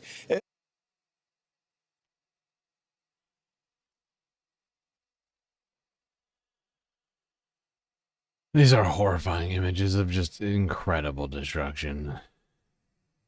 This to me feels like the sort of thing Israel would do if it wanted to keep the war going, right? Not just with Lebanon, but with Iran. Do something so decisively horrifying that Iran would have no choice but to respond. This is disgusting. This is fucking disgusting. Let's keep going through this goddamn strike. Everything I've heard about this is horrifying. Just now that I'm having to see it all. So, hours after Israel's Prime Minister Benjamin Netanyahu said Lebanon is not included in the two-week truce between the United States and Iran, Lebanon has come under intense Israeli assault. The Red Cross says at least 300 people have been killed or injured, and Israel says it's the biggest attack since the war against Iran and Hezbollah began at the end of February. Hezbollah has so far refrained from launching any rockets across the border since the deal was reached. In the last couple of hours, Israel has been carrying out multiple airstrikes on Beirut's southern suburbs.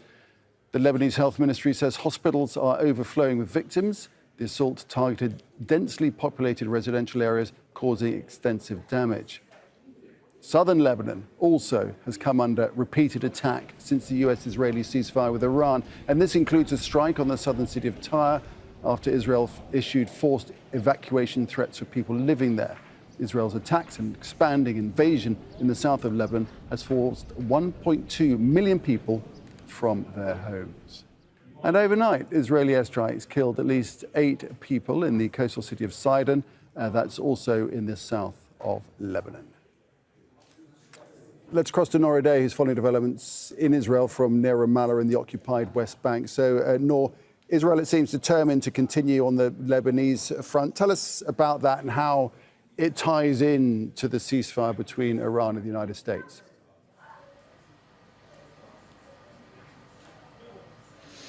Well, it ties in because it could do one of two things for the embattled Israeli prime minister. It could, at the very least, disconnect Lebanon, the Lebanon front from the negotiations between Iran and the United States. Israel doesn't want to seem like it is receiving orders, like it does not have any say, especially when it comes to the Lebanese front. So it wants to disconnect those two fronts. Even though when Israel started launching attacks on Lebanon and Hezbollah at the beginning of this war, it treated Lebanon as part of its war front against Iran. The other thing that it could do, which could also serve the Israeli prime minister, is sabotage the deal between Tehran and Washington, a deal that is costing the Israeli prime minister a lot of political support. In fact, not even his usual supporters have come out to cheer a supposed victory achieved through this deal. The head of the Israeli opposition has called it a colossal, catastrophic, historical, strategic defeat for. This shit's got to fucking stop. I'm so fucking disgusted. It's getting funded by our tax dollars 100%. PB, you're completely right. Speaking of which, I am in the middle right now as we speak. While we're listening to this, I'm multitasking and I'm creating a channel inside of the Discord server. And everyone listening, if you're not in the Discord server, please, if you are true space fams, do consider getting in there. I'm about to create a new channel in the I'm gonna do it in my section. I'm creating a new channel, sign up list, React only sign up list for those who want to get added to the election contributors, because I'm going to go live with the spreadsheet soon, I think, on Google Drive. And so I just want to get a sense of who wants to join up. I'm gonna probably need email addresses from you guys to be able to add you. So just be aware of that fact. Although I technically already have some of yours because of your Patreon memberships. Not that I would just, use it for my own nefarious purposes like some people might. But just saying, it will require some effort and communication between us. If you do want to become an electric contributor, galactic election contributor. But I think we need it. We need it now more than ever. Fucking end this nonsense. Immediately, if not sooner. So sick of it. I'm so sick of it. I'm like actively working in the background right now to try and start the movement. Start the resistance. Help! I'm being For Israel, and not just because this war would end and it would maintain Iran as a player in the region from an Israeli perspective, but because Israel was not on the table. Israel did not want this deal. It certainly did not want to tie all of these things together, and it didn't want to see its voice muted. The approach of Israel to all ceasefires, let's just remember, is that when a ceasefire is imposed, Israel retains the right to target the country or the group with which it reached a ceasefire. We see that in Gaza. We saw that with Hezbollah after the 2024 war, and Israel was trying to get to that same formula even with Iran. None of that has happened, and now Netanyahu is trying to fend for himself. His defense minister promising even more attacks. But looking at the map of where those attacks have taken place in terms of the sectarian divide and the sectarian composition of Lebanon, one begins to tie that with discussions in Israel about needing to fan the flames of pressures and strife inside Lebanon, because perhaps that could present Israel with a plan B so that the Lebanese would deal with Hezbollah and not having more soldiers lost in the battles, which are quite fierce in southern Lebanon. I heard her say that earlier today, or yesterday, actually, maybe. This was from yesterday, so I think I actually listened to this yesterday. Wait, which one was this? And no, just give us a little context of the... Yeah, this one's from yesterday. I think I listened to this one yesterday. But when I listened to this earlier, I was like, dude, this is not what we want to hear right now. Right? Like, we do not need to hear... that Lebanon's army, the one that's funded by the United States, is going to now get involved potentially in this war. Sure, it'll help Israel, but it'll further complicate the situation, undoubtedly.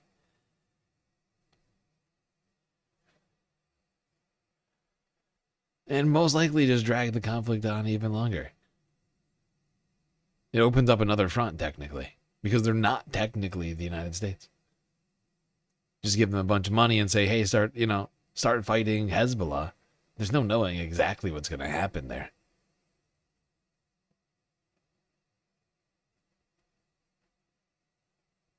Yeah, the United States has proven time and time again. Sometimes you give people money and and equipment and whatever else and tell them to do a thing. And they don't always. I don't know, it doesn't always go according to plan, I guess, is what I'm trying to say.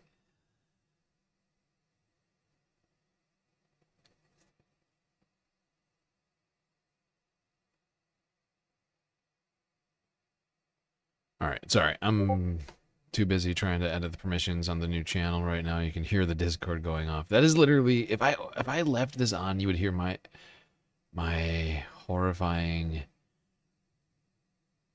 Discord situation. I am in so many Discord servers and group chats and whatever else, and although it's mostly servers, I get notifications all day, every day. It's insanity. All right, staying on the topic of Lebanon and Israel's horrifying strikes there. Within less than 48 hours of the announcement of the ceasefire. Right? 48? Yeah. Around that, I think.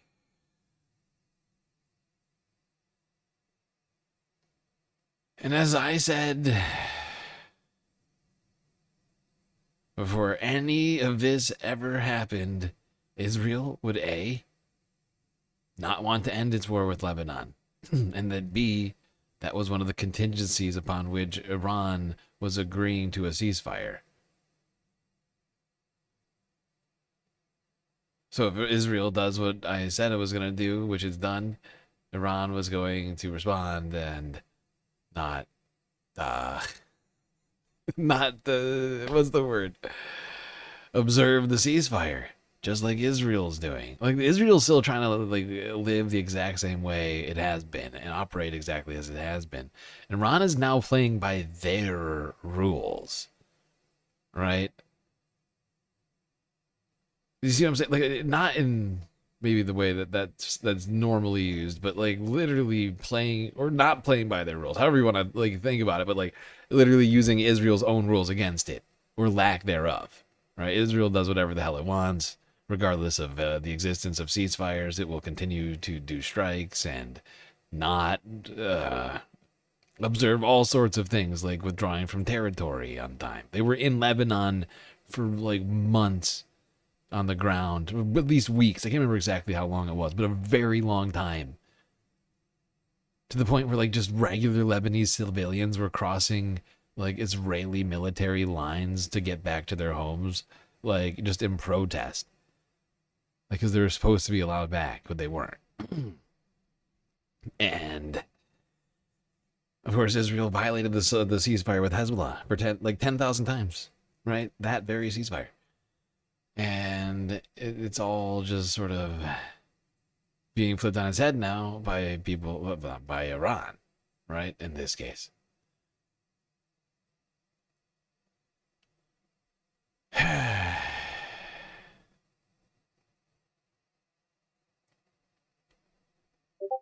You have notifications off? I can't have notifications off. I can't do that. I have over 1,000 notifications.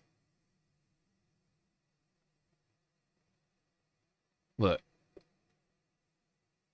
1,000 notifications right now that I have to go through. There's no way I'm getting through all of it. It's never happening. I'm never catching up. I try, and then it just gets bad again. And I try, and it gets bad again. Like, I prioritize my server and my inbox. And then, like, I try and prioritize, like, a few other servers. Like, check, you know, what other people are doing other places. Like, you know, whatever. Like, you probably all don't care. All right. Staying in Lebanon. Let's go.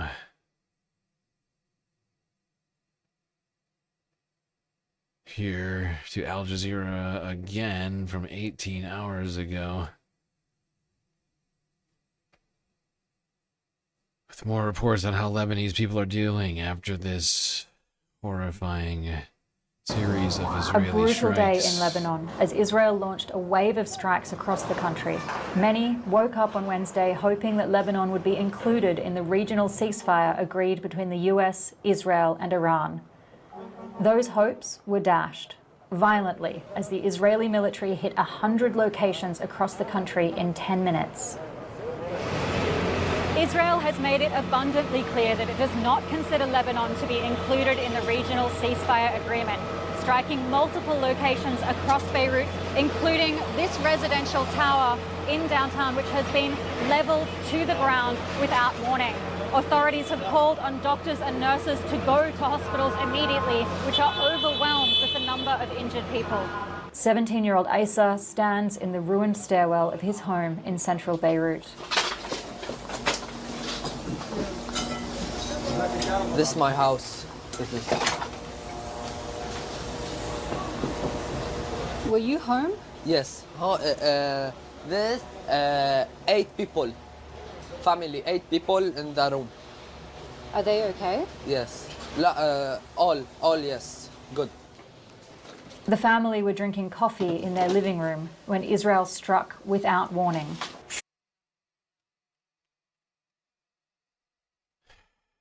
Jesus. Did that living room have a militarily significant, some sort of military significance I'm unaware of? Oh my fucking god. I'll be right back. This is ridiculous. They ran downstairs before the second one hit. Through what used to be the kitchen window, the total destruction of the neighbouring building is clear. It was a residential apartment tower. I slept peacefully, thinking that there would be a ceasefire and that the war might end. Everyone slept. Issa and his family don't know what they'll do now, or where they'll go. My home is destroyed and everything's gone. They will join the more than 1 million people already displaced here in Lebanon. Hundreds of families will be mourning their dead in what has been the deadliest day of the war so far. Israel's strikes continued into the evening and rescue services worked through the night. This 2-week regional ceasefire could be extremely dangerous for Lebanon as Israel takes advantage of the pause in Iran to concentrate its firepower on its northern neighbour. Hezbollah said earlier on Wednesday that Lebanon was included in the agreement, in fact, at the insistence of Iran. And the Iranian Speaker of Parliament in a statement confirmed that his country considered that agreement to have been violated. Israel, in blowing up Lebanon, risks or potentially aims to blow up the regional ceasefire itself. Heidi. Oh yeah, they're aiming for it. They're going for it. It's not accidental. They are hoping to continue the war. They do not want the ceasefire. Benjamin Netanyahu especially, but he's not the only one. Although it is becoming more and more unpopular amongst the Israeli populace. As we've seen, it went from over 90% to 65 or 60%, something like that, in the latest poll. So it's at least, I mean, the popular sentiment in the country is waning significantly. I don't think it's enough to deter Benjamin Netanyahu quite yet. Especially because, you know, the wars are the only thing that are keeping him in power and keeping him from facing criminal charges right now.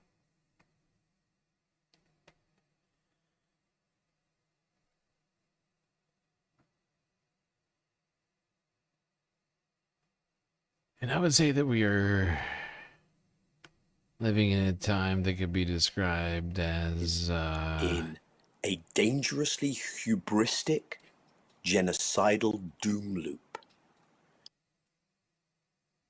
Yeah, we're living in a dangerously hubristic, genocidal doom loop. And it's bad. Not good, as it turns out.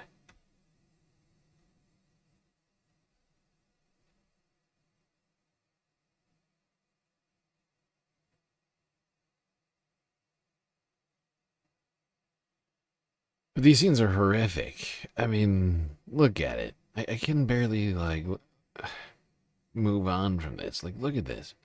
Just a pile of rubble. Just a pile of fucking rubble. If I were a fucking journalist in Lebanon, I would be scared shitless. Israel's been targeting journalists and medics and everybody else. Like, this woman, I mean, oh boy.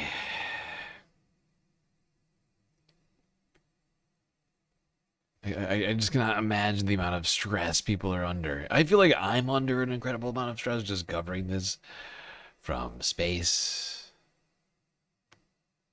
But, just can't imagine what it's like to cover it from the ground.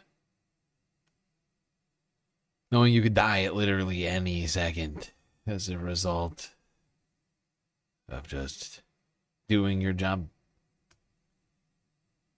Something which Israel happens to really hate.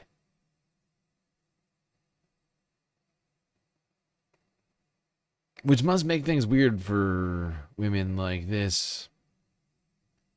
Pro-Israeli journalists. Let's go here to CNN. From yesterday with Dana Bash. It's been just hours since President Trump announced a 2-week ceasefire with Iran, but this morning, that temporary truce is looking fragile at best. Moments ago, an Iranian news agency reported Tehran halted oil tankers' traffic through the Strait of Hormuz. Reopening the strait to commerce, of course, was a key part of the deal the president and his administration says Iran signed on to. Listen to Secretary Hegseth this morning. What has been agreed to, what's been stated, is the strait is open. Our military is watching. I'm sure their military is watching, but commerce will flow. One of Iran's demands in exchange was that Israel end its bombardment of Hezbollah targets in Lebanon. The Israelis say they never agreed to that, and the strikes continue today, as you can see here in Beirut. In terms of this latest news, I mean, obviously the ceasefire has only been live for less than 24 hours, and the fact that Iran can still close the Strait of Hormuz in just a whim is going to strengthen the US's resolve to ensure that it does not control. Okay, I love how CNN just cut that Dana Bash clip. Like, no. Like, they almost felt like it was in the middle of a sentence. Like 50 seconds into it. And just like, fuck it. Nobody wants to hear what Dana has to say anyway.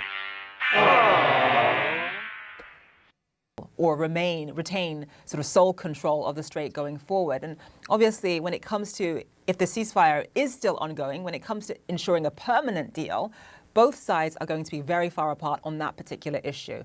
Stephen. Yeah, that's exactly right. The White House spent last night and this morning on a victory lap, declaring that President Donald Trump had pulled off a masterstroke by reopening the Strait of Hormuz. That was somewhat of an absurd claim because the Strait of Hormuz, of course, was open before he launched this war that was opposed by much of the world. But this new apparent closure will undercut the not only the White House claim that Trump has pulled off a massive victory here, and that the Strait of Hormuz issue is not even going to be something that's going to be contentious going forward.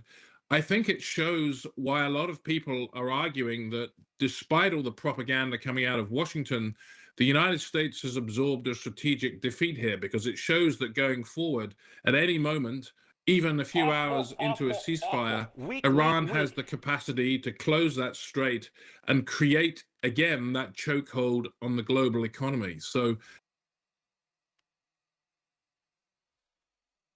the United States has suffered a strategic defeat. Wow, wow, wow.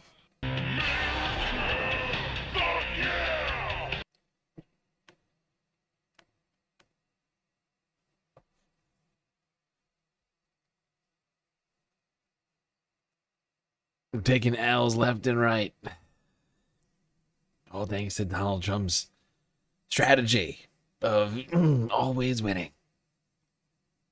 How does always winning lead you to so many strategic defeats? It's very strange. It's weird how that works. Because Donald Trump was just telling us not long ago that we were experiencing more winning than had ever been seen in American history. Now we're suffering strategic defeats in the Middle East. It's a little weird. That's really weird.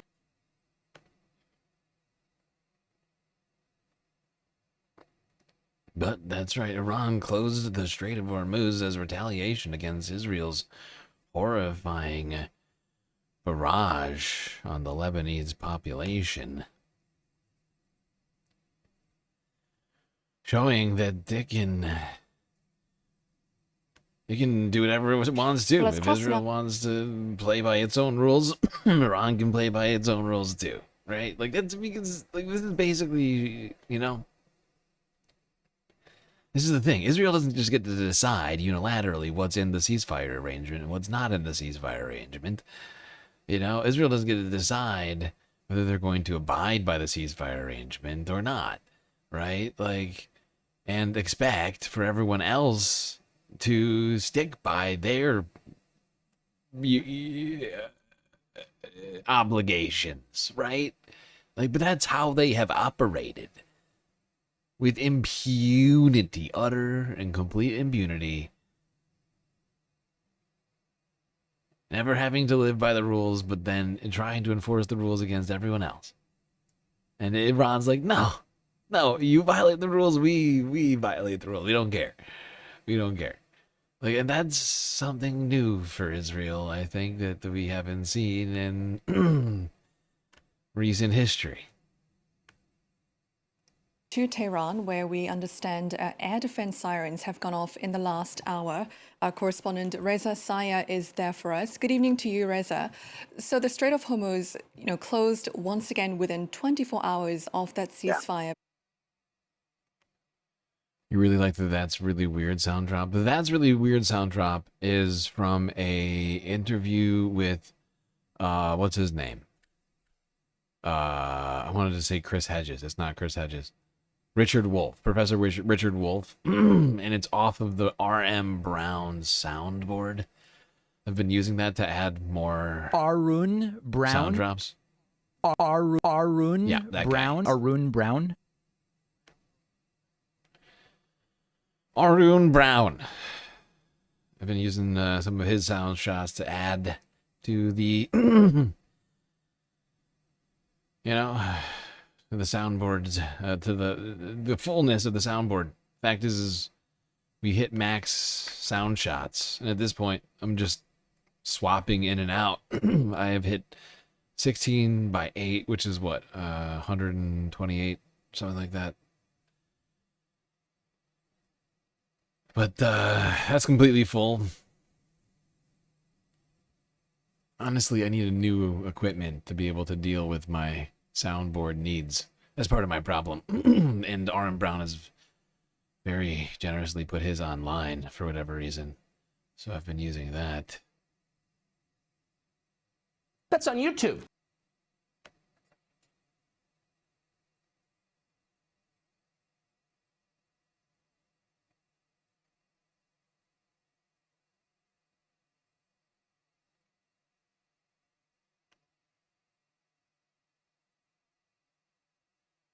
All right.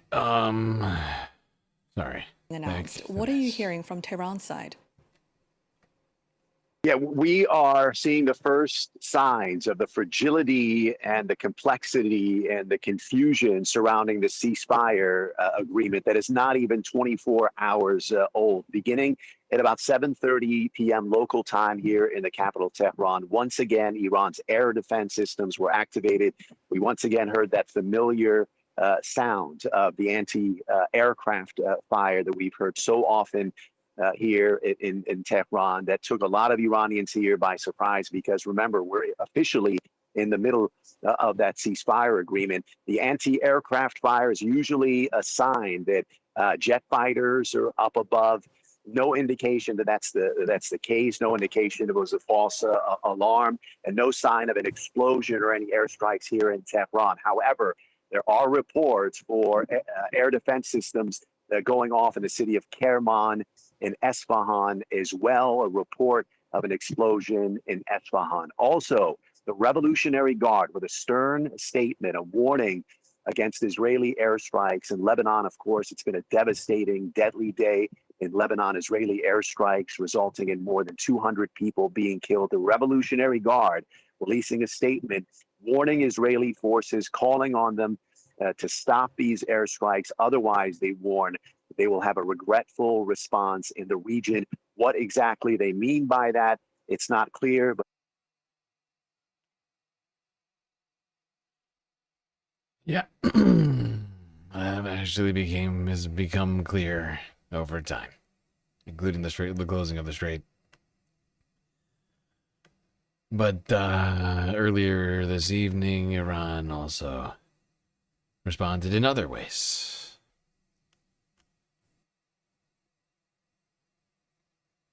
Before we get to any of that, we got a lot more to talk about with Lebanon. Or at least a few more clips here.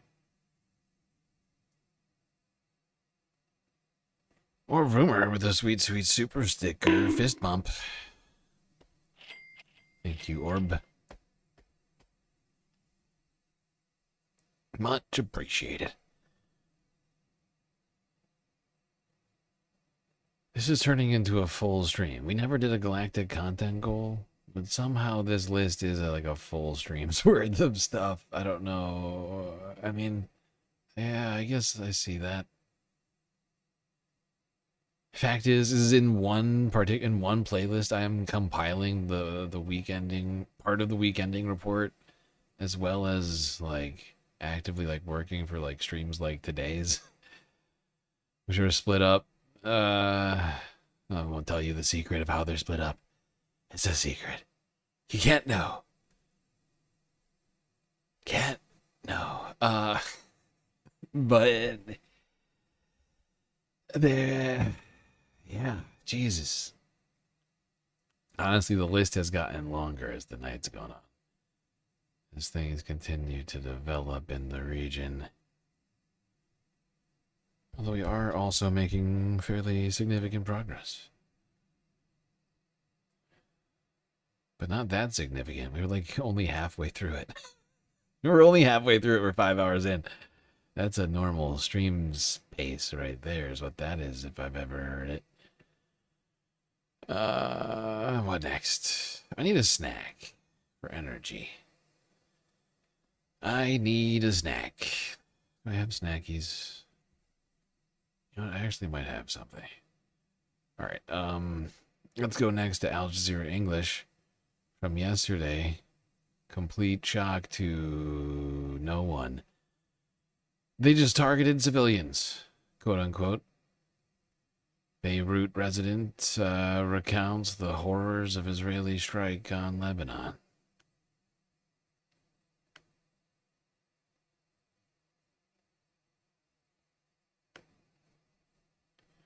All right, I'll be right back. I need a snack.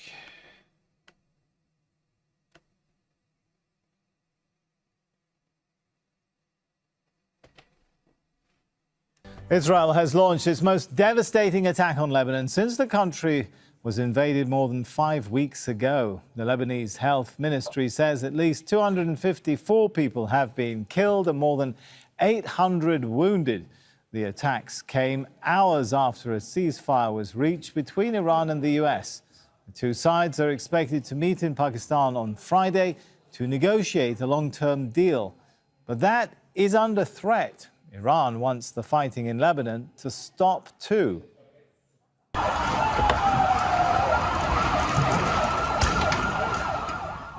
The strikes came without warning, hitting locations across the country within 10 minutes. The capital, Beirut, bore the brunt of attacks. Several neighborhoods were hit, including busy commercial locations in the city center. Israel says its war with Hezbollah is not part of the truce agreed upon on Tuesday. It's one crime after another. There are martyrs, God bless them. The state has to do something. It can't stay like this. It's a residential area. There's nothing here. Why does it need to be damaged like this? Rescue teams in Beirut have been rushing the injured to hospitals that are already overwhelmed by the number of casualties. And the search is on for people trapped under the rubble of destroyed buildings. And beyond the capital, Israel also launched strikes on the Beqaa Valley and the southern city of Sidon, where 8 people were killed and 22 others wounded. The city of Tyre was also attacked. Malcolm Webb lives live for us in Beirut. So Malcolm, take us through that recovery operation that I think we can see is still ongoing behind you.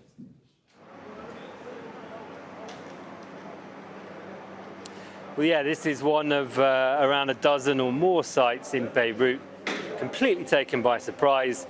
One of several buildings that were hit by bombs coming from the air. Let's just come in. First, we can take a look at what's left of what was dozens of people's homes. Clothing, mattresses, people's possessions. There's an excavator here searching through the rubble. Been working at this for hours, waiting to see if they'll find anybody who's buried beneath this. And if we look up, you can just see how this explosion rips through this building. It's an 8-floor building with about 5 apartments on each floor, and this entire half of it basically has been utterly destroyed. And then if we pull out again, with me I have a resident who lives nearby, Hadi Basha, and you said that when you heard this explosion, you came here to help your neighbors. Yeah, what happened? I live about 50 meters away from here, and the whole building, our building, shook, an explosion. So we rushed to see where, and we noticed it was here. Our neighbors and friends live here. We started trying to evacuate as many people as we can. The ones who were not injured, the ones who were injured, and even some dead bodies. About 20 minutes into that side of the building started to shake. So we rushed out, and it was like 5 seconds later, the whole building collapsed. Was still a lot of people in there. And any idea roughly how many people and how many did you see were injured? Or one of the guys who was sitting behind us, he had a 10-member family in there. So they lived on the first floor, and I guess they're kind of reached the first floor right now. And this must have come as a surprise. Definitely. I mean, there's nothing unusual going on here. They just targeted civilians. It's a residential building, elderly kids. I carried a 3-year-old injured kid, shrapnels in his head. It's just criminal. You know anything? Illegal. This makes me want to burn this motherfucker down. Come on, Boogie, let's burn this motherfucker down! Like this in this neighborhood before? No, not since the Civil War. Everything was nice and easy here. It's a very multicultural, multinational area. It's a touristic area. Just, your regular neighbors here. Thank you, Hadi Basha. Just horrifying. This man carried a 3-year-old child from a building filled with civilians.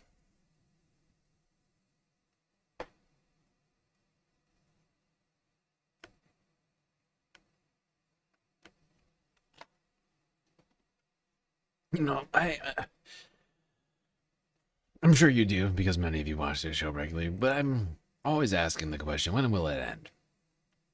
I recently really tried to answer that question for myself, and I came to a troubling conclusion. When I thought back to some of the broader conflicts of the modern era, 21st century, I get the sense that as this continues to spiral out of control, that the longer this goes on, like the deeper we get here, the longer this will go on. And I think I'm talking about years. I think we're talking about to end all this conflict. I think it's going to get worse. I think it's going to get worse. And at some point, of course, as all conflicts do, it will end. Before it gets there, though, I think it's going to get worse. Somehow. I know that sounds inconceivable right now.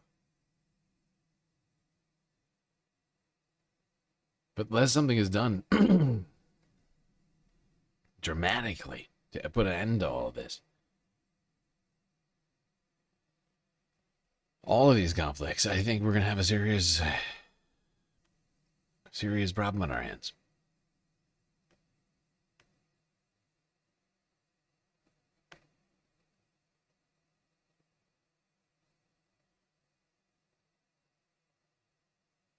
You know, all the world wars went on for years, right?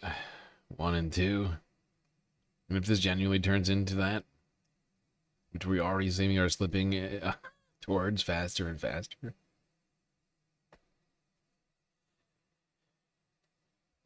I don't know. I just trajectory-wise, I feel like if that is truly where we're at right now, I think we're going to see this for years to come. 2029, we'll still be doing this. I hope I'm wrong about this prediction because it's a very bleak long-term prediction. God, do I hope I'm wrong.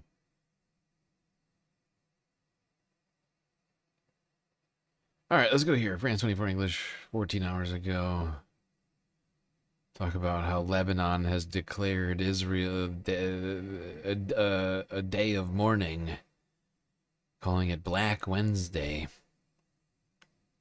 remembering the horrifying atrocities committed by Israel and the victims of those attacks. For more, we can cross live to our correspondent in Beirut, Renee Davis.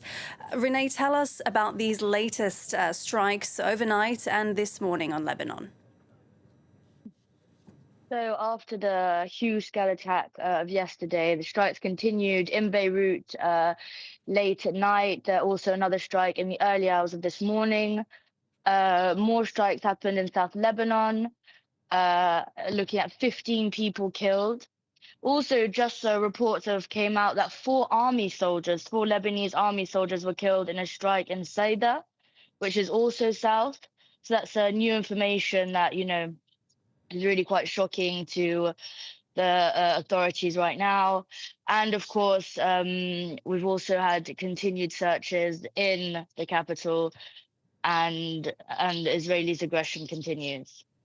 Yeah, those searches continuing in the rubble after strikes on Wednesday that you mentioned. Lebanon has declared a day of mourning following this. Tell us what the situation's like where you are and how people are feeling, whether they're in shock following that barrage. Absolutely. So there's been, declared a day of mourning. Local media is also referring to yesterday as Black Wednesday.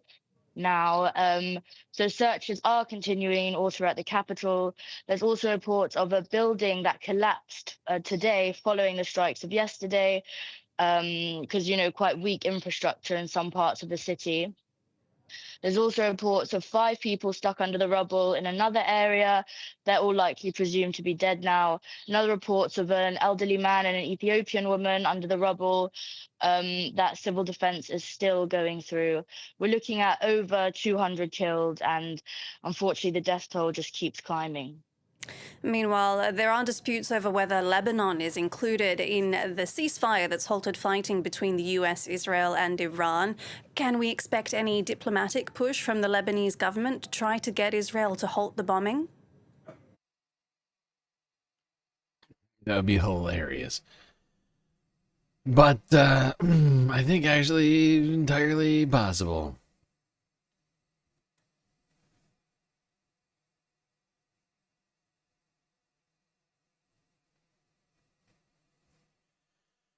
Because at some point, it will start affecting the Lebanese army. This is the thing that I was saying earlier. To some degree, I think you could wind up, since the United States is currently funding the Lebanese army, at some point, Israel's continued incursion into the country could wind up, it's, while the Lebanese army is allied with the United States and Israel, technically, they also happen to, I think, want their territory intact and having Israel take it, which is what they seem to be doing right now. I think at some point it's going to start rubbing even the Lebanese army the wrong way. You know? They're trying to turn the buffer zone into a permanent territorial seizure. So, it's a unilateral annexation of... It's like a west... They're pulling a West Bank of Golan Heights here, essentially. With just a new name, calling it buffer zone. Actually, I take that back. That's literally what they called the Golan Heights. That's literally what we have in the Golan Heights right now. Bush got reelected after he started the Iraq War.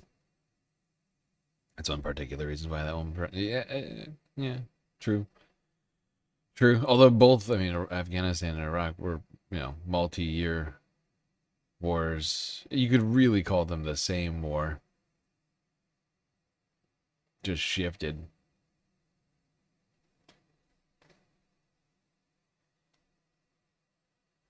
But yeah.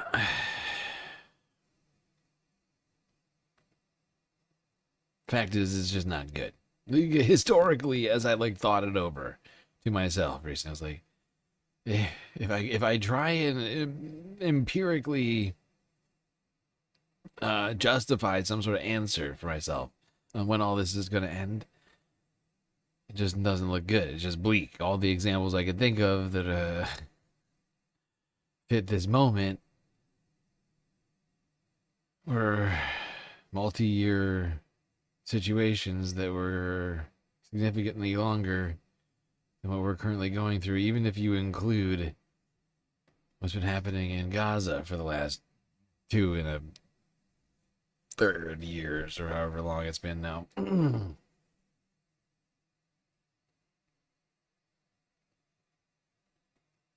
Actually, I guess it's like a 2.5 years now, isn't it? Hold on. Yeah, almost. Actually, maybe to the day. Huh. Jesus. Really? 2.5 months? I mean, sorry. 2.5 years? It's almost impossible for me to say. The thought is so brain breaking. 2.5 years Palestinians have been living. We've all been watching a genocide for 2.5 years. I think it's enough to make anybody jaded. Lose faith. And, all of us continue to fight, which is good to see. But that is a long fucking time. Long fucking time not having running water, electricity, shelter, access to medical treatment, food, clean shower, clean towel. Simple basics all of a sudden, in Gaza at this point are just luxuries. Who's got a working dishwasher or a washing machine, right? Who's got, until there's a bread shortage. Fuck a washing machine. There's no bread in Gaza right now. People are still starving and dying from bombs and drone strikes on a daily basis. And they've been doing that for 2.5 years.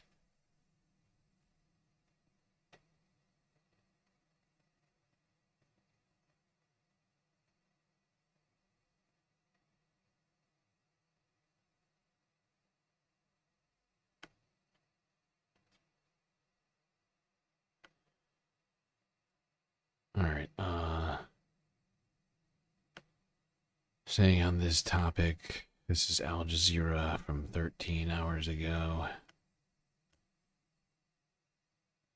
Recurrent scenes across Lebanon. Rescuers work through the night to try to find survivors under rubble. Few, if any, come out alive. No one expected strikes in such areas of Beirut, which have been outside the conflict. We move to another location in the Lebanese capital. The destruction here is also massive. For Israel, there is no front line in its war with Hezbollah. Dozens of homes destroyed, adding to the more than 1.2 million people displaced in the past few weeks. There's shock. These attacks came without warning. We no longer feel safe, no matter where we are. The world is turning a blind eye to what is happening to us. We are struggling, also because there are no jobs. So many people are dying. As day broke, families still searching for loved ones. This man, too distraught to speak to us, is hoping for answers from the civil defense. Dozens were killed, hundreds injured, as Israeli planes simultaneously targeted more than 100 locations across a country under immense strain. It was the deadliest day so far in this conflict that shows no sign of ending, with Israel and the United States refusing to include the Lebanon front in any regional ceasefire with Iran. There is nowhere safe. That is what many Lebanese feel was Israel's message with its massive airstrikes, their expansion beyond traditional conflict zones in densely populated areas, and their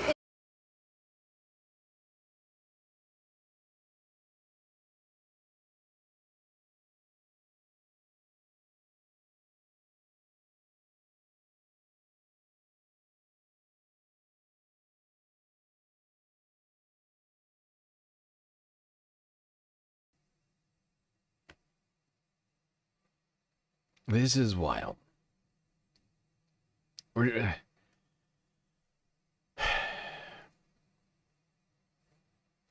Fact is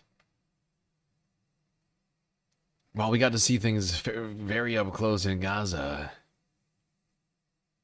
there's a lot more journalists on the ground in Lebanon right now. And we are getting to see up close and personal, essentially, the same sort of campaign that Israel was carrying out in the early days in Gaza. Up close and personal. Thanks to the fact that there are so many journalists on the ground in Lebanon. I mean, honestly, Lebanon has more press freedom than Israel does. discriminant nature are causing fear. Most of Israeli strikes have been focused on Beirut's southern suburbs, where Hezbollah has a presence. It's already forced the nearly 500,000 people there to leave. Israel is now alleging the group moved out of its strongholds and into other areas in Beirut, an accusation human rights. Did everybody hear that? Right? Like these journalists are like operating literally right next to Al Jazeera. I'm sorry, right next to Hezbollah. Good God, my brain is broken. Take a day off, and I can't even think thoughts. Literally, like they are in Hezbollah-run neighborhoods, operating. You know, we're constantly referred to as a terrorist organization. But if that's the case, why is it France 24 English and Al Jazeera and the Associated Press and whomever else is in Lebanon right now having no problems getting out? You know, like, if there's such a repressive terrorist, you know, like, regime, why aren't they preventing the press from doing their job?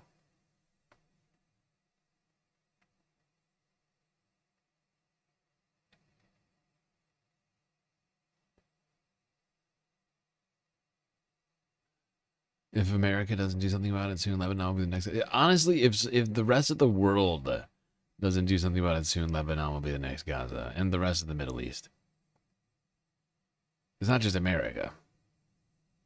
Unless you mean the American people, then in that case, yes. The American people need to stop this. Get this nonsense to stop. I don't know what it's going to take going out to the streets, voting in new people. All the above, probably, if not much more. Who knows? But, yeah. It needs to stop. It needs to. Immediately, if not sooner.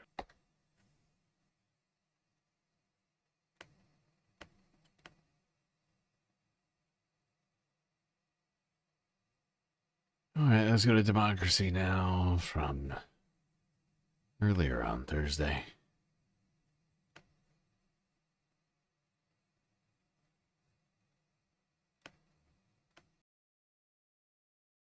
Lebanon's declared a day of mourning after Israeli attacks on Wednesday killed over 250 people and injured 1,000 others. At one point, Israel launched 100 strikes in just 10 minutes. Lebanon's president, Joseph Aoun, condemned the attacks as barbaric and accused Israel of carrying out a new massacre. The strikes came as the Israeli government and the Trump administration claimed the Iran.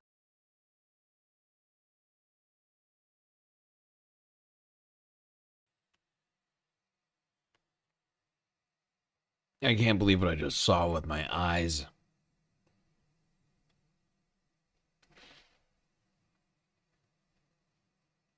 That was one of the biggest explosions I've fucking seen.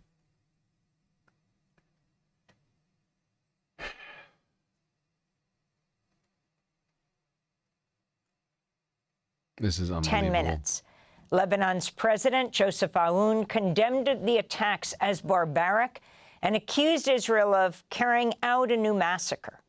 The strikes came as the Israeli government and the Trump administration claimed the Iran.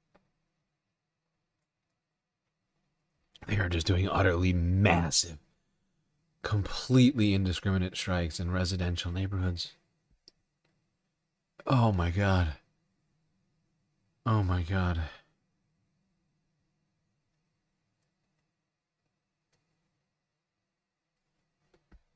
Ceasefire does not extend to Lebanon, but top diplomats have disagreed. When the ceasefire was first announced, You know, Lebanon, like Gaza, is a very densely populated place. Fairly small territory, but millions of people living there. Pakistan's Prime Minister Shahbaz Sharif said, quote, Iran and the United States of America, along with their allies, have agreed to an immediate ceasefire everywhere, including Lebanon and elsewhere, effective immediately, unquote. The Belgian Foreign Minister, Maxime Prévost, was in Beirut on Wednesday. He said Israeli missiles struck just a few hundred meters from where he was at the Belgian embassy. He wrote, quote, just before I was commending President Aoun for offering to open official negotiations with Israel towards a ceasefire, Israel launched, with no previous warning, one of the most massive strikes since the beginning of the hostilities. This must stop. The ceasefire between the U.S., Israel, and Iran must include Lebanon, the Belgian foreign minister wrote. Iran's deputy foreign minister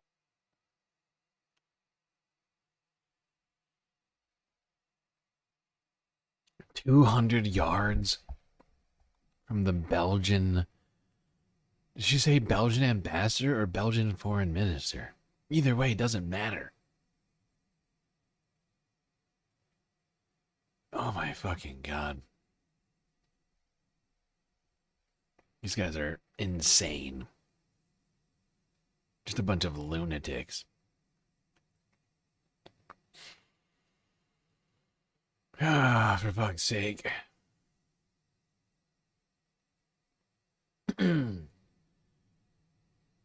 told the BBC that the Israeli attacks on Lebanon were a grave violation of the U.S.-Iran ceasefire. Residents of Beirut Benjamin Netanyahu is rushing us towards World War III. In my estimation, because it's the only way for him to just continue to avoid any sort of, responsibility for what he's done. As long as he just keeps waging this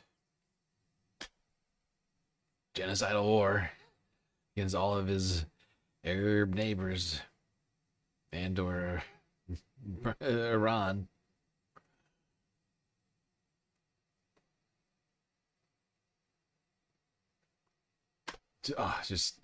So infuriating. I'm honestly at a loss for words on all this. I've been talking about it for so many years. It's so hard to understand how we've gotten this far and not found a resolution to this, and to now seem to be heading in the exact wrong direction.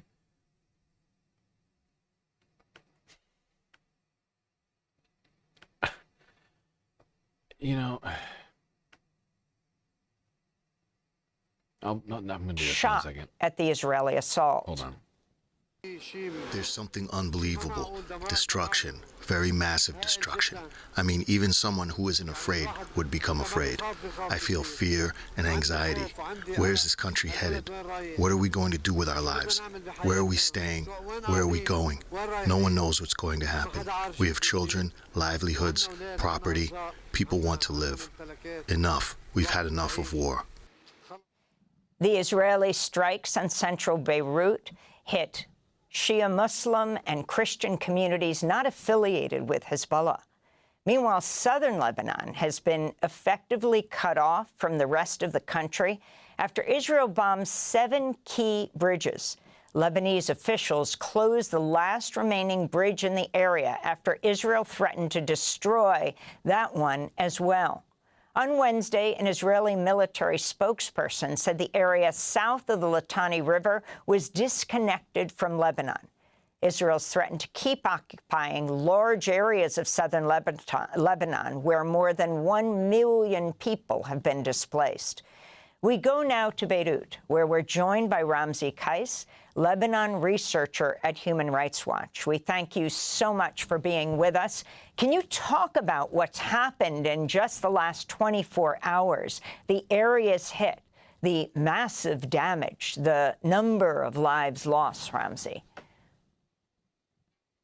Thanks, Amy, and thank you for having me. So yesterday morning, many people across the country woke up to the news shared in the early morning by Pakistan's Prime Minister that Lebanon was indeed part of the ceasefire agreement. This was a sigh of relief to millions across the country, and particularly to the hundreds of thousands, over 1 million people that had been displaced since March. And in the early morning hours, we began to see videos and photos circulating on social media and WhatsApp groups showing displaced people packing up their cars and heading back south of the Litani to their homes. But then shortly afterwards at 6 a.m., Prime Minister Benjamin Netanyahu, Israeli Prime Minister Benjamin Netanyahu, issued a statement indicating that Lebanon was not part of that agreement. And soon people in the country discovered that by fire. There had been strikes in the early morning hours on the southern Lebanese city of Saida that killed 8 people. There were reports of strikes on medical vehicles in southern Lebanon, and strikes continued throughout the day. A few hours after So it's almost exactly like everybody was minding their own business,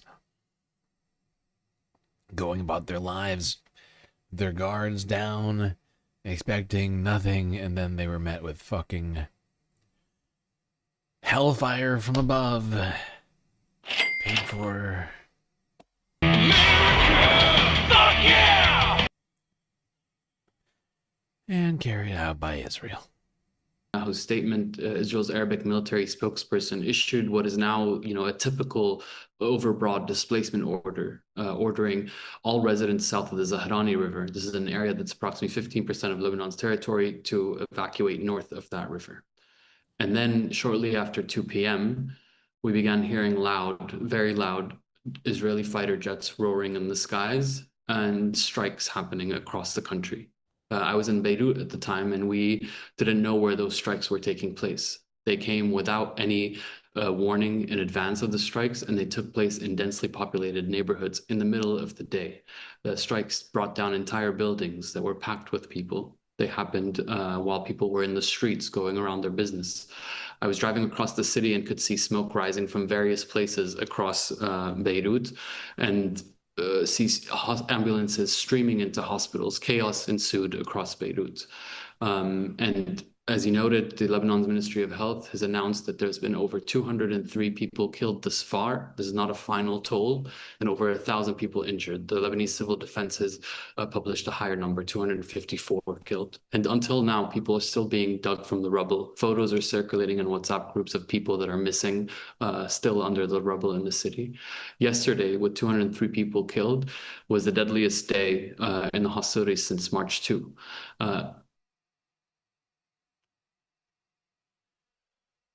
Does everybody remember this? I just feel it necessary for us to go back in time long ago. To 5 whole months ago. No excuse.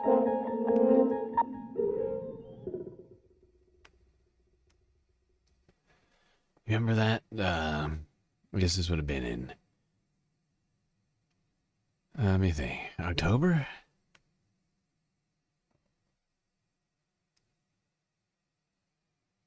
What day was this? Yeah, October 13th.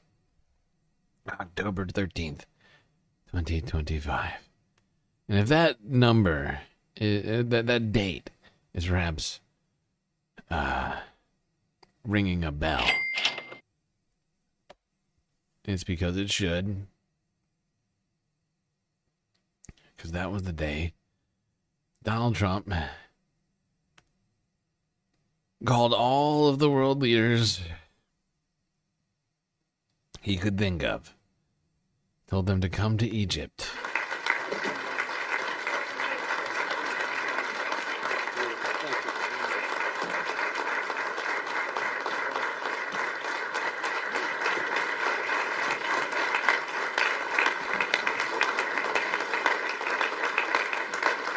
Well, thank you very much, and that was a great honor. I appreciate it very much, Mr. President, Mr. General, Mr. President.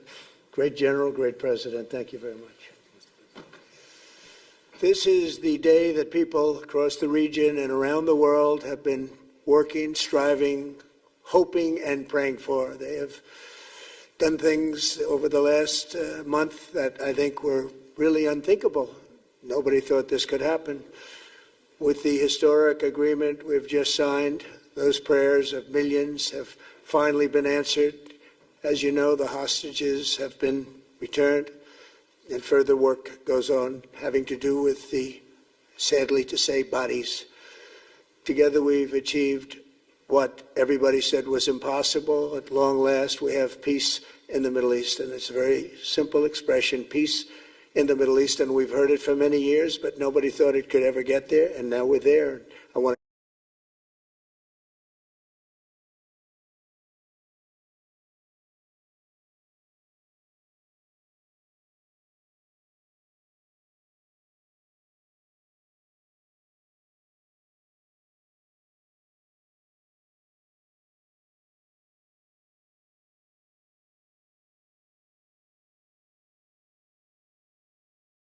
than 10% of everyone that has been killed in Lebanon in Israeli attacks since March 2 was killed in the last 24 hours.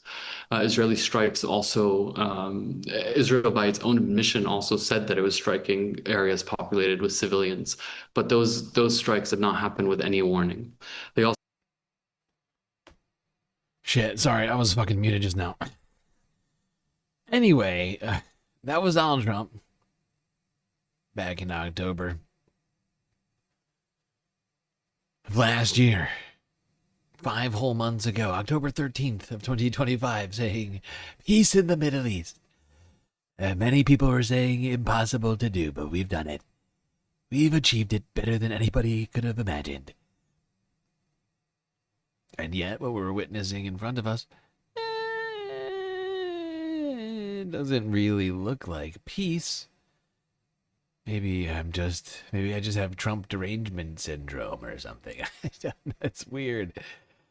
It's weird, but it doesn't look like peace to with me. Civilians, but those strikes did not happen with any warning. They also conducted strikes on bridges. significantly damaging the Qasimiya Bridge, which is the main crossing point into the area south of the Litani River. This comes on the back of repeated strikes on bridges bridges across the Litani, which threaten to sever the area south of the Litani from the rest of the country.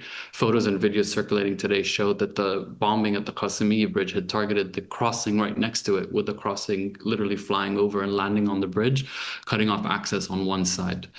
Tens of thousands of people are still located in the area south of the Litani River. And bridge by bridge, they're being cut off from the rest of the country. This Qasimiya Bridge is the only lifeline for these tens of thousands of people who depend on it for access to humanitarian aid, to food.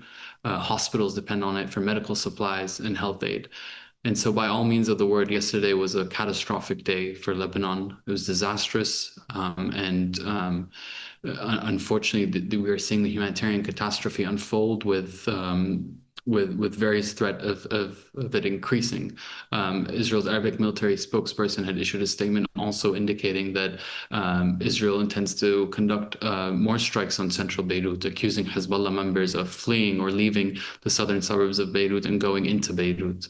And so there's no end in sight yet to the strikes and to the unlawful patterns that we've repeatedly documented since October 2023 to date.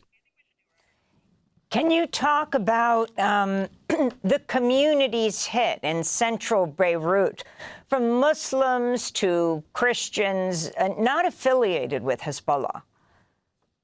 Yeah, these strikes happened on densely populated areas. They happened all across the city. The Israeli military said they conducted over 100 strikes. They happened on the southern suburbs of Beirut, but they also took place in central Beirut, in areas such as Ain Mreisi or Barbour or Talat Khayyat. These are areas that are spread out across Beirut that are densely populated, where tens of people live. And by the Israeli military's own admission, they were conducting strikes. You know, I hate to say it, but I once naively believed that international law was a real thing, that it like applied to everybody, and that I had a bunch of preconceptions at one point in my life when I was much younger. I was a much younger person when I was not yet even a space lord. Yeah.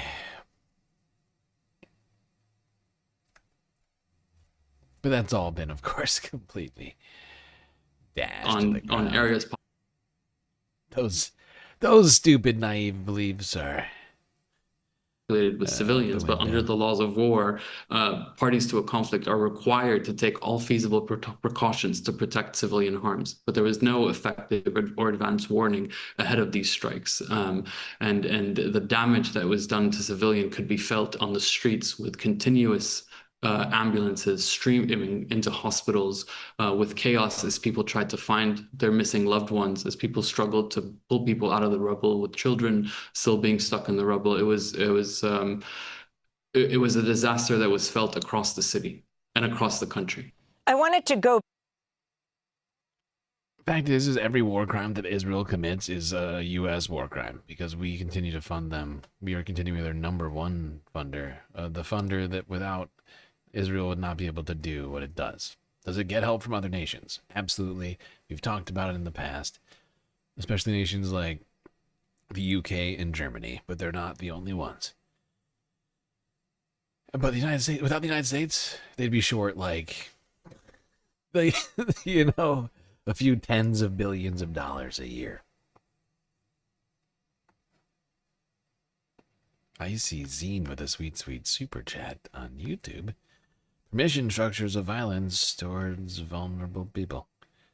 Yeah. So very true. So very, very true.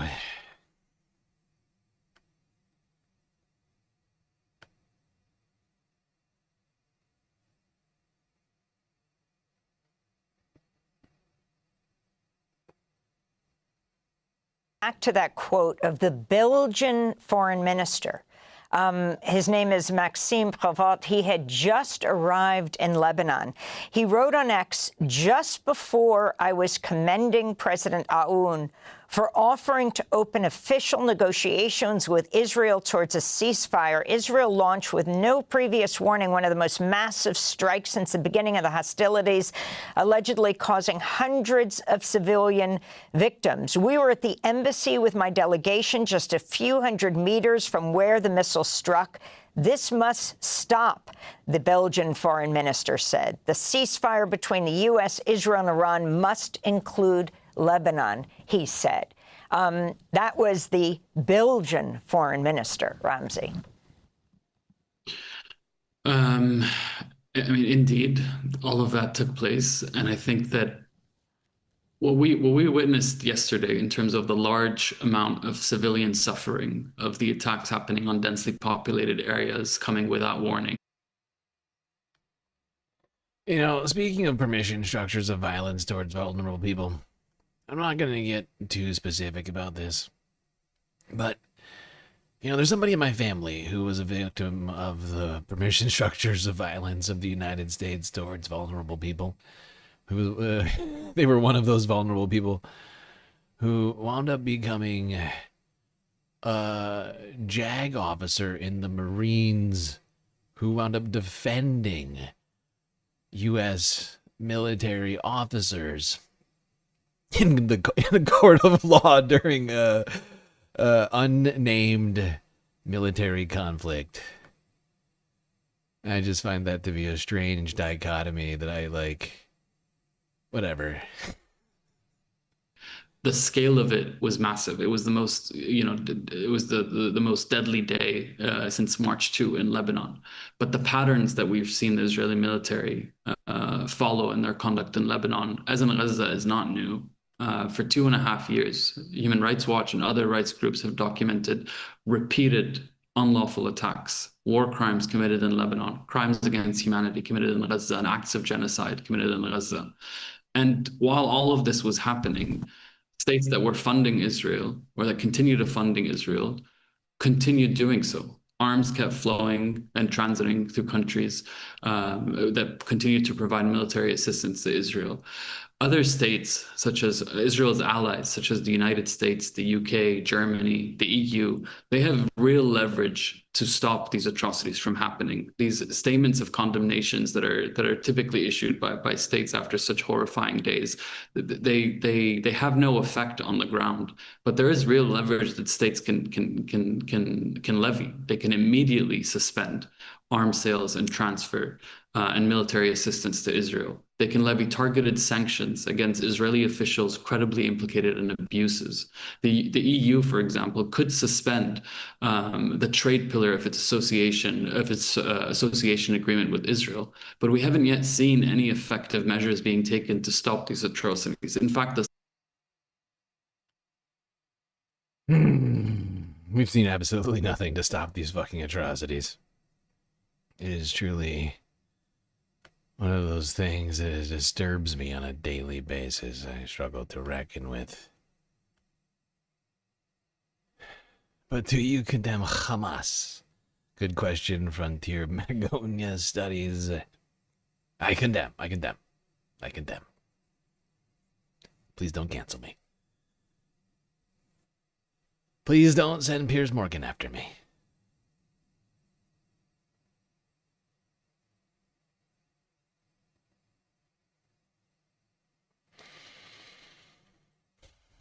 The ash looks like snow. Oh, Jesus Christ, you're right. It does look like snow. Actually, I don't think that's ash. I think that's fire retardant. I think that's fire retardant foam. Just from the way it is on. I think that's what we're looking at. I could be wrong. It could be ash. It could be a mixture of both. But you see the hoses? I think some of it may be that.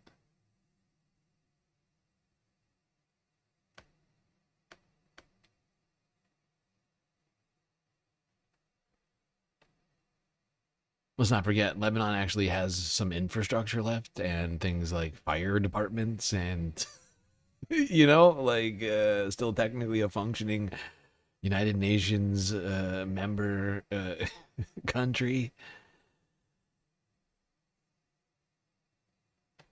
I think it's fire retardant. Yeah. No, I don't know. I could be wrong. I'm going off of a picture.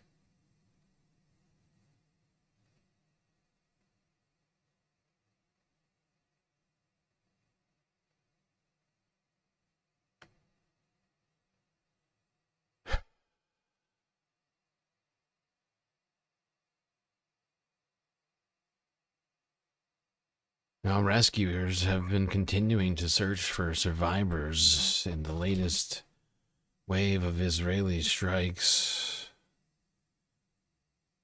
Piles of rubble where buildings once stood, where unknown numbers of people may be trapped still as we speak. This is France 24 from 9 hours ago.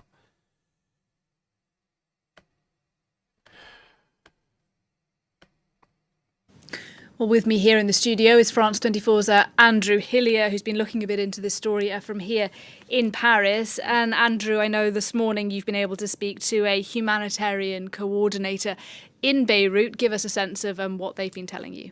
Yeah, Nadia, that's right. Just before we get to that, in the last hour, of course, as you're aware, the Israeli military has issued fresh evacuation orders for southern Beirut. That evacuation order, contrary to what happened yesterday, critically those strikes yesterday, unannounced, no warnings, more than 200 people killed in a single day, hospitals overwhelmed, one woman found alive overnight under the rubble. But what humanitarian actors on the Let's just not forget, like, they breeze past these things, like the Israeli evacuation order of southern Beirut. Beirut is the capital city of Lebanon. Population 2.5 million people. You're talking about evacuating 1.25 million people on the drop of a hat. It's fucking insane. It's not breeze past it sort of information. You're talking about mass displacement of over 1 million people. You're ordering because you want to blast their homes to smithereens and do some more war crimes on civilian infrastructure. You need to leave so we can do some more crimes. Otherwise, you're going to be caught up in the war crimes.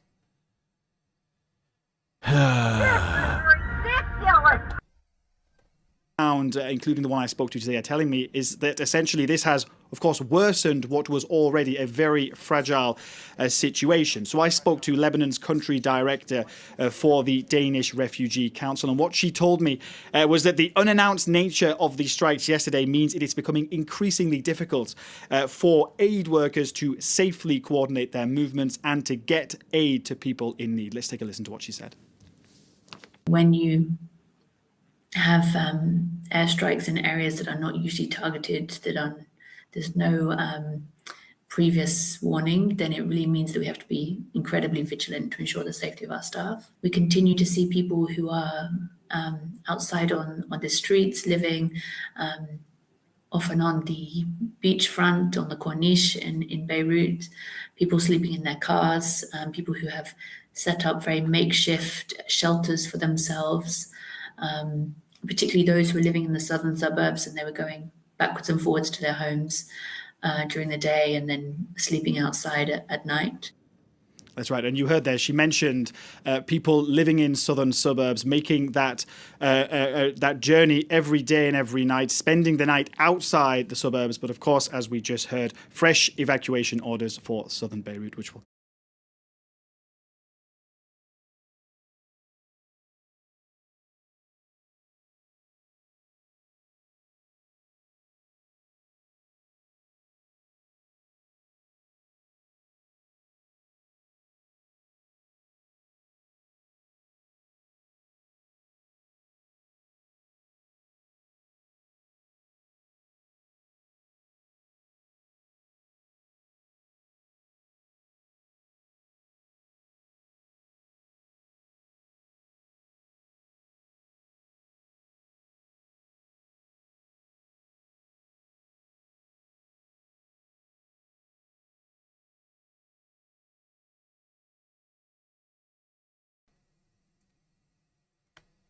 Fucking hell, I was muted.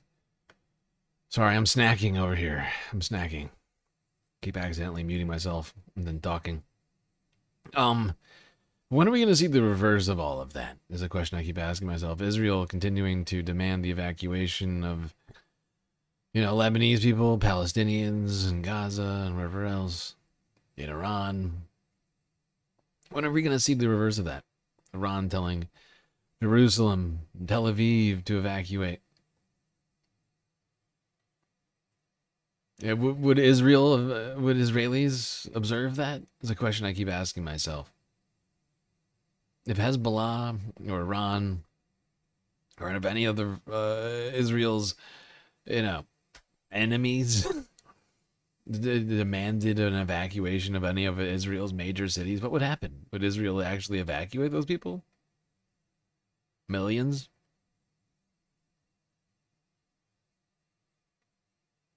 Would we see Israel do internal self-displacement in its territory on the drop of a dime, according to the whims of its adversaries?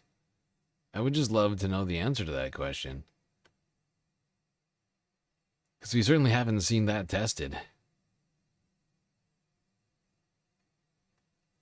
But I think it's an entirely plausible scenario. The longer this draws on, the more Israel continues to behave in this obscene fucking way.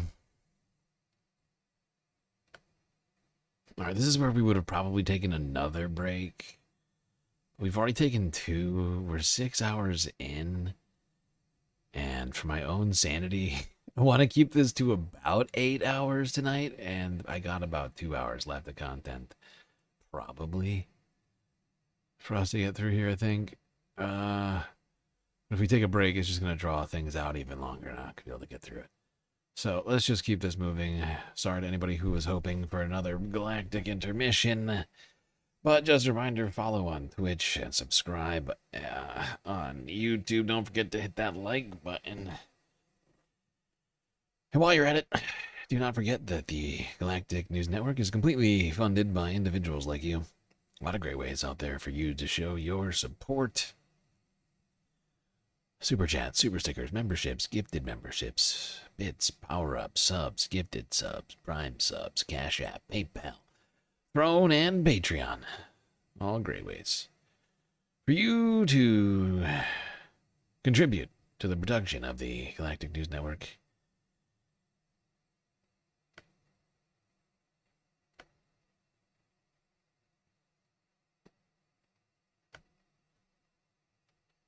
And to, I don't know, in theory, prevent me from going homeless. All right, let's keep this moving on now from Lebanon to broadly talking about the killing of journalists by Israel. A clear violation of international law that Israel doesn't seem to care about. One of a myriad things Israel seems to not really care about when it comes to the law, or how nations are supposed to conduct themselves in supposed wartime activities.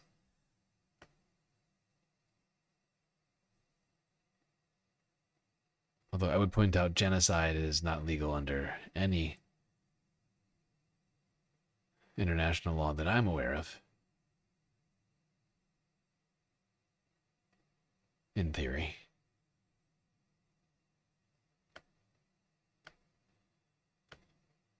Now, Israeli forces have killed our colleague from Al Jazeera Mubashir in a targeted drone strike in western Gaza. Mohammed Mushah was a correspondent for our sister channel. The airstrike caused the car he was traveling in to burst into flames. Gaza's government media office says 262 journalists have been killed since Israel's war began in 2023. Let's continue this with Jody Ginsburg, CEO of the Committee to Protect Journalists. She joins us now live from New York. So looking at the circumstances of this, that it was a killing conducted by a drone, what does that suggest to you? Well, it suggests, unfortunately, another targeted killing of a journalist by Israel. And unfortunately, that's a pattern that we have seen consistently since October the 7th. As your colleague mentioned, at least 260 journalists and media workers have been killed since the start of the war. That makes Israel the biggest killer of journalists since CPJ started documenting those deaths back in 1992. It has killed more journalists than any other government, any other military force in the world. And we have seen this pattern repeatedly in which journalists who are clearly, evidently journalists, wearing press vests in cars that are clearly labeled, being deliberately targeted. And that would constitute a war crime. Journalists are civilians and should never be targeted in a war. When you have that number of journalists in that pattern, what does it suggest to you in terms of the desire to control what the world can or cannot see come out of Gaza? Well, I think it's very evident that Israel is seeking to control the narrative about what is happening inside Gaza. We've seen the systematic targeting of journalists, the systematic killing of journalists, but we've also seen attacks on media facilities. We've seen the closure of media outlets such as Al Jazeera, for example, the closure of Al Jazeera's Jerusalem bureau, and of course, censorship of Israeli media outlets themselves. And of course, the unprecedented refusal to allow independent media access inside Gaza to anyone.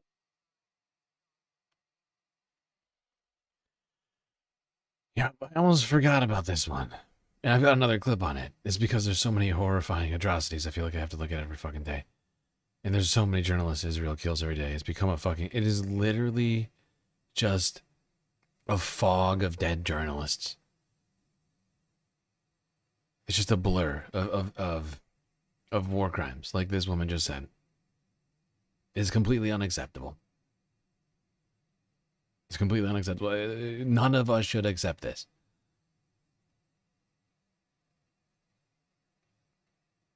There's supposed to be a ceasefire in Gaza, by the way. No, they're doing targeted. No, they're doing targeted drone strikes on press. It's incredible. Israel just believes they can do whatever the hell they want. Of course, they're killing journalists in Lebanon, in Iran. Iranian state TV was targeted, as well as a Qatari media station that was in Iran, including a litany of other examples in just the last month. All right, let's stay on this killing of this journalist in Gaza, Al Jazeera contributor. This is from... To you with some breaking news that we've got from Gaza. We were mentioning it before. Our colleague from Al Jazeera, Mubasher Mohammed Wisha, has been killed after his car was hit in an Israeli drone strike. And we can see some of the pictures there that are apparently of his car, the aftermath of that attack. We understand, as I say, that it was an Israeli drone strike. There have been many drone strikes that have been carried out by Israel since the ceasefire was originally signed in October of last year.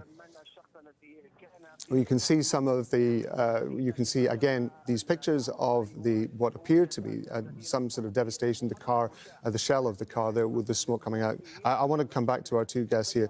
Daniel, let me just bring this to you. We've got to remember, of course, that Israel is carrying out in Lebanon. It's carrying out attacks in the West Bank. It has been carrying attacks in Iran. And of course, it is continuing to carry out attacks in Gaza as well. Yeah, that is very concerning. Obviously, the war with Iran has served as a distraction for Israel to continue aggressions around its border and within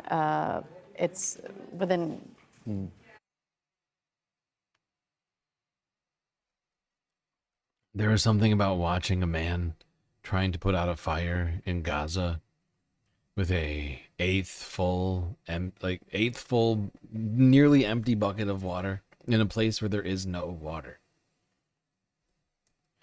There is something about that image. A distraction for Israel to continue aggressions around its border and within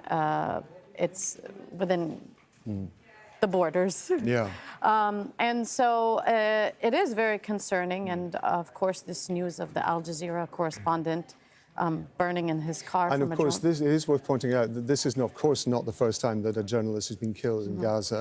We don't yet know the full circumstances around this, but it does sound as though, from the reports that we're getting on the ground, that this Al Jazeera journalist has been killed, one of several who have been died not only in Gaza but also in coverage in the West Bank and so on as well. There must be concerns amongst the Gulf countries about freedom of speech, but also these continued attacks on journalists. Of course, the Gulf states are very concerned with Israel's conduct when it came to Gaza. Of course, these journalists and its revisionist policies across the region. And that is actually one of the main fears of the Gulf states, is how are they going to be able to manage Israel moving forward, even after this war with Iran. Yeah. I want to go to our correspondent, Ibrahim Al-Khalili. Unfortunately, I think we've lost our line to Ibrahim.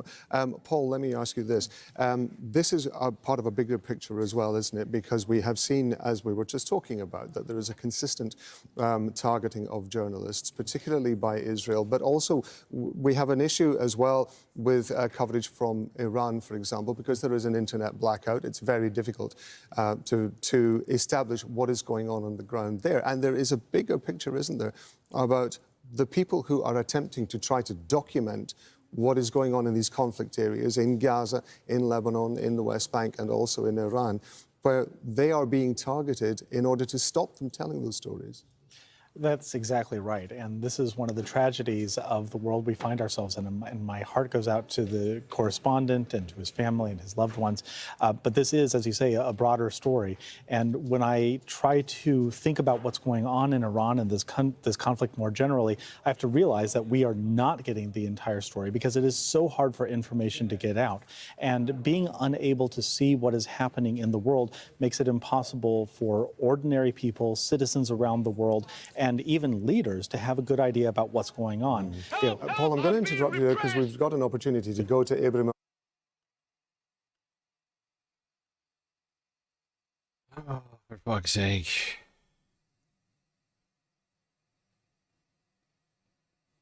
I'm going to move on from this story just because I'm just so fucking horrified right now.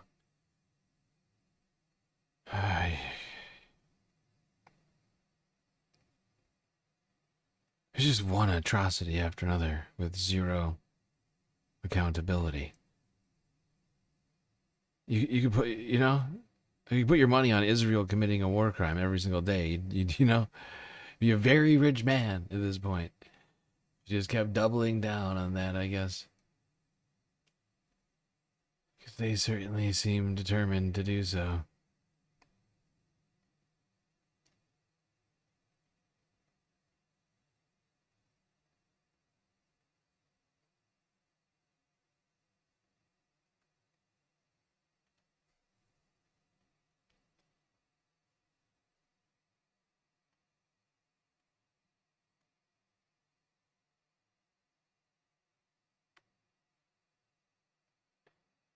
No, they're not just doing war crimes in Gaza, murdering journalists, intentionally targeting civilians.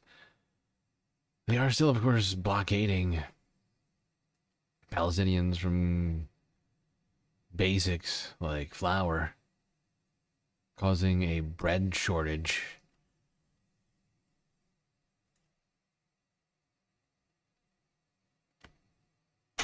Which is basically the only food that exists. WSNT_me just cheered 100 bits.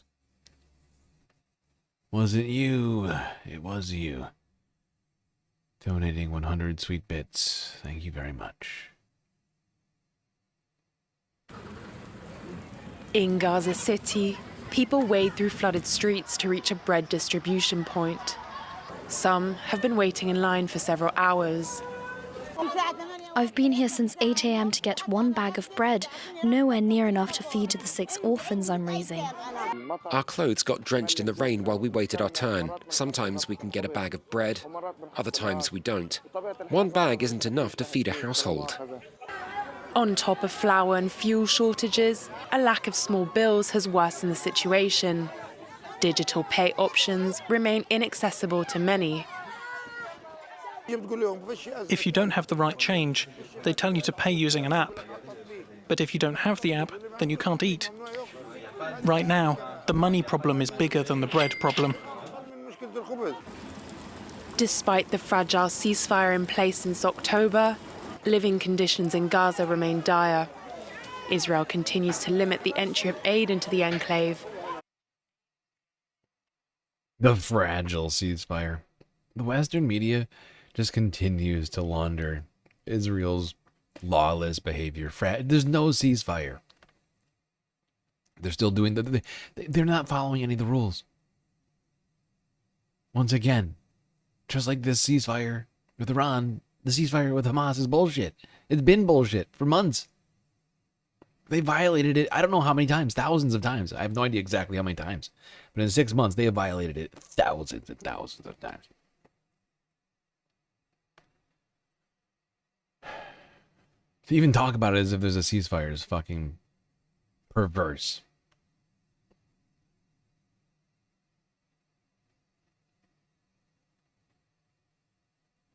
In Gaza, crowds of people outside bakeries, as Israel's restrictions on supply and fuel drive another crisis.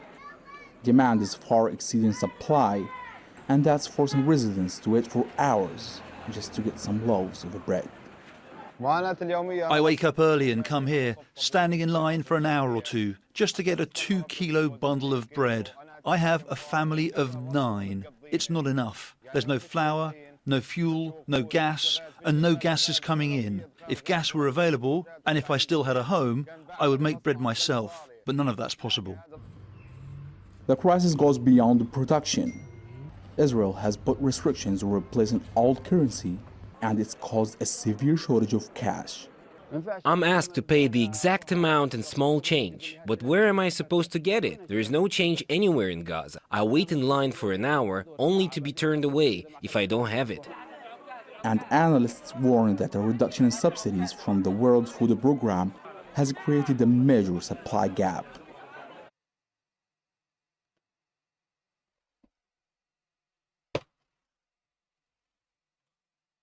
Where are Palestinians supposed to even get money from right now? There's no functioning civilian infrastructure. All the roads are gone. There's no power. There's no water. What kind of job are you supposed to have right now?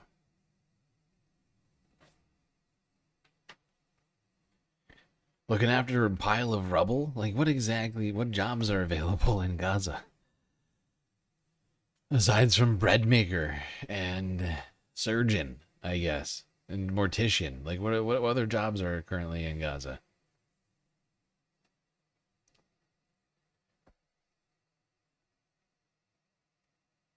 It's insane.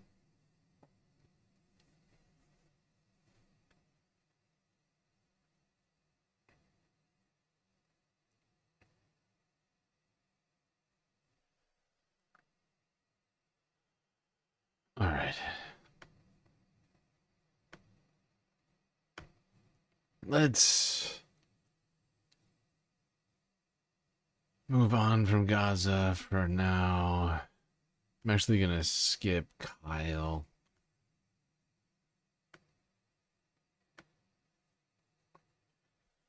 Skipping Kyle, going straight to Hassan, where he had on Trita Parsi for an interview over the Piker Broadcasting Service. Doing, but instead, as a way to bargain against the sanctions that were implemented on Iran. And there obviously was the success of the JCPOA, which Donald Trump famously destroyed once he was in office. There was only one party that was obviously unfavorable to the JCPOA, and that was Israel.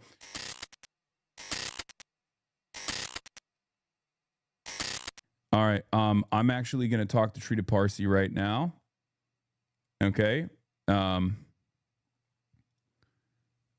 and we're going into situation monitoring right now. Hold on. Road Unify. Hello. No, that's not the right one. Shit. Microphone. Select the microphone. Hello. No, that's not the right one. Shit. Headset, stream input, roadcaster. Okay, let's see. Hello? Hey. Can you hear me? How's it going? I can hear you. Okay, perfect. 1 second, Trita. I'm obviously live. There's like 40,000 people watching right now. But I also, as a part of this broadcast, I have to obviously do a bunch of quick fixes instantly. But welcome to the broadcast. A real honor to have you here. We couldn't do this over Delighted to be with Discord. you. Yeah, we couldn't do this over Discord, unfortunately. So it's just there's this is not my favorite, let's say. But hold on, I'm trying to. I mean, I'm like weirdly. I look weird on your screen, right? I can see myself. It looks weird. You go in and out. You're blurry, and then it goes really? into focus, and then it gets blurry again. But right now, it's been focused for a couple of seconds. Okay, hold on. Here, we'll just do it like this. I'm using Zoom Workplace for the first time. Anyway, it just looks like squeezed or something. I don't know what it is. Anyway, it doesn't matter. Trita Parsi, ladies and gentlemen, we are monitoring the situation. First time on the broadcast. I've been a fan of your expertise and your takes for quite a while now, and very excited to have you here. Thank you. Really happy to be with you. And it's an interesting time to be having this conversation with you. I mean, this is, I would say, a lot of vindication for someone like yourself. A lot of your assessments have borne out, and it's obviously still a horrible time as well. I hope. Do you have any family in Iran? I have plenty of family left in Iran. Yeah, I hope they're doing all right. I don't know if you've been able to speak with them at all. Other family members, my parents, aunts, etc., have been able to connect with some. I've tried a few, have not been able to get through. I've been able to talk to a lot of other people in Iran. It seems like it is depending on whether they have functioning VPNs and things of that at this point. Okay, I'm still trying to, hold on 1 second. I'm still trying to fix this thing real quick. God damn it. What is happening? I don't know why this is so difficult. All right, you know what? We're just going to keep going with the desktop. Okay, sorry. Okay, so for those of you who might not know, would you please introduce yourself? You're at the Quincy Institute. Yeah, so my name is Trita Parsi. I'm the executive vice president, one of the co-founders of the Quincy Institute, a think tank in DC that I would say is very different from other think tanks because we are favoring a U.S. foreign policy of military restraint and focus on diplomacy. We want an approach that would completely end our endless wars and dramatically reduce our militarism. Yeah, one of the only good think tanks. Very few of them in the DC blob, but you guys are certainly there. And you're also obviously unjustly maligned with regular frequency, something I'm quite familiar with myself. Recently, Laura Loomer was demanding your deportation. There's a lot of conspiracy theories around what you represent and who you are, but it's a big part of the reason is because you happen to be Iranian and also anti-interventionist or anti-war of choice, and have a long career of consistently advocating for such things, which I guess before we get to the imminent situation, the ceasefire, is it happening? Is it not happening? One of the things I wanted to ask you about is, do you feel like there is a real shift in the collective conscious in the Western world, and especially in the United States of America, about our foreign entanglements? Do you feel like there's a new wave of advocates, even if they're not necessarily going out and protesting, even though they certainly did during the Gaza genocide? Hassan, I think that's a really interesting question because... Oh my God, this video is annoying the shit out of me. I did not realize that it censored Like all of these words over and over again. So it's so childish. I'm sorry, I'm skipping it. I'm skipping it. Love Trita, love Hassan, but fuck that. Come on. This is an adult and serious conversation. We shouldn't be censoring the words war and genocide because they're highly relevant to what we're talking about. Because we're talking about a war and a genocide, and there's no other way to describe it. And blocking it out like it's some sort of a bad word is also a little fucking ridiculous when you think about it. Does it describe a thing that makes us maybe upset? Yeah. Yeah, it does. But that's language. Sometimes language describes things that make us upset. Language is capable of portraying a wide variety of emotions and concepts.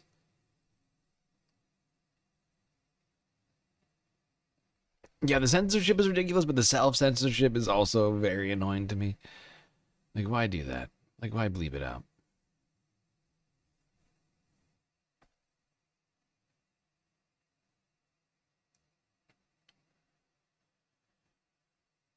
All right. Oh, we're talking about censorship. We should go to the Ministry of Truth, where Caroline Levitt gave a press conference yesterday.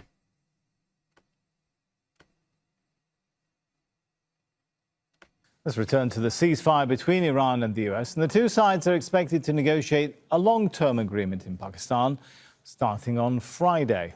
White House Press Secretary Caroline Levitt says President Trump rejected an initial proposal from Iran.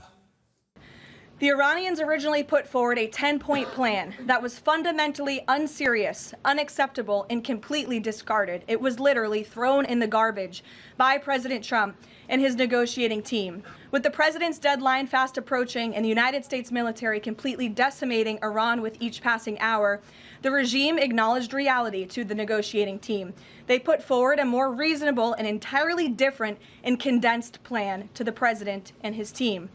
President Trump and the team determined the new modified plan was a workable basis on which to negotiate and to align it with our own 15-point proposal.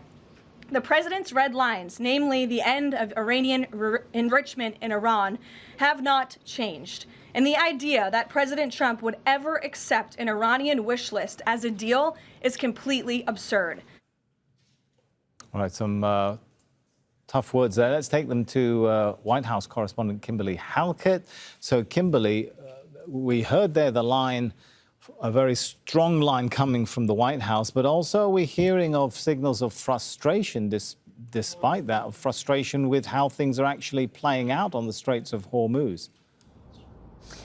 Well, what this seems to be is a cleanup operation on the part of the United States, particularly the U.S. president, who has been getting a lot of criticism for what appears to be the United States embracing what Caroline Levitt called the 10-point Iranian wish list. And so as a result, what we're hearing is a reframing of actual events that the U.S. president, when he first put out his Truth Social post, seemed to suggest that the United States and Iran had come to some sort of agreement, and that included that there would be not only a halt in fighting, but other terms. But now the White House is saying that, no, that's not what occurred. In fact, that was a 10-point plan the United States considered, in her view, garbage, and it was thrown in the trash. And instead, the reworked proposal was merged with 15 points from the United States. And this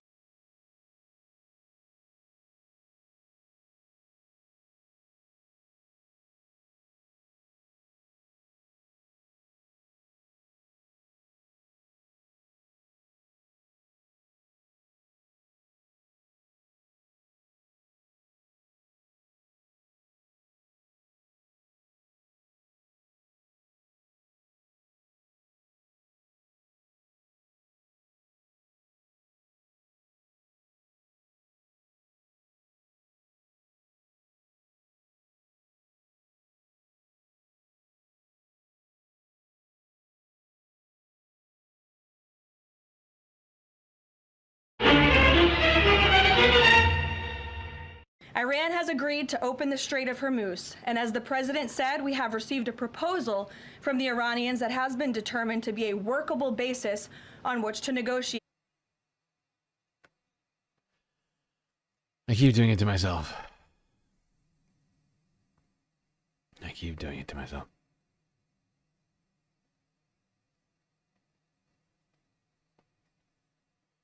Well, there we have it. Actually, I'm just going to let Caroline. Iran has agreed to open the Strait of Hormuz, and as the president said, we have received a proposal from the Iranians that has been determined to be a workable basis on which to negotiate. I've seen a lot of inaccurate coverage today from the media about these negotiations and these plans already. So let me be clear and correct the record. The Iranians originally put forward a 10-point plan that was fundamentally unserious, unacceptable, and completely discarded. It was literally thrown in the garbage by President Trump and his negotiating team. Many outlets in this room have falsely reported on that plan as being acceptable to the United States, and that is false. With the president's deadline fast approaching and the United States military completely decimating Iran with each passing hour, the regime acknowledged reality to the negotiating team. They put forward a more reasonable and entirely different and condensed plan to the president and his team. President Trump and the team determined the new modified plan was a workable basis on which to negotiate and to align it with our own 15-point proposal. Oh, there you go. It's not clear to me when you combine if you throw out one, it's like it's a workable proposal, but we're not going to use it. We're going to throw it out. The 15-point plan, is it 5 points or is it a 25-point plan now? Do you add them or do you subtract? It's not clear. But Caroline Levitt coming out here at the Ministry of Truth, trying to retroactively construct a narrative about a thing that we all already have a fairly sizable amount of information on. After the Trump administration started getting flack from the base over giving Iran a supposed wish list. Things like letting them charge for passage of the Strait of Hormuz, which he literally said would be fine. So I'm not sure which part of it is not a thing and which part's not, or is a thing because they haven't released the deal. For whatever reason, we haven't made that the plan public. I mean, do you remember the Middle East peace conference in Egypt? They had a whole plan. 3-point plan with a bunch of sub points to them. But nothing on this one. I wonder why they're afraid to make public the agreed terms. It's weird. Anyways, Caroline was asked a question about some of Donald Trump's recent comments this weekend. Yesterday, the president threatened to destroy Iran's civilization, the entire civilization. Not the Iranian government, but the Iranian civilization, the Iranian people. How can the president claim that America can ever have the moral high ground if he's threatening to destroy civilizations? Andrew, I think you should take a look at the actions of this president over the course of the past 6 weeks and the actions of our brave men and women in our United States military who have taken out essentially taken out the military of a rogue Islamic regime that has chanted death to America for 47 years. The president absolutely has the moral high ground over the Iranian terrorist regime, and for you to even suggest otherwise is frankly insulting. Due respect, Caroline. Go ahead. Given the gravity of what he said yesterday, what was your understanding of what he meant when he said, this civilization is going to be eliminated? I think it was a very, very strong threat from the President of the United States that led the Iranian regime to cave to their knees and ask for a ceasefire. And very strong threat of a war crime, says Caroline. She's struggling over here. I feel like she's having a hard time.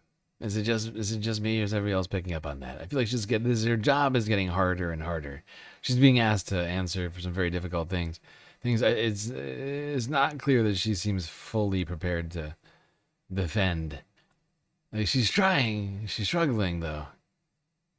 She seems to be struggling. Agree to reopening the Strait of Hormuz. So it was a very strong threat that led to results. And as the Secretary of War stated at the Pentagon this morning, it was not an empty threat by any means. The Pentagon had a target list that they were ready to hit go on at 8 p.m. last night if the Iranian regime had not agreed to open the strait, which they did. And I think that's... Yes, they did, but then they closed it again after Israel did all those illegal strikes in Lebanon that were against the ceasefire arrangement. So it's closed, unfortunately, so can't really tout that as a victory. But there's Caroline saying, actually, when you think about it, even though the president threatened a bunch of war crimes, isn't he really the most benevolent and merciful man on the planet? Actually, and isn't he also he's just fighting terrorists, and aren't you just sort of a dick for asking about that?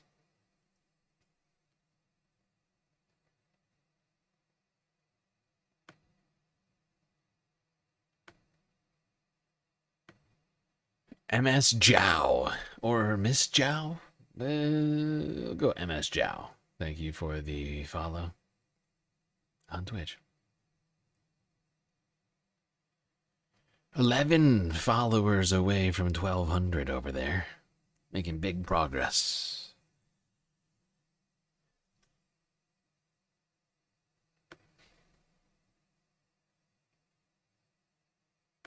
Now, unfortunately for the Trump administration, and perhaps America, the claims of victory in Iran are, at least seemingly according to everyone else, anyone paying attention, actually, quite hollow and lacking any substance or Well, there's still much evidence. confusion at present regarding the exact terms and conditions of the ceasefire.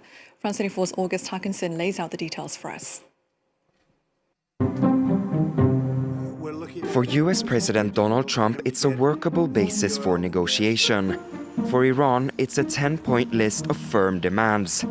Tehran warns that unless details are finalized in line with those terms, it will not accept an end to the war. The proposal lays out several key conditions: the removal of sanctions on Iran, continued Iranian control over the Strait of Hormuz, a full US military withdrawal from the Middle East, an end to attacks on Iran and its allies, including Lebanon, the release of frozen Iranian assets, and a UN Security Council resolution making any deal binding. In a version released in Farsi, Iran also calls for acceptance of enrichment, referring to its nuclear program. But in the English version shared by diplomats, that phrase is notably absent. As for the Strait of Hormuz, Tehran says safe passage would be allowed under Iranian military management. Whether that means Iran would fully loosen its grip on the waterway remains unclear. According to media reports, the plan would also allow Iran and Oman to charge vessels more than 1.7 million euros per transit, funds Iran says would go toward reconstruction. And if talks collapse, Tehran warns it could once again move to close the strait. So, will the US accept Iran's terms? Highly unlikely, according to analysts. Many of the conditions have been rejected by Washington before.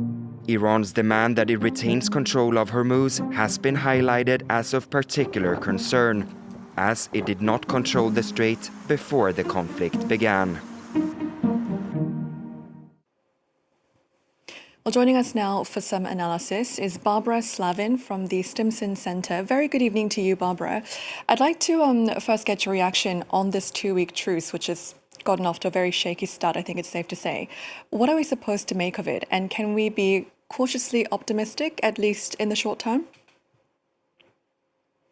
I've learned not to be optimistic about developments regarding the Middle East. I think that the Trump administration is desperately seeking a way to end the war and declare victory. But the U.S. can stop its attacks for a while, but its claims of victory are really quite hollow. As we've seen, Iran has established a system of control over the Strait of Hormuz and only briefly reopened the strait. I don't know who the fuck this lady is. I would point out the United States can stop its attacks indefinitely and forever. Not just for a while, in the way that she's put it. You know, we're the ones who started the war. We can end it right now. You know, I mean, theoretically.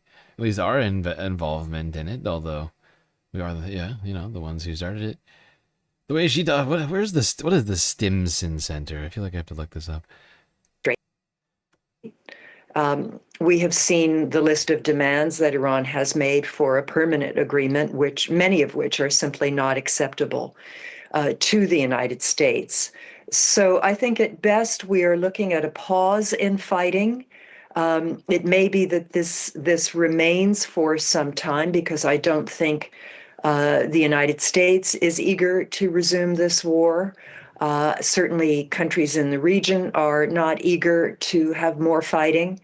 I don't think even Iran wants to resume this now. So we may see a diminution of violence, but as you pointed out, there are still some attacks that are going on. And of course, the Israeli onslaught on Lebanon has just been horrific. And it's understandable that Iran would raise objections to that and say that that violates their understanding of the ceasefire agreement. Now, we're hearing that two sides have conflicting versions of the agreement, one of which is, Trump saying the U.S. will work with Iran to remove buried enriched uranium. How can we expect all of this to be ironed out in the next 2 weeks? As I said, I think it's going to be very difficult. There is absolutely no trust between the two sides, and my heart sank at reports that Trump is yet again thinking of sending Steve Witkoff and Jared Kushner as his emissaries to talks in Islamabad. They have been a complete failure in previous talks with the Iranians. So this is a pause. Well, I don't know where she's getting her information once again, but I heard that little Marco is going to Pakistan to do the latest talks. I mean, Kushner and Jared may be there, but what I understand is that... Don't worry about it, little Marco. Gentlemen. He'll be the one heading up this one, supposedly, or at least that was the latest that I heard on, but maybe I'm the one that's mistaken. I don't know, I hear a lot of things.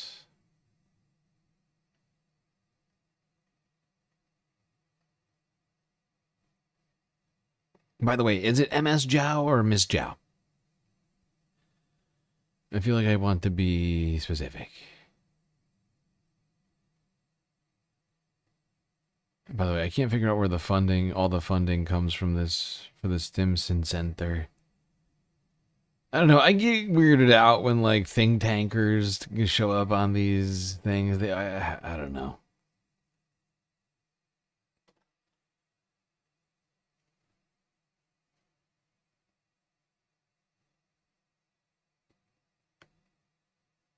It's Miss Zhao. Okay.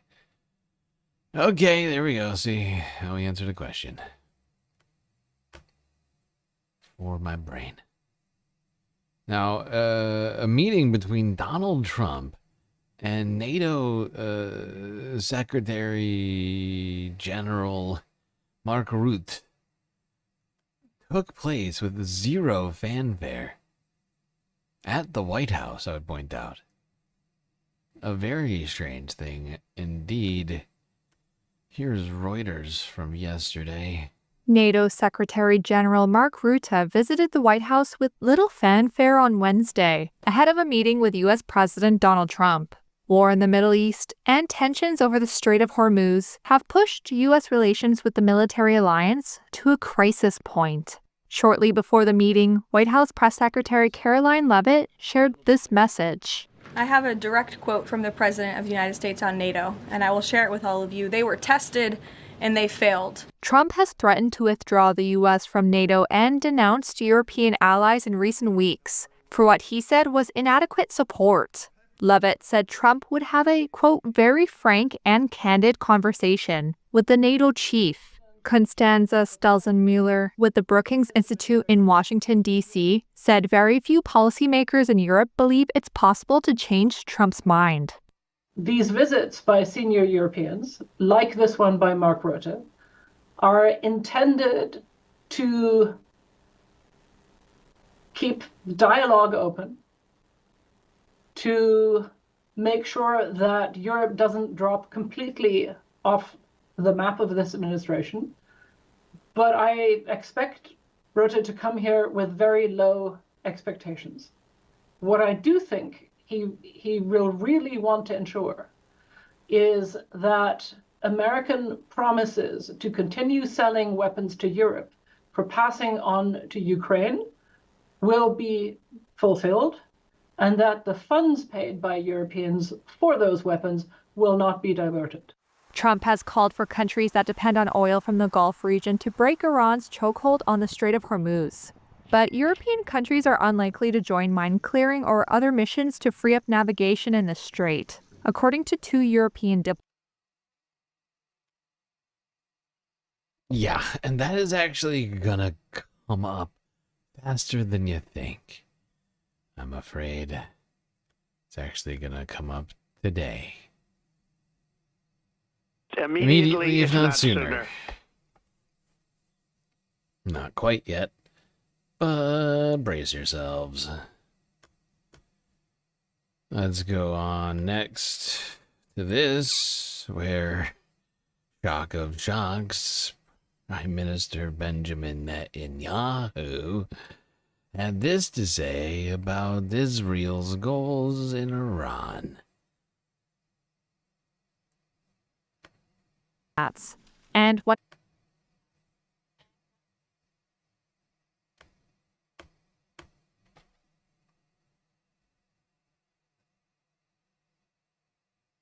The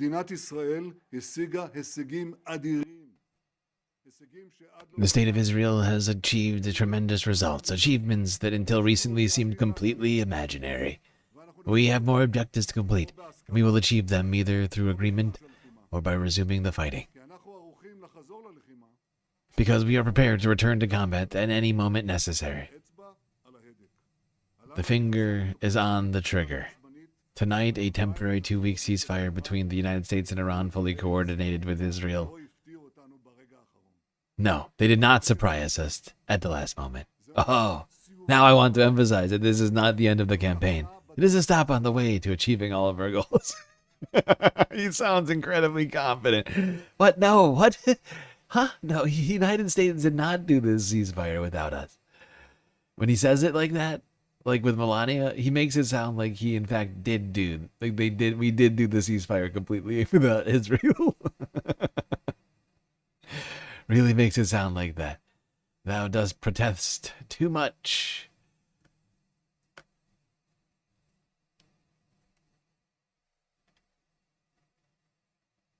But there you have it, Benjamin Netanyahu saying that Israel's not done in Iran.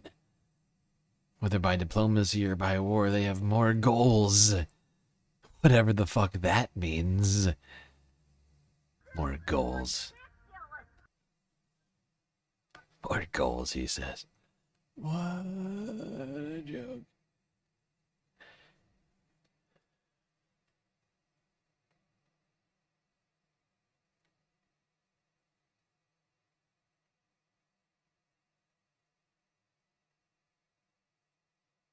You heard it was JD Vance and you didn't hear about little Marco?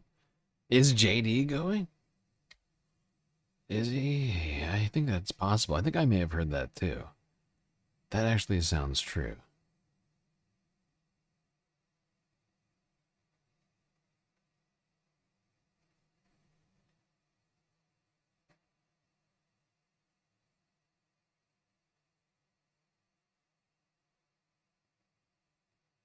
They're doing it along with Marco, JD. We have a number of people doing it, he said, listing... Pressed on who was leading Washington's diplomatic push, Trump confirmed what had been unfolding through back channels for days. Quote, they're doing it along with Marco, JD.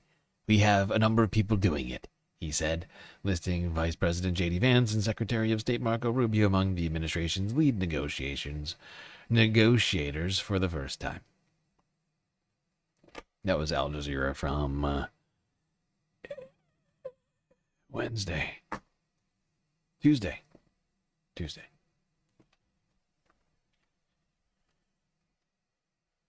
Yep, you were right. JD also, but Marco all up in there, like I said. So we're both right. Everybody's right. Look at that. Except for that lady. From the supposed Stimson Institute, whatever, the center, whatever the fuck that is. Some sort of a think tank funded by dark money.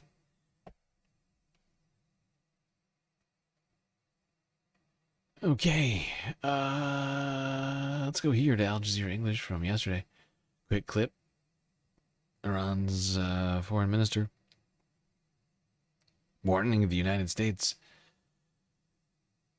that the ball is in its court as the ceasefire deal is tested.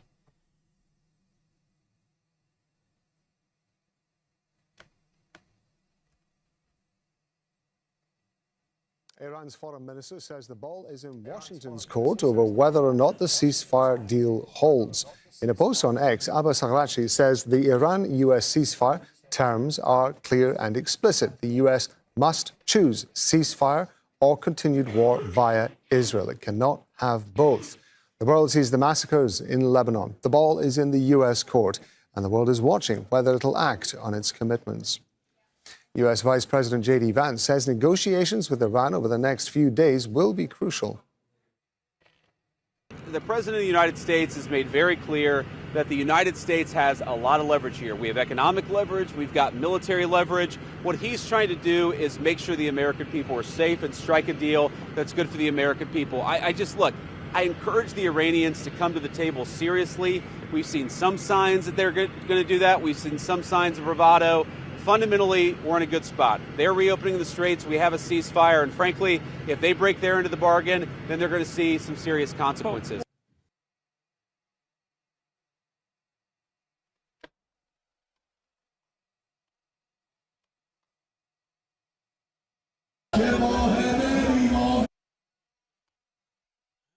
Continued back and forth. Right now, it really doesn't feel like it's a ceasefire that's going to last very long, if at all. I mean, in my opinion, it's already over. Right? Based upon what we've already seen in Lebanon, it's over. The Strait of Hormuz reclosed. The ceasefire is done. Those were two big points. One from each side, neither being observed, among others. So, in my opinion, I don't think the ceasefire ever really started. We didn't even make it a full day. Can you count that as starting? It was like hours in.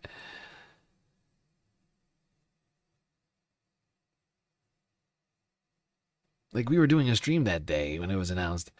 And it was announced and then scuttled in the same stream. We were still streaming when it was when there were claims of the ceasefire being violated.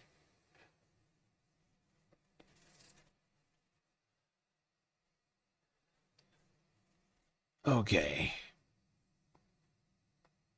Now in Tehran, thousands and thousands and thousands and thousands of people took to the streets to mark the 40 days since the death of Ayatollah Ali Khamenei.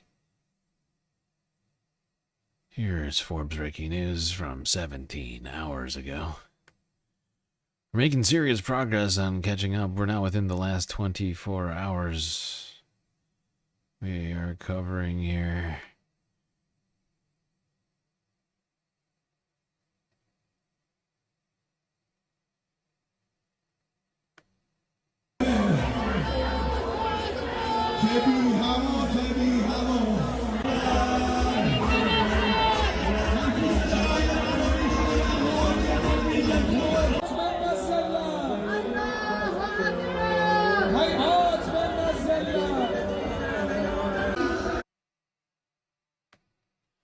Here's a question I have to the Western media, who constantly talks about people such as this who happen to support the regime.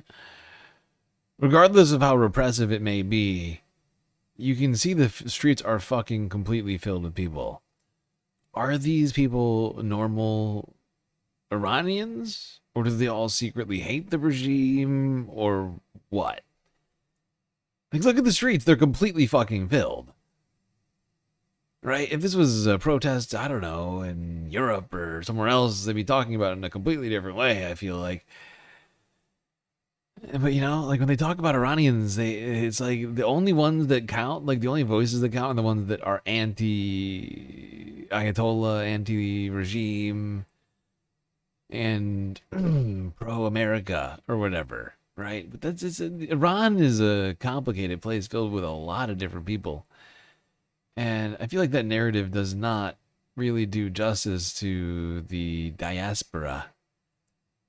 Not the diaspora, the diversity, if you will, within the country.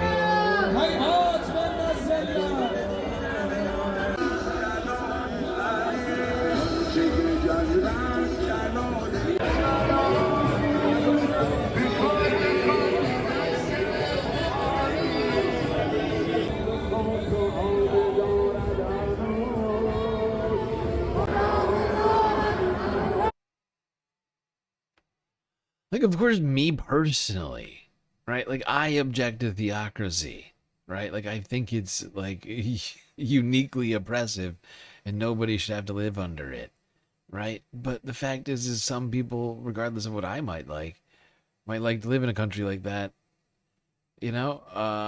And technically, like, Iran did, like, a whole revolution to get the government that they have now, regardless of how, you know, like...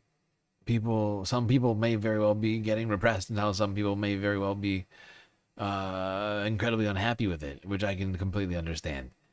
It's not the government I would set up if I were to be given, you know, if we were doing some sort of a thought experiment. It's not the one I would come up with. But the fact is it's just these images are just sort of ignored, I feel like, by the Western press, or the people are completely disregarded on an ideological basis, purely for no journalistic purposes. Like, it is not more accurate by not describing them as normal Iranians, or recognizing the fact there are people who are thousands, millions, one would assume, in Tehran. Like we've talked about in the past, Iran is a very large place. Country of, 90 million people or something?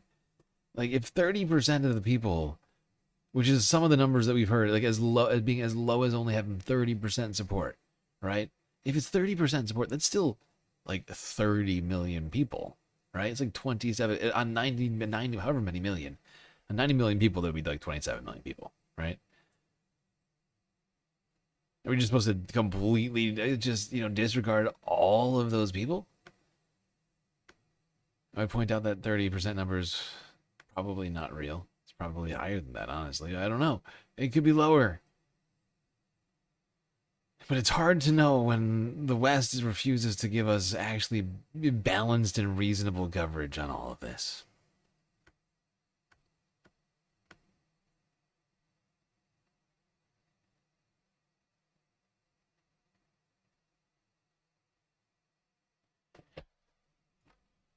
Okay. We're under Christian theocracy. Yeah. All right, now things continue to devolve in this situation. A new development in that de-evolution. It was this story from earlier on Thursday. The declaration from Iran's Revolutionary Guard that they had put mines in the Strait of Hormuz, escalating the situation quite drastically as it relates Now, to Iranian news agencies have published a map of the Strait of Hormuz, suggesting the Revolutionary Guard may have placed naval mines in the vital waterway. The circle on the map you see here is labeled Area of Danger. The IRGC Navy says ships must coordinate with them to avoid naval mines. Tankers that used to pass close to Oman, which is south of the strait, are now being told to take a more northerly route closer to the Iranian coast. Those shipping routes pass either side of Larak Island. That heavily guarded island is reportedly being used by the IRGC to monitor ship traffic. You know, this reminds me of a toll booth. Iran has set themselves up a toll booth in the Strait of Hormuz. They've mined what I assume is the easiest, clearly is the most open water in the strait, forcing people into a much narrower path. Basically fully dictating what is now happening in the strait, escalating this situation big time. This is the first actual declaration by Iran that they've mined the strait. Up until now, there were, as of until now, here on the Galactic News Network, we were unaware of any mining of the strait and were of the belief that Iran was keeping it closed vicariously through other methods, or directly through other methods. But now it would seem is Let's taking speak to a new C. turn. Uday Bakshar about this. He's a maritime security specialist and director of the Society for Policy Studies. That's an independent think tank based in New Delhi. Thank you so much for your time. So what is your understanding, before we talk about this new route, what is your understanding first of the status at this moment of the Strait of Hormuz? Is it fully open, partially open? Are ships being allowed? The current situation in the Strait of Hormuz is very, very uneasy. There is a lot of uncertainty about what Iran is trying to impose as the new regulations. And this is reflected really in the anxiety in the market, meaning that from the time the ceasefire was announced, the number of ships that have transited is a handful. At best, about 3 to 5. A Liberian flag, a Greek flag, a Chinese flag. And this, when the normal traffic in the Hormuz is between 130 to 140 ships. Primarily because nobody knows. I think there'll be a little more clarity after the talks in Islamabad tomorrow, Friday.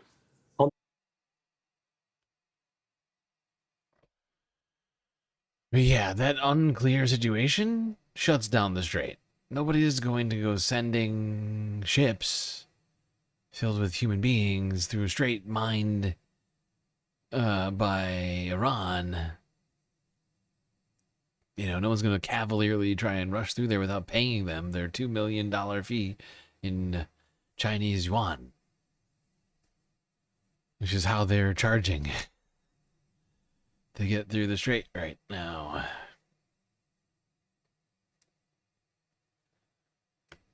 This is, like I said, quite a fucking development, which we're probably going to be talking about more tomorrow. The mining of the strait is honestly pretty fucking huge when you think about it. Up until this point, it was drones. And it was only a theoretical possibility that Iran would mine the strait. Now, according to them, there are mines. Good enough, honestly, I think, for the threat of the mines being there. Iran claiming that they're there is probably good enough to close the strait indefinitely. Right? Like, nobody's just gonna I don't believe Iran. Let's just send the ship through. Huh? What now? What you talking about? Nobody's gonna do that.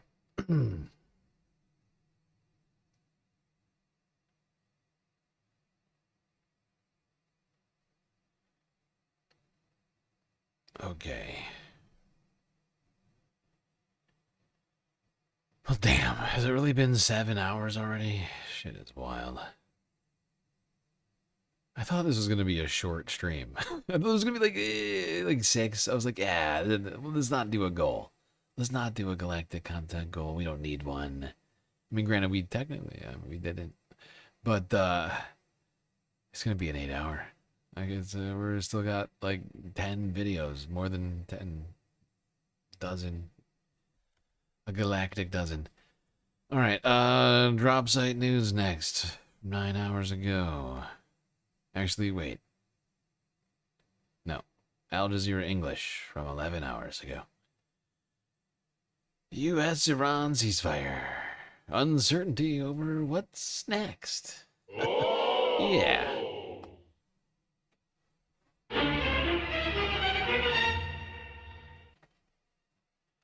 Uncertainty, you say. Shock of frickin' shocks 2026.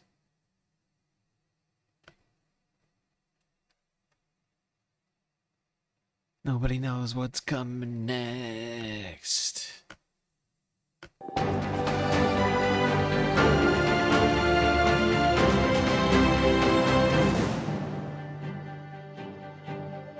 This is America, and this is the former Iranian embassy in Washington, a sealed time capsule abandoned since the 1979 revolution. Now, at this juncture, the U.S. and Iran are far from reestablishing diplomatic ties. But is the ceasefire and Trump's suggestion of working together with Iran meaningful steps? I'll be back later with more on that, but first, here's Anna Burns-Francis in our Washington studio. Thanks, Heidi. Peace through strength, the White House says. But with only a tentative ceasefire in place, will peace be achieved through concessions or more conflict? Kimberly Halkett is at the White House today, and Richard Gaisford is live for us at the State Department. The most important 2 days are ahead, with negotiations between the United States and Iran due this weekend. America hasn't openly published its list of demands, but the president and his team have been keen to remind the public why the country went to war. It has always been the policy of the United States, in particular, my administration, that this terrorist regime can never have a nuclear weapon. You know, we got regime change, we do. We're dealing with a much different regime than before. We're dealing with different people. And if we could do something, but they have to open it up. They have to open up the Strait of Hormuz. When Iran counteroffered the 15-point American plan with its own list of 10 demands, Donald Trump said they were workable and reasonable. But then his press secretary said the list was thrown in the garbage. And the idea that President Trump would ever accept an Iranian wish list as a deal is completely absurd. The president will only make a deal that serves in the best interests of the United States of America. What are those interests? Here's a reminder of where America and Iran lie in terms of negotiating a peace deal. Each side's conditions for ending the war have been broadly outlined, and while Washington's list hasn't been exclusively published, it's clear there are major differences in demands. US media leaks suggest America is open to discussing sanctions relief, while Iran is demanding the lifting of some sanctions. The US says Tehran must never develop a nuclear weapon and must stop the enrichment of uranium. Tehran reportedly demands its nuclear program be accepted. The reopening of the Strait of Hormuz is also a key US demand. Tehran says it needs a guarantee that Iran maintains control over the waterway. The US also wants Iran to end its support for the likes of Hezbollah in Lebanon and the Houthis in Yemen. But Iran is demanding the US and Israel stop the war on all fronts, including fighting against those groups which are its regional allies. Yep. At least the 10-point plan and the 15-point plan certainly greatly differ from one another. And I find it highly unlikely that we reconcile these things. But perhaps we will. Perhaps our top-level diplomatic team, J.D. Vance and Marco Rubio, will solve it. That's the sort of competence that we can expect. Oh yes, that's the top tier team right there. That's not Trump's son-in-law and You know, some guy he met on the golf course one time. No, it's the vice president, secretary of state. These are serious, heavy-hitting guys. They know diplomacy. J.D. Vance? Come on. The guy who went to Europe and yelled at everybody, all of our allies told them how shitty they were. That guy, he knows diplomacy better than anybody. Come on. He's got this.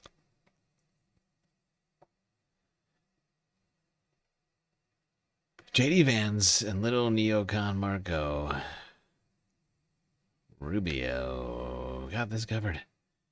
There's no reason we should doubt that. Or should we?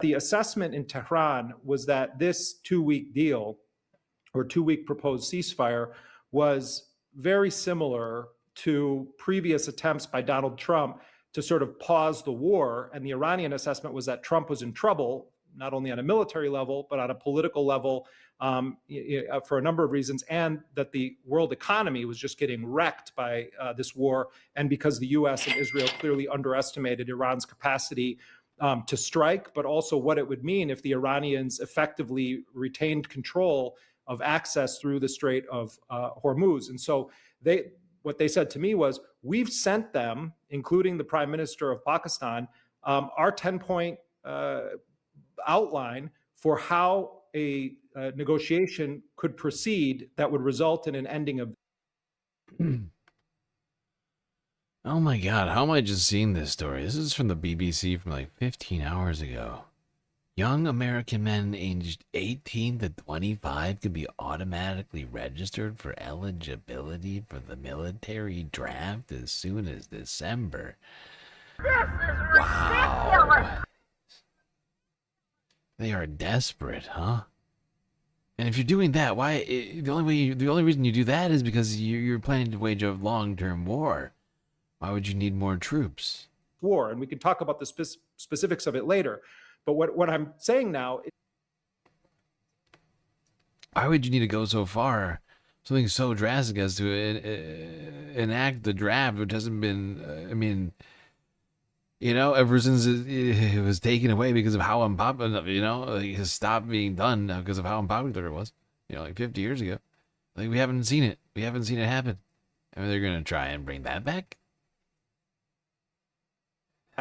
Literally just prior to Trump eventually saying that there was a quote unquote double-sided ceasefire, the Iranians were not dismissing what the Pakistani prime minister was saying, but by saying, you know, it essentially looks the same as these other deals. And what I'm told is that at the 11th hour, Donald Trump finally agreed to reference publicly in his initial comments, his initial post, the Iranian 10-point plan as a reasonable basis for negotiations.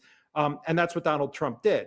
And so what I'm told is that that action was what caused the Iranians to say, okay, we're going to see what happens by talking again to the United States. But what's different from the June war is that the Iranians are saying they don't even consider this really to be a ceasefire in any sense.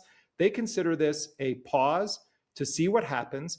From their perspective, they have more leverage than they ever have since the genocide in Gaza began because they've not been defeated, because they've continued to attack.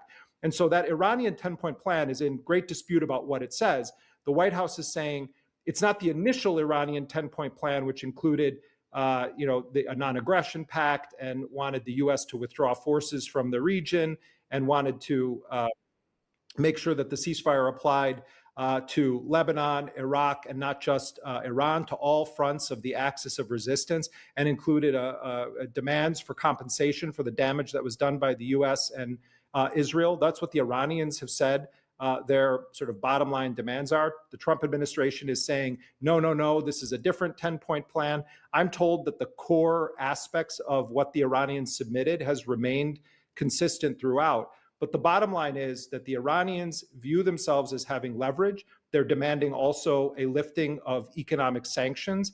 The fact that these things are on the table and that Donald Trump said this meant that the Iranians would keep the finger on the trigger, recognize that the war may well not be over. In fact, right now, there is a very serious question of whether there's even going to be the start of this so-called ceasefire, because the Israelis, far from saying we respect the fact that the Pakistani prime minister announced that Lebanon was supposed to be included in this ceasefire, the Israelis intensified the attacks, carrying out over the past 24 hours or so some of the most heavy bombing. Exactly. The ceasefire hasn't even started. Me and Jeremy are on the same page somehow. That's what I've been saying. There's no ceasefire. Just like with every other ceasefire involving Israel, it's not real. It's a farce. Several hundred Lebanese people were killed in Israeli attacks. The Israelis tried this morning to assassinate the Secretary General of Hezbollah, Naim Qassem. There are reports that some of his family members were killed. The Speaker of the Iranian Parliament, Ghalibaf, and his senior advisor have basically been warning that if the United States doesn't rein in Israel, if Lebanon is not included in this 2-week ceasefire, then the deal may well be off, that the Iranians stand poised to restart what they call their defensive strikes in the region.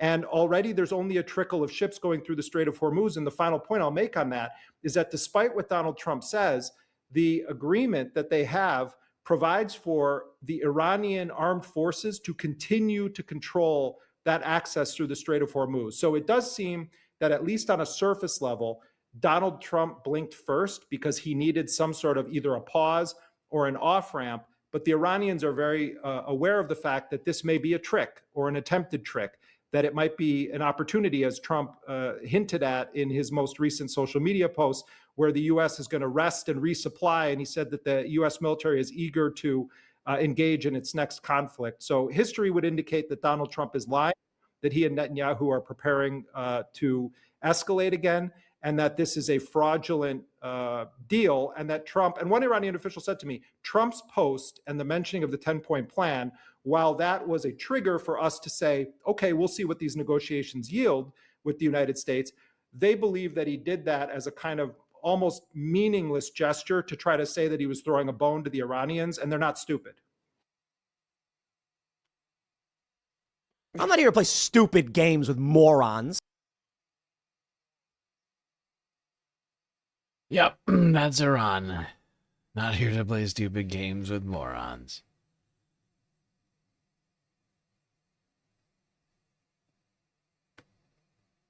And that's who we have running the country. We have a demented, unintelligent person running the United States of America. We have a demented, unintelligent person running the United States of America right now. Like I said the other day, it was a ruse. It was a ruse. This is never a real ceasefire. Sadly, but we've seen no evidence of it as of yet, of a real ceasefire. Strait closed. Israel still striking. Iran allegedly still striking now as well. Before we get to the strikes being carried out by Iran, we should talk about all of the Israeli strikes that have been going on. Because they have not relented on their attacks in Lebanon, issuing another warning, another evacuation order of millions of people earlier on Thursday. Israel has issued evacuation orders now for southern districts of the Lebanese capital, Beirut, a day after these massive airstrikes killed about 200 people and left more than 1,000 others injured. We've been hearing from Iran's President Masoud Pezeshkian. So I just want everybody to think about that for 1 second, okay? Just think about that for 1 second, please. Israel just murdered at least 200 people, if not more. They are currently, as we just got done talking about, still going through the rubble, trying to retrieve people, and Israel is telling them to leave. Israel is telling these people to evacuate an area where they are trying to rescue trapped, dying human beings. It's insanity. It's pure insanity. It's just depravity. Who has called these attacks a blatant violation of the ceasefire agreement and says his country will not abandon the Lebanese people. Israel's Prime Minister Benjamin Netanyahu has also been speaking, describing the attacks as the greatest blow to Hezbollah since the start of the war. He said the temporary ceasefire with Iran does not include Hezbollah, and we continue to strike them forcefully. Let's bring the very latest with our security correspondent, Frank Gardner. Lebanon has suffered some of the worst airstrikes in its recent history as Israel pursues its war on Hezbollah. There is no ceasefire in that country, only destruction. Israel is showing no let-up in its assault on Hezbollah, which fired rockets into northern Israel overnight. Lebanese officials say more than 250 people were killed in the Israeli airstrikes. The Foreign Secretary has described Israel's airstrikes as completely wrong. She's repeated calls for Lebanon to be included in the ceasefire.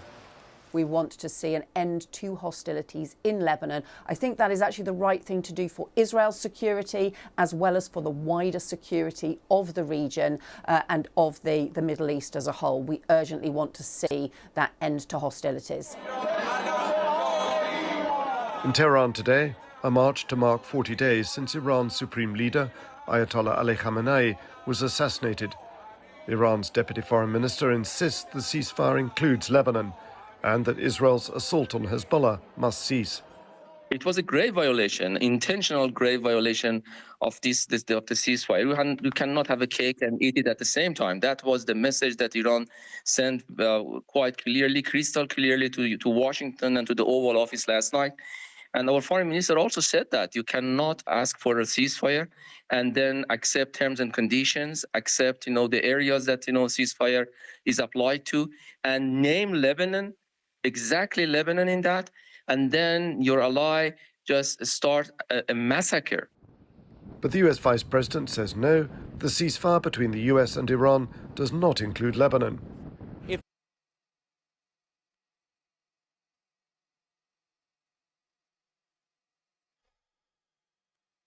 I am so sick of this fucking bullshit. Fact is, we are either doing all this stuff or funding all of this stuff, and we can put an end. We can put an end to it. We can put an end to it if we have control of the fucking government, which we can do right now in the midterms.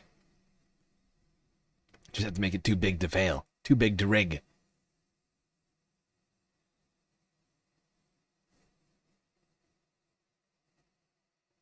Now, these attacks in Lebanon could, as I've been saying, very well be the deal breaker. Iran continuing to insist that Israel stop, and Israel insisting that it's not going to stop, and proving it by not stopping. Here's Al Jazeera English from 10 hours ago. Okay, let's take a closer look at who's likely to attend those negotiations in Islamabad. This is what we've learned from officials in Pakistan. Pakistan's Prime Minister Shehbaz Sharif will host the meetings. He's going to be joined by Foreign Minister Ishaq Dar, as well as Army Chief Asim Munir. He's widely seen as the country's most powerful security figure. The US is expected to send Vice President J.D. Vance and Jared Kushner. He's Donald Trump's son-in-law and a former presidential advisor. Also likely to attend are Special Envoy Steve Witkoff, as well as General Brad Cooper. He oversees US military operations in the region. Iran's delegation will include Parliamentary Speaker Mohammad Bagher Khalibaf and Foreign Minister Abbas Araghchi, who was involved in previous nuclear talks. They're likely to be joined by the Secretary of the Supreme National Security Council and the Deputy Foreign Minister. Moshahid Hussain Saeed is a defense and foreign policy expert. He's also a veteran Pakistani politician and journalist, and he's joining us from Istanbul. So thank you very much indeed for being with us. I want to ask you about the latest lines that we've been getting with regard to Israel and Lebanon, the suggestion that there may be some sort of movement towards discussion which may lead to a form of ceasefire in Lebanon. From Pakistan's point of view as mediator between the US and Iran, how much easier or perhaps more difficult does that make Pakistan's job to try to work towards some sort of negotiation? I would say that we are talking of a comprehensive peace. We are not talking of a segmented or compartmentalized peace. And peace means peace not just with Iran, but also in Lebanon, which is suffering the most because of Netanyahu's bullying. So in that regard, Pakistan is very concerned that Netanyahu be reined in because Lebanon could be a potential deal breaker. Iran has taken a strong position in it, and there is a strong sentiment all across the Middle East that the Lebanese are getting caught in the crossfire, and they're being bullying and browbeaten by a stronger neighbor who's just taking it out on them because they can't take it out on Iran. So Lebanon is very important, and I think probably Trump has pressured Netanyahu to start talking of peace talks with Lebanon on the eve of the talks in Islamabad tomorrow. It is worth pointing out. Yeah. Except that's not what Benjamin Netanyahu did, is it? He really didn't.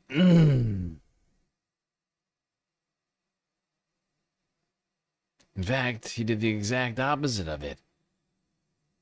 Which we'll get to... Actually, honestly, let's just do that one now. Screw it. Wait, right? Is that the next one I have up? I have this one. Yes. BBC. 1 hour after that Al Jazeera English interview was posted to their YouTube channel, this was posted to the BBC's channel.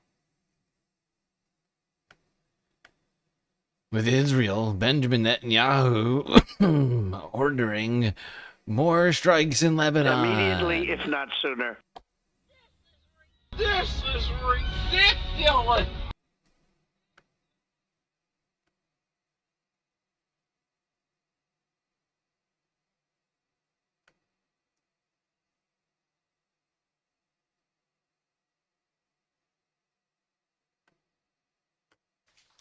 Now, Israel's Prime Minister Benjamin Netanyahu says he's seeking direct talks with the Lebanese government amid controversy over whether the conflict against the Iranian-backed militia group Hezbollah is part of the ceasefire deal agreed between Washington and Tehran. Mr. Netanyahu says he hasn't agreed to a pause in the fighting in Lebanon, but is willing to discuss an agreement which includes disarming Hezbollah. Lebanon's health ministry is now saying 300 people were killed in Israeli strikes just yesterday. Meanwhile, Iranian state television has broadcast a message said to be from the country's new supreme leader, warning of retribution for US and Israeli attacks. With more, here's Paul Adams. Fresh agony for the people of Beirut. No sign of a ceasefire here. Israel has instead stepped up its attacks, warning anyone left in the capital's southern suburbs to evacuate, while it targets what it calls the military infrastructure of Hezbollah. Israel and the US say Lebanon was never part of the ceasefire. Iran and Pakistan, which brokered the deal, insist that it is. But with fighting threatening to wreck chances of a wider peace, a change of tone from Israel's Prime Minister. Following repeated approaches by the Lebanese government to open peace negotiations with us, I instructed the cabinet last night to begin direct negotiations with Lebanon in order to achieve two objectives. First, the disarmament of Hezbollah, and secondly, a historic, sustainable peace agreement between Israel. When he says Lebanon, he means Lebanon, not Hezbollah. I don't think Israel's negotiating with Hezbollah. They're negotiating with the party in Lebanon they're not fighting with. And in fact, I hear Israel's been trying to enlist Lebanon into engaging Hezbollah so that they can stop. And Lebanon. You know, so they can focus The Prime on Minister Iran. says there is no ceasefire, but it seems Washington has asked Israel to scale back its attacks to give this weekend's talks in Islamabad a chance of making progress. But there are other sticking points, including Iran's stranglehold over the Strait of Hormuz. It's still not properly open. Iran now determined to formalize its control. This body of water is Iran's territorial water. You know that this Strait of Hormuz is purely in Iran's territorial water, Oman and Iran. So this is what, by goodwill of Iran and Oman, that we're actually allowing everything for the safe passage. In Mumbai, a tanker carrying liquefied petroleum gas arrives after passing through the strait in the last couple of days. Iran says vessels must now use new routes to avoid mines. The Prime Minister is still touring the region, telling Gulf allies Iran should not hold the Strait of Hormuz to ransom. Britain among several countries searching for a diplomatic solution.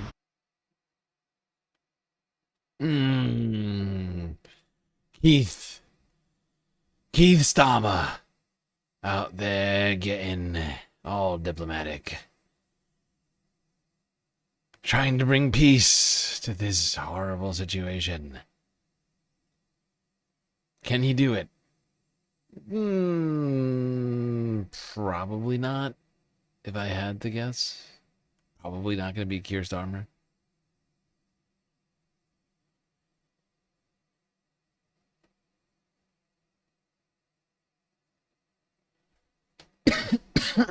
Excuse me. God, I've been coughing a lot lately.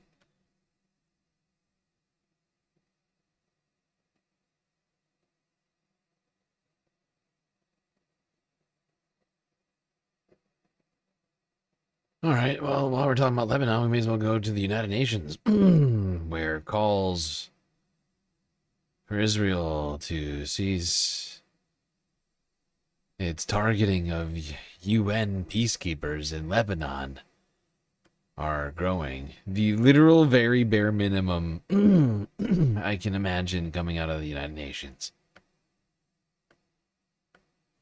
More than 65 countries signed on to the joint statement condemning the attacks against UN peacekeepers in Lebanon. In recent weeks, 3 Indonesian peacekeepers have been killed, while others from Nepal, Ghana, France, and Poland have been seriously injured. And with Israel's attacks on Lebanon continuing, the danger to the peacekeepers is increasing. We express deep concerns over the humanitarian situation in Lebanon, especially the significant civilian casualties, the extensive destruction of civilian infrastructure, and the mass displacement of more than 1 million people. We call for a cessation of hostilities in Lebanon, de-escalation of tensions, and for all parties to return to the negotiating table. According to the initial findings from a UN investigation, one of the fatal incidents was caused by a projectile fired from an Israeli tank.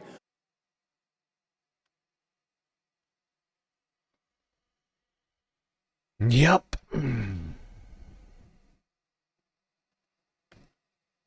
This is not new for Israel.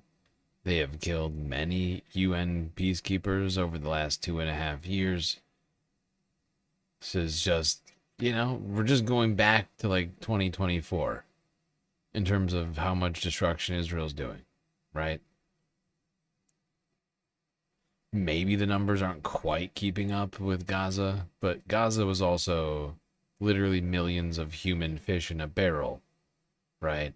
Open air concentration camp. Israel completely controlled with 0 air defenses and 0, anything to fight back against it, right? It's just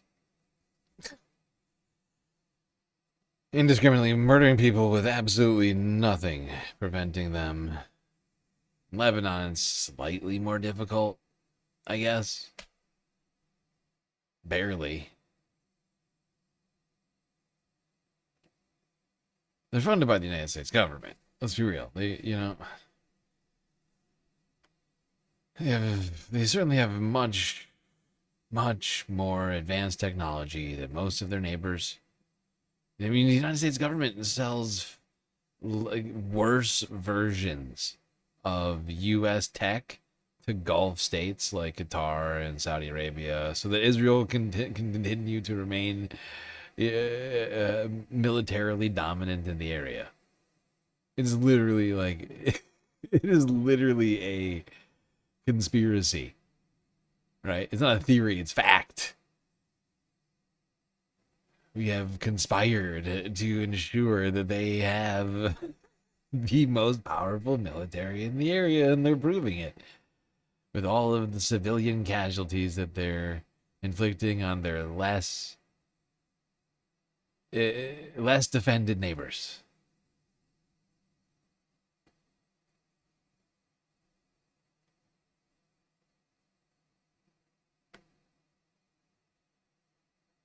Really horrifying thing to witness, really. And the humanitarian crisis continues to grow, as well over 1 million people are now displaced internally in Lebanon. Al Jazeera with another clip 10 hours ago. From right before the stream started. Aline Kamakian is with the food aid organization World Central Kitchen. She's been coordinating its response in Lebanon and says the situation is deteriorating rapidly. We are a humanitarian organization that we go into a catastrophic situation. We are very fast to adapt. Despite the ongoing security challenges, we are continuing to adapt operation in the real time here. We are relocation kitchen wherever we have a new shelter or wherever security permits us. We are partnering with local chefs and restaurants to be able to be fast enough to give a hot, nourishing meal. We're trying to make sure that we don't have a transportation of more than 25 minutes, so the meal is hot and well arrived to the shelters. We're taking extreme security measure to be able to do so. We are scaling up very fast, but unfortunately the need is growing faster than us. It's really the need is growing very, very, very fast. Situation is becoming inhumane, unbelievable a bit on the ground. Only yesterday and today now, before we talk, we had another evacuation order of half of Beirut. I don't know where the people will go. The shelters are overcrowded and Exactly. This is what I've been trying to say this whole fucking time. Beirut is the capital city of Lebanon. 2.5 million people. Israel's like ordering the evacuation of half of the city. Where are they supposed to all go? Where's 1.25 million? Where's 1.2 million people supposed to go? Where do you figure?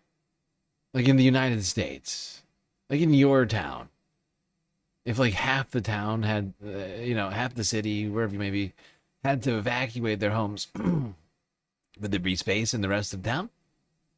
You got enough available housing units? And of course not. Of course you don't. And that's what's so perverse about this. It's the same way everywhere. You don't think late stage capitalism has hit Beirut? You think there's a bunch of extra housing lying around of 1.2 million extra housing units? Shut up. You shut your stupid mouth.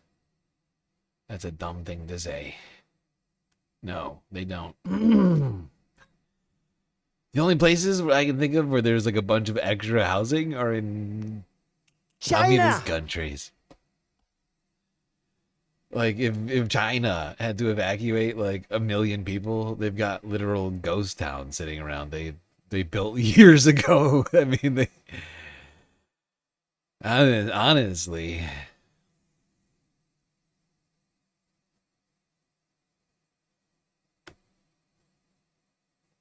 They might be one of the most prepared to deal with something. I have like to have that. my China.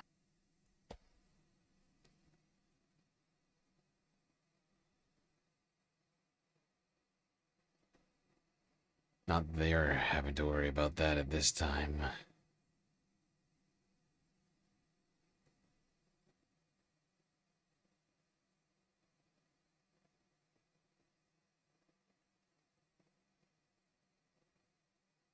I shouldn't be able to lose my place. I'm this far down. Okay, here we go. Al Jazeera English with another clip from 8 hours ago now. Right? Literally like 30 minutes before we started the stream, since we are now 7.5 hours into this puppy. Whew. Long stream. And the week isn't over yet. If anything, for me, it's just ramping up. Friday, Saturday, Sunday, that's when things get busy for me.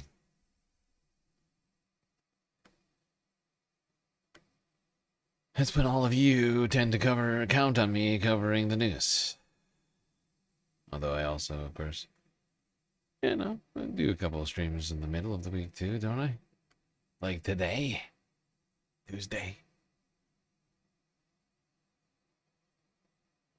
Are you not entertained?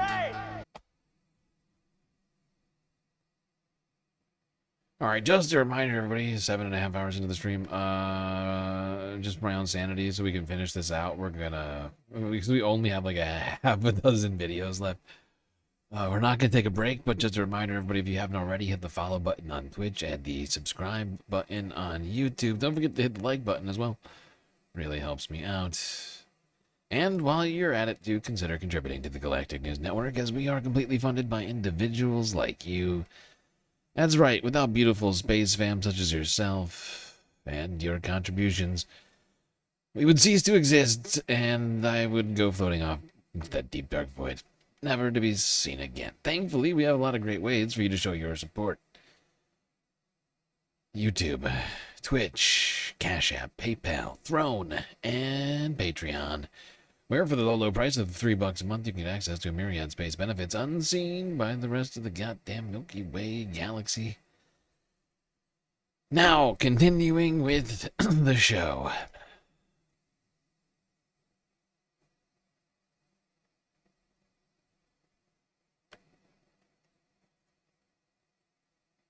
Al Jazeera, 8 hours ago, U.S.-Iran ceasefire talks face major setbacks as Israeli strikes continue. I can't read words right now. I feel like I'm taking crazy pills!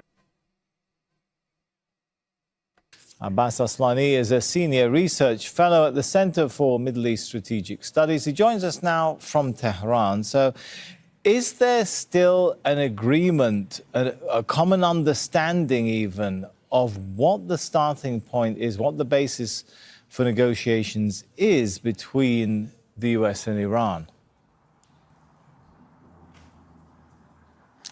Sami, the ceasefire agreement seems to be very fragile because just day one we saw that there were exchange of fire as well as, the difference in the interpretation of the framework of the upcoming negotiations.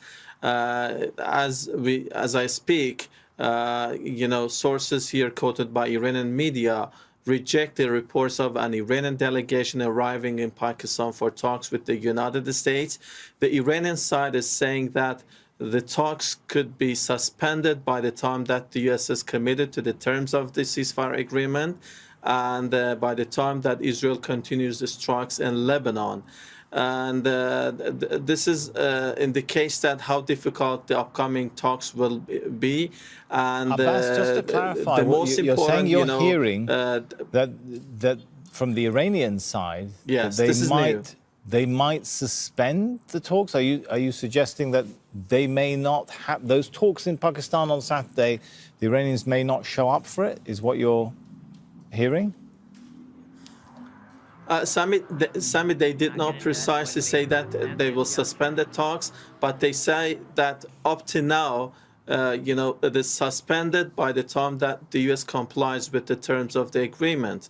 and Israel, stops, strikes in Lebanon. So the talks can be held in Pakistan. But what Iran wants to make sure that if the U.S. wants to come to Islamabad and to talk with the Iranian delegation, they have to, push Israel to stop the strikes in Lebanon, and they insist that Lebanon has been included in the framework that was earlier discussed between the two sides. Yeah. Al Jazeera still trying to remain tentatively optimistic about the potential for a ceasefire to actually come to fruition. But that's just really denying all the evidence that we're seeing. There is no ceasefire. It hasn't come to fruition, neither will it, it would seem. But hey, anything could happen.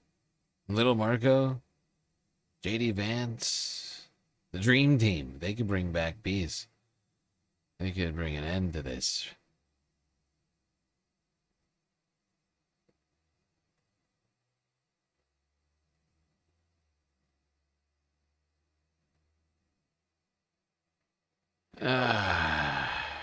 Well, let's go here. Next. Democracy Now! From earlier on Thursday.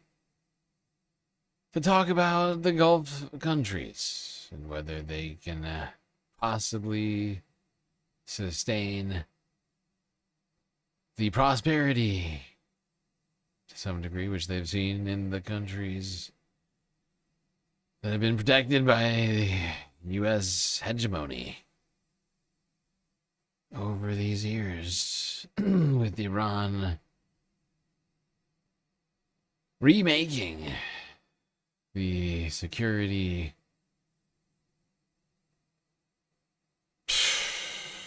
status quo of the region, I guess you might call it. Democracy immediately, if not sooner. From 16 Immediately, hours ago. if not sooner. This is Democracy Now!, democracynow.org, the War and Peace Report. I'm Amy Goodman. We end today's show looking at how the Gulf states are reacting to the U.S.-Iran ceasefire. As negotiations are set to take place in Islamabad, Pakistan, Gulf states are expressing growing alarm that Iran will be allowed to maintain or even expand its control over the Strait of Hormuz. On Wednesday, the United Arab Emirates said it's seeking further clarification regarding Iran's commitment to the, quote, complete and unconditional reopening of the Strait of Hormuz, unquote. UAE officials have also said they want Iran to be held accountable for damages and to pay reparations for attacks on the UAE's energy facilities and... Now, of course, as we know, excuse me, as we know, as we just got done talking about, like 8 hours after this Democracy Now! Report was posted to the channel, Iran made it clear actually that the Strait of Hormuz, I was about to call it the Strait of Iran or something like that, the Iranian Strait. The Strait of Hormuz is closed as a result of Israel's violation of the ceasefire arrangement, and is now filled with mines. So, definitely closed. The briefly, not entirely clearly open strait is now officially, definitely, basically closed. Infrastructure. During the war, Iran attacked all 6 Arab Gulf states: Saudi Arabia, Kuwait, Bahrain, Qatar, Oman, and the United Arab Emirates. Several attacks were reported on Wednesday, even after the ceasefire was announced. We're joined now by Yasmin Farouk. She works at the International Crisis Group, where she serves as project director for the Gulf and Arabian Peninsula. Why don't you take us through the Gulf states and how they each individually have responded and as a group? Good afternoon. Thank you for having me. Well, individually, you've seen mostly by Saudi Arabia, Qatar, but also Kuwait welcoming statements that welcome the ceasefire. But we have seen a welcome of the ceasefire that is conditioned on a long-term solution to their problems and the security threats that Iran represents to them, that it has shown during this war. And as you just mentioned in your introduction, really singling out the opening of the Strait of Hormuz as being one of the conditions that they are not going to let go in the negotiations or whatever outcome comes from this war. The GCC also, which is the body that represents the six of them, also have welcomed the ceasefire, although the statement was very short, which shows that there isn't really total or identical views on this ceasefire, how it was achieved, and on the direction after. Oman, of course, was a country that welcomed the ceasefire, but this is coherent and consistent with its position not only when the war became very intense and we were getting into a phase where the war was going to get out of control, but since it began, Oman has kept a distance, and it was very consistent to be one of the first countries to welcome this ceasefire. Now, the countries that stand out are actually the UAE and Bahrain. As you just mentioned, the UAE statement was very detailed. It's a page-long statement, and it did not welcome the ceasefire. It said that it is following the ceasefire, and it fleshed out all the details that it expects from any negotiations that are coming after the ceasefire. During this 5-week period, Gulf states have been seeking to diversify security partnerships from European radar systems to anti-drone cooperation with Ukraine, have learned to deal or have increased their expertise in dealing with Russia's drone strikes, which many of those drones came from Iran. How significant is it that these countries that once saw the U.S. as a security and military guarantor are now seeking alternative options? So first of all, this diversification has started since before. This is not the first time Iran targets those Gulf countries. Let's remember that the biggest attacks that have already pushed the Gulf countries to question how reliable and how satisfactory is the U.S. defense umbrella happened in 2019 and a couple of years afterwards when, of course, Iran denies its involvement in the 2019 attacks on Saudi Arabia and then on the Houthi attack on Abu Dhabi, in which Iranian technology, of course, has been used. We have to also notice that in this reach out to countries in Asia, but also in Europe, to supply either batteries or even fighter jets with pilots in order to surveil the air, but also respond and intercept Iranian projectiles, have been done so far within the camp of U.S. allies. We have U.S. systems and British systems and European systems and Israeli systems in the Gulf. And so the Gulf diversification is still largely limited to U.S. allies, and reaching out to Ukraine is really what stands out in here. Of course, that's a story that we actually didn't cover, that I was actually planning to cover tonight at the week ending report. But yeah, the Gulf countries have been diversifying, at least increasing, I guess, their rate at which they're diversifying and military alliances and tech suppliers. However, as of yet, that is not enough to prevent Iran from striking sites across the Gulf, as right before the stream started, about an hour before, Al Jazeera posted this video entitled "Gulf Energy Strikes Hit as Drone Attacks Raise the Regional Alarm."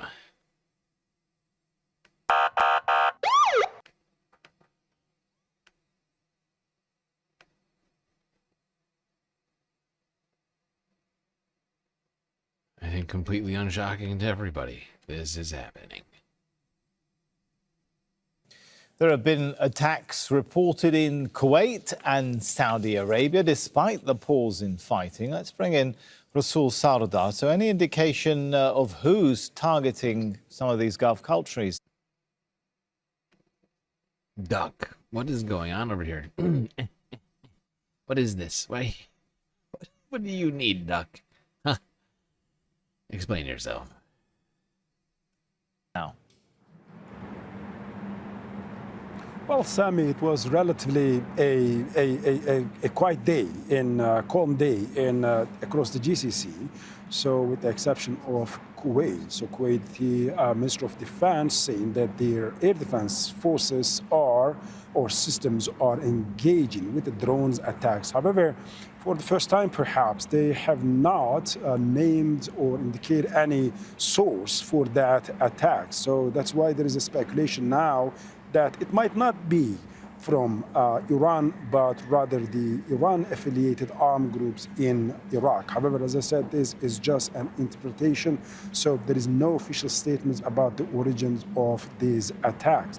But Sami, as now the attacks are largely stopped, the damage that the attacks throughout the last 6 weeks have caused is also now becoming clear. So the Saudi Ministry of Energy has just released a statement. It's an assessment of the damage, and it's saying that within these coordinated attacks on the key energy infrastructure, including oil, gas, refining, petrochemical, and electricity facilities in Riyadh, in Eastern Province, and Yanbu in the western part of the country have caused casualties, operational disruptions, and major production losses. And say one worker, a Saudi citizen, was killed and 7 other Saudi citizens were injured by these attacks. And also saying the attacks hit the critical sites such as East-West pipeline and cutting flows about 700. Well, that's a problem, too. That's a huge problem. If Iran has, in fact, successfully attacked the East-West pipeline in Saudi Arabia, that cuts off their ability to avoid some of the effects of the closing of the Strait of Hormuz. Now, of course, Saudi Arabia still needs the Strait for other things than oil, but that was at least helping with that particular issue. And now, if that's been taken out, the Houthis don't even need to close off the Red Sea almost. Then, I mean, technically, they're not even doing that yet. 100,000 barrels of oil per day. This is quite huge, Sami. So the East-West pipeline was built nearly 40 years ago, and it was quite essential for Saudi Arabia. Now they're saying that 700,000 barrels of oil are cut. And also there has been attacks on Manifa and Khurais fields that has reduced output by 600,000 barrels of oil per day. So we are roughly talking about 1.3 million barrels of oil being gone from the market as a result of these attacks. So perhaps in the coming days, we are going to hear the same statements from Qatar, from Oman, from United Arab Emirates, from Kuwait and Bahrain as well. So you can see the scale of the attacks and the damage that is caused. So a lot of concern for the Gulf as talks are supposed to start, ceasefire talks in Pakistan. Do we know how much input Gulf countries will get in those talks? Sami, they are not directly at the table. So what we see it's an Iranian delegation and an American delegation, and Pakistan is going to mediate between them. However, having said that, there are constant phone talks between the foreign ministers and the head of states of the GCCs with the Pakistani counterparts. So today,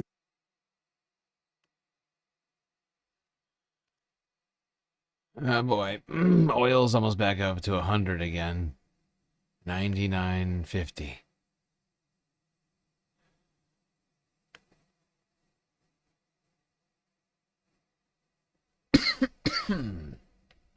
I keep checking it now. It feels like compulsive almost. The Dow, I know. Yep, the Dow. The Dow. It's not at 50 thou. The Dow right now.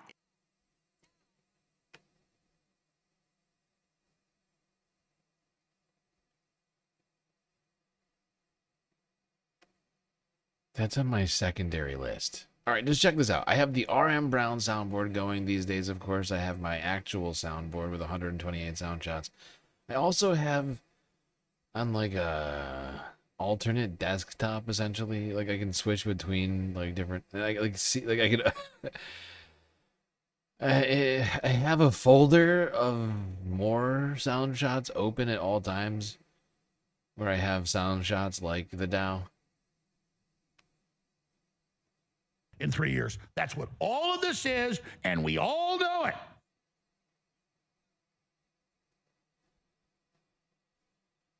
Got sound shots like that. Almost forgot I had that one.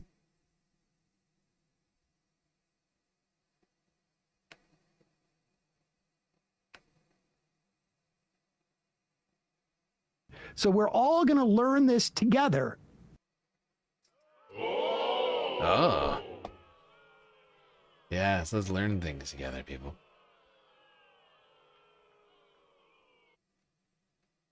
Let's go to Japan.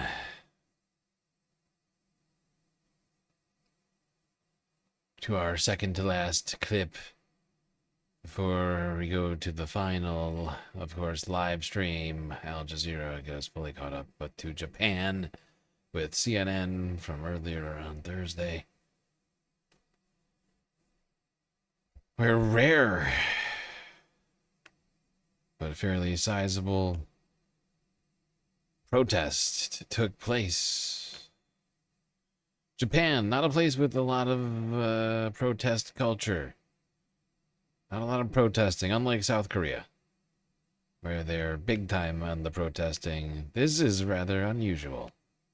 I'm at a protest just outside Japan's parliament, and there are thousands of people here. It's really rare to see a protest of this size in Tokyo. イランの人たちには連帯を伝えたいなというふうに思っています。まあ一人じゃないんだよというか、日本にも反対している人がいるんだよっていうことを。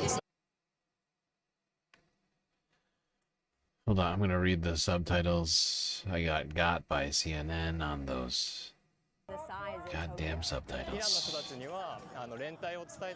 I want to express solidarity with the people of Iran. Let them know they are not alone, and there are people in Japan who oppose this too.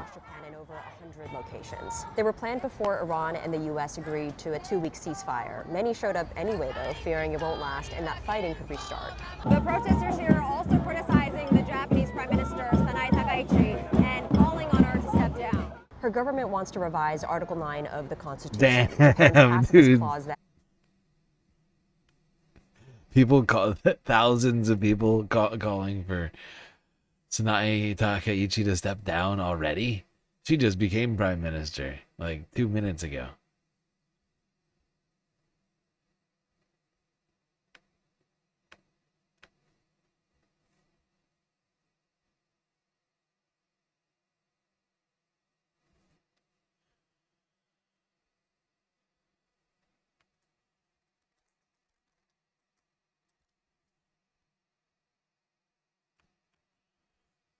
All right, back to Al Jazeera English for a clip before we go to the Al Jazeera English live stream to finish this one out, people. Made it 8 full hours.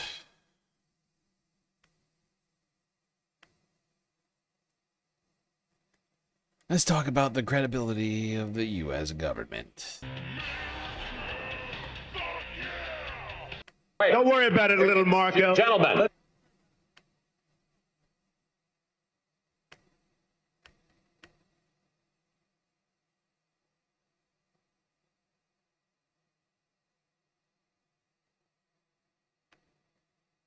The Melania The U.S. speech was Vice something. President. It certainly was. Were you watching? Were you watching with us when we covered that? Be best. The U.S. Vice President J.D. Vance will be leading the American delegation at those ceasefire talks which are planned in Islamabad, Pakistan on Saturday. He says Israel might offer to hold off on attacks in Lebanon. The Israelis, as I understand it, again, I'm supposed to get a fuller report when I get on the plane, have actually offered to be, frankly, to check themselves a little bit in Lebanon because they want to make sure that our negotiation is successful. That's not because that is part of the ceasefire. I think that's the Israelis trying to set us up for success, and we'll, of course, see how that unfolds in the next few days. But look, if Iran wants to let this negotiation fall apart in a conflict where they were getting hammered over Lebanon, which has nothing to do with them and which the United States never once said was part of the ceasefire, that's ultimately their choice. Well, security has been beefed up across Islamabad ahead of those talks. Al Jazeera's Kamal Haider is near the venue of the discussions with this update. Extraordinary security measures are in place here in the capital, Islamabad, where the U.S. negotiators and the Iranians are going to be meeting at the Serena Hotel, which is just a few hundred meters from here. But all access to that area has been sealed off. Islamabad's red zone has been sealed, and of course the district administration has declared a two-day holiday in view of the security situation here. They want to ensure that there is no untoward incident.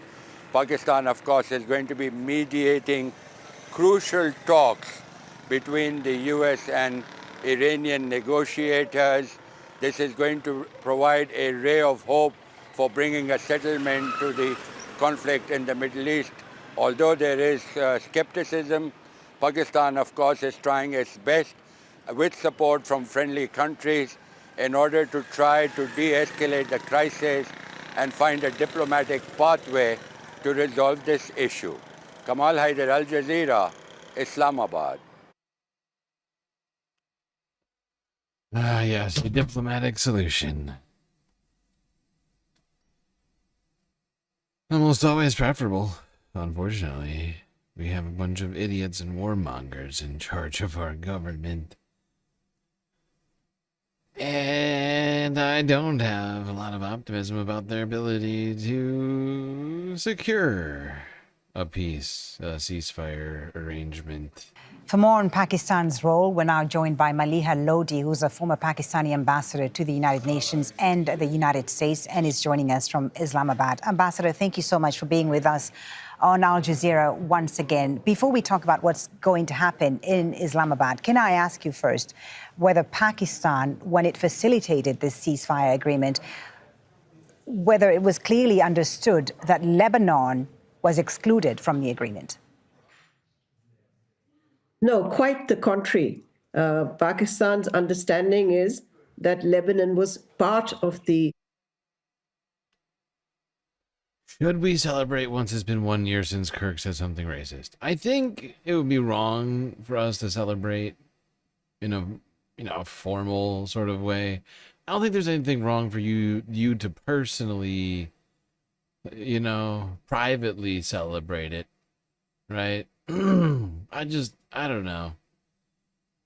I thought about that too, actually, and I thought it was just in bad taste. Guy's dead. The guy's dead, and we don't need to have a party, honestly. We're still living under fascism. Still living under fascism, whether Charlie is gone or not. Ceasefire agreement. Although I do understand which is why the Prime Minister of Pakistan, Shehbaz Sharif, actually stated that, I believe, in a tweet. So our understanding is exactly the same as Iran's understanding. But of course, it's been contradicted by President Trump himself. Yeah, by the Americans and the Israelis. So what is Pakistan's reaction then to this escalation ahead of the negotiations in Islamabad? Well, we've condemned the Israeli attack on Lebanon. And of course, while there was cautious optimism before this attack about the talks in Islamabad, there is now increasing worry amongst officials in Islamabad about the fate of the ceasefire and, of course, how Iran will react. I mean, do you guys see what I'm saying about with the Charlie thing? Because the fact is we're still like living with a government of theocrats and sexists and racists, right? Regardless of whether Charlie Kirk is still here, they're still carrying out his mission. I mean, they literally say as much all the time. This is for Charlie Kirk. Like, believe me. And you know what we're gonna. By the way, is anybody thinking the same thing I'm thinking is going to happen? Because in 150 days or however many days it is until Charlie Kirk's, the death of Charlie Kirk's, the anniversary of the death of Charlie Kirk. We all know what's going to happen, right? September coming around, or whatever it was, I can't remember what month it was. But, you know, like September comes around and we are all going to be forced to deal with another, like, Trump administration, like quasi-Trump administration, TPUSA, like Charlie Kirk anniversary. Like, you telling me that they're not going to do that? Shut up. They're going to do that every year for the next 3 years. Fox News is gonna, live stream it. Like, you know what I'm saying? Like, believe me, we're not gonna be able to get away from it, so we'll certainly be talking it at the time. And I'm not opposed to you or anyone personally celebrating it. I just felt it improper for me to have like some sort of, because I felt like the question implied that I would be like hosting a live stream, and I just don't think it would, regardless of how much I hate Charlie or hated Charlie, I don't think I don't think I would feel right. I really don't.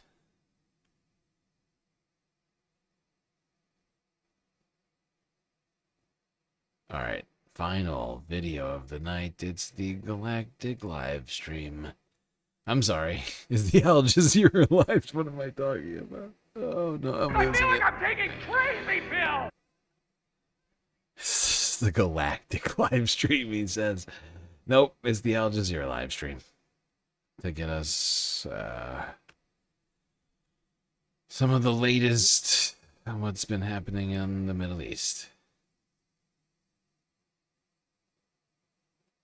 I might have to log off of the internet for that month. Very funny. Don't lie, you're going to be watching GNN. People are still missing. In this block alone, the remains of at least 50 people are buried, trapped there since October 2023. 6 months into the ceasefire, and there has been no significant change in the reality here. Dozens are still trapped beneath this rubble, and for their families, the war is not over. Hind al-Khudari, Al Jazeera, Al-Burraj refugee camp, Gaza, Palestine. Venezuela has approved a mining law allowing foreign investors to exploit its gold and minerals. The National Assembly unanimously approved the new legislation just months after easing state control over oil. Washington has been pushing for Venezuela's government to reform the economy since U.S. forces captured President Nicolas Maduro in January. Meanwhile, workers across Venezuela have been protesting, demanding higher wages and better conditions. It comes months after Nicolas Maduro was captured and detained by the U.S. The interim president, Delcy Rodriguez, is now under pressure to deliver economic relief. Nori Soto reports from Caracas. From teachers to public employees, protests are spreading across Caracas. Their message is simple: they cannot live on what they earn. Venezuela's official minimum wage remains at 130 bolivars. That's only 28 cents a month. Even with bonuses, income often reaches around $100 to $150 monthly. Years of inflation have wiped out purchasing power. Many rely on side jobs, remittances, or... Okay, this is Venezuela. I'm going backwards by a little bit to see what's been going on over the last hour or so.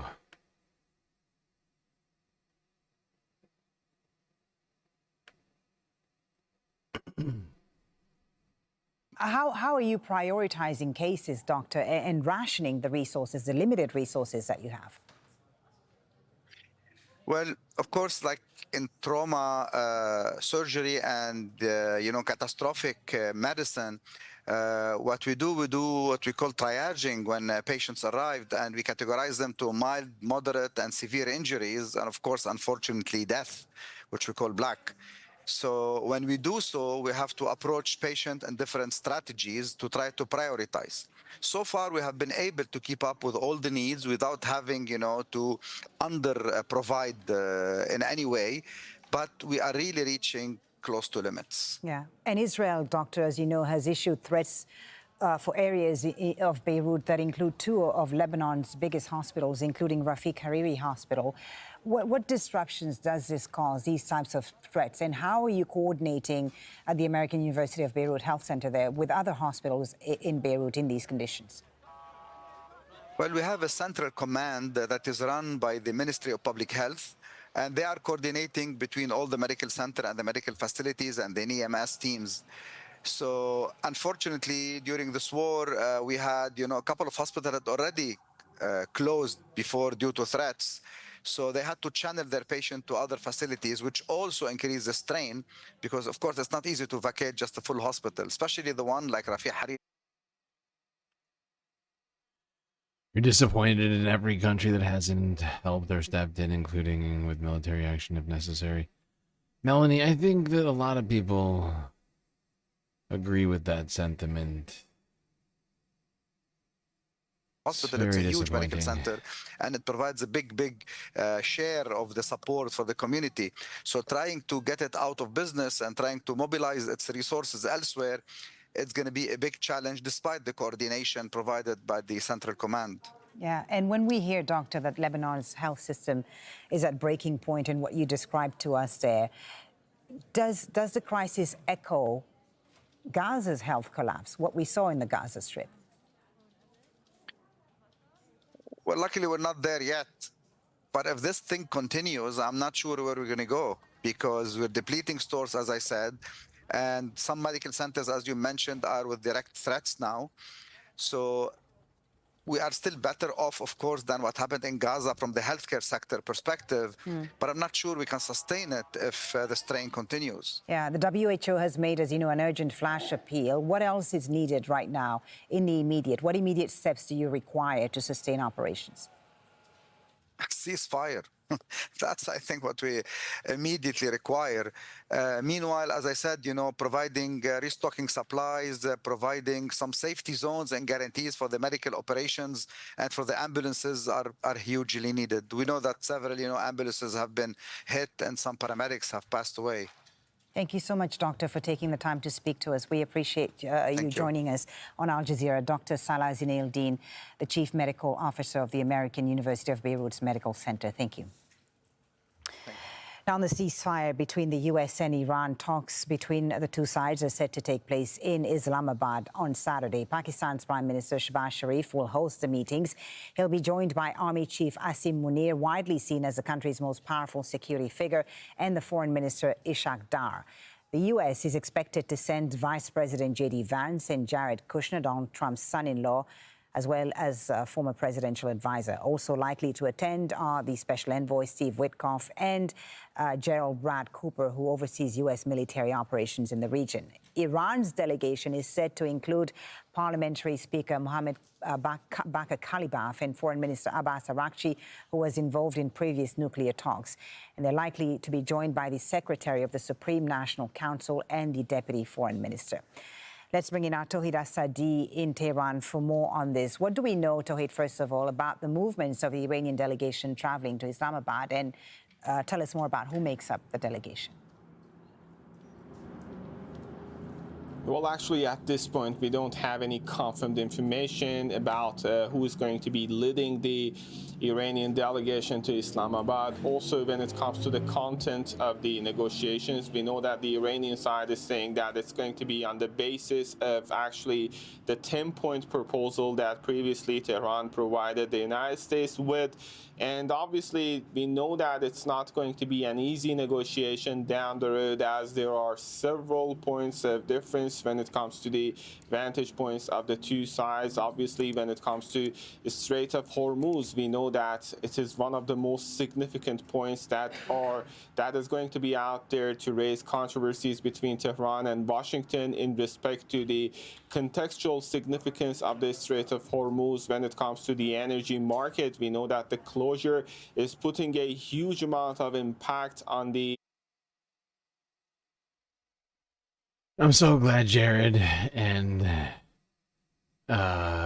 Steve are gonna be there. I was worried. We did have too competent of a team with Marco and JD there. Oh my God, we're really scraping the bottom of the barrel, aren't we? On everything. They pre-scraped the bottom of the barrel and put what they found in charge of the country. J.D. Vance, Marco Rubio, Steve Witkoff, Jared Kushner now hold the fate of the United States and the possible ending of this war in their hands. Guys who haven't been able to secure shit with fuck all. That's good.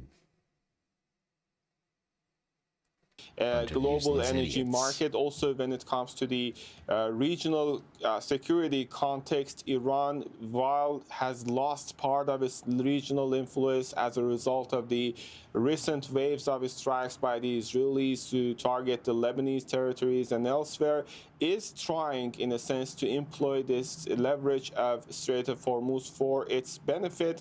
And they are also talking about plans to implement tariff for ships and vessels and oil tankers going through the trajectory of Strait of Hormuz. Okay. Okay. Let's see if there's any other stories that we should... I'm just going to sort of skim through this real quick, see if there's any interesting... anything I think that we should be looking at. They wound up doing a bunch of news rappy type stuff. I think that's probably good. Seeing as it's 8 hours and 15 minutes into the stream, 5 a.m. Eastern Standard Time, officially Friday around the planet. Seems like the perfect time to end it.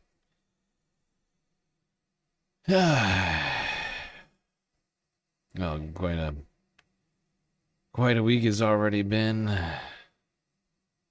That wasn't even the week-ending report, which we have to do later tonight. That was just an amuse-bouche of all the crazy shit that's happened in the last 48 hours.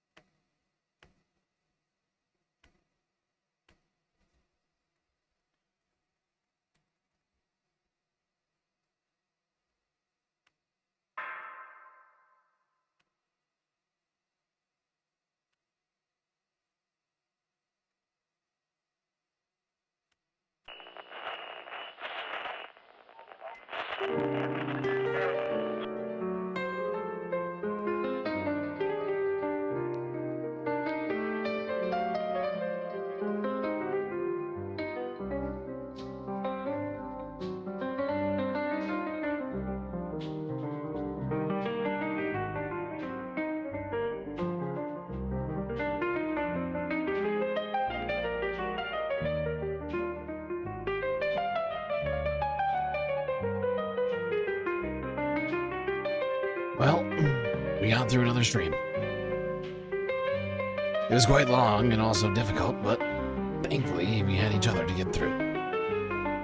Till I see you next, you stay classy, Galactic Stream Nation.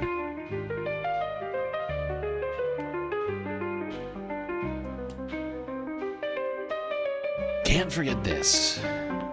These are your galactic patrons. Gabby, Goth Dogs, Aaron W, Schmegley, PB, Midi, Afroponics, Gnarlworld by Nature, Interplanet Janet, Godcat, Robot Cat, Disco Wolf, Calibrating, Sammy, Geodragon, The Anticorporatist, Obsessive Audio, Noah Noip, Nadia, Choki, Skells, Selena, Omega Star, Sasha G, Pitchforks Dragon, Vincent Morales, Donald James X, Evan from Portland, Lovely Pariah, Mish, Becky, Decipher, Icebreaker, Columbia Regan, New York, Woodland, Detroit, Sisyphean Task, BC, Free Palestine, Hermit Neurologist, HBX, Manda, Lori Lunchmeat, Carl Gaslight Docracy, Paige Larson, Frizzla, Benny Hanna 99, Dark Sparkle, CJ from the Six, The Reference Frame, Glitchmaster, Social Butterfly, The Anarchist, Perf XL, and Winnie and Robin. That's right. All of these people here have helped produce the show which your eyes and ears just got done enjoying. You can too for just a few US dollars a month on Patreon.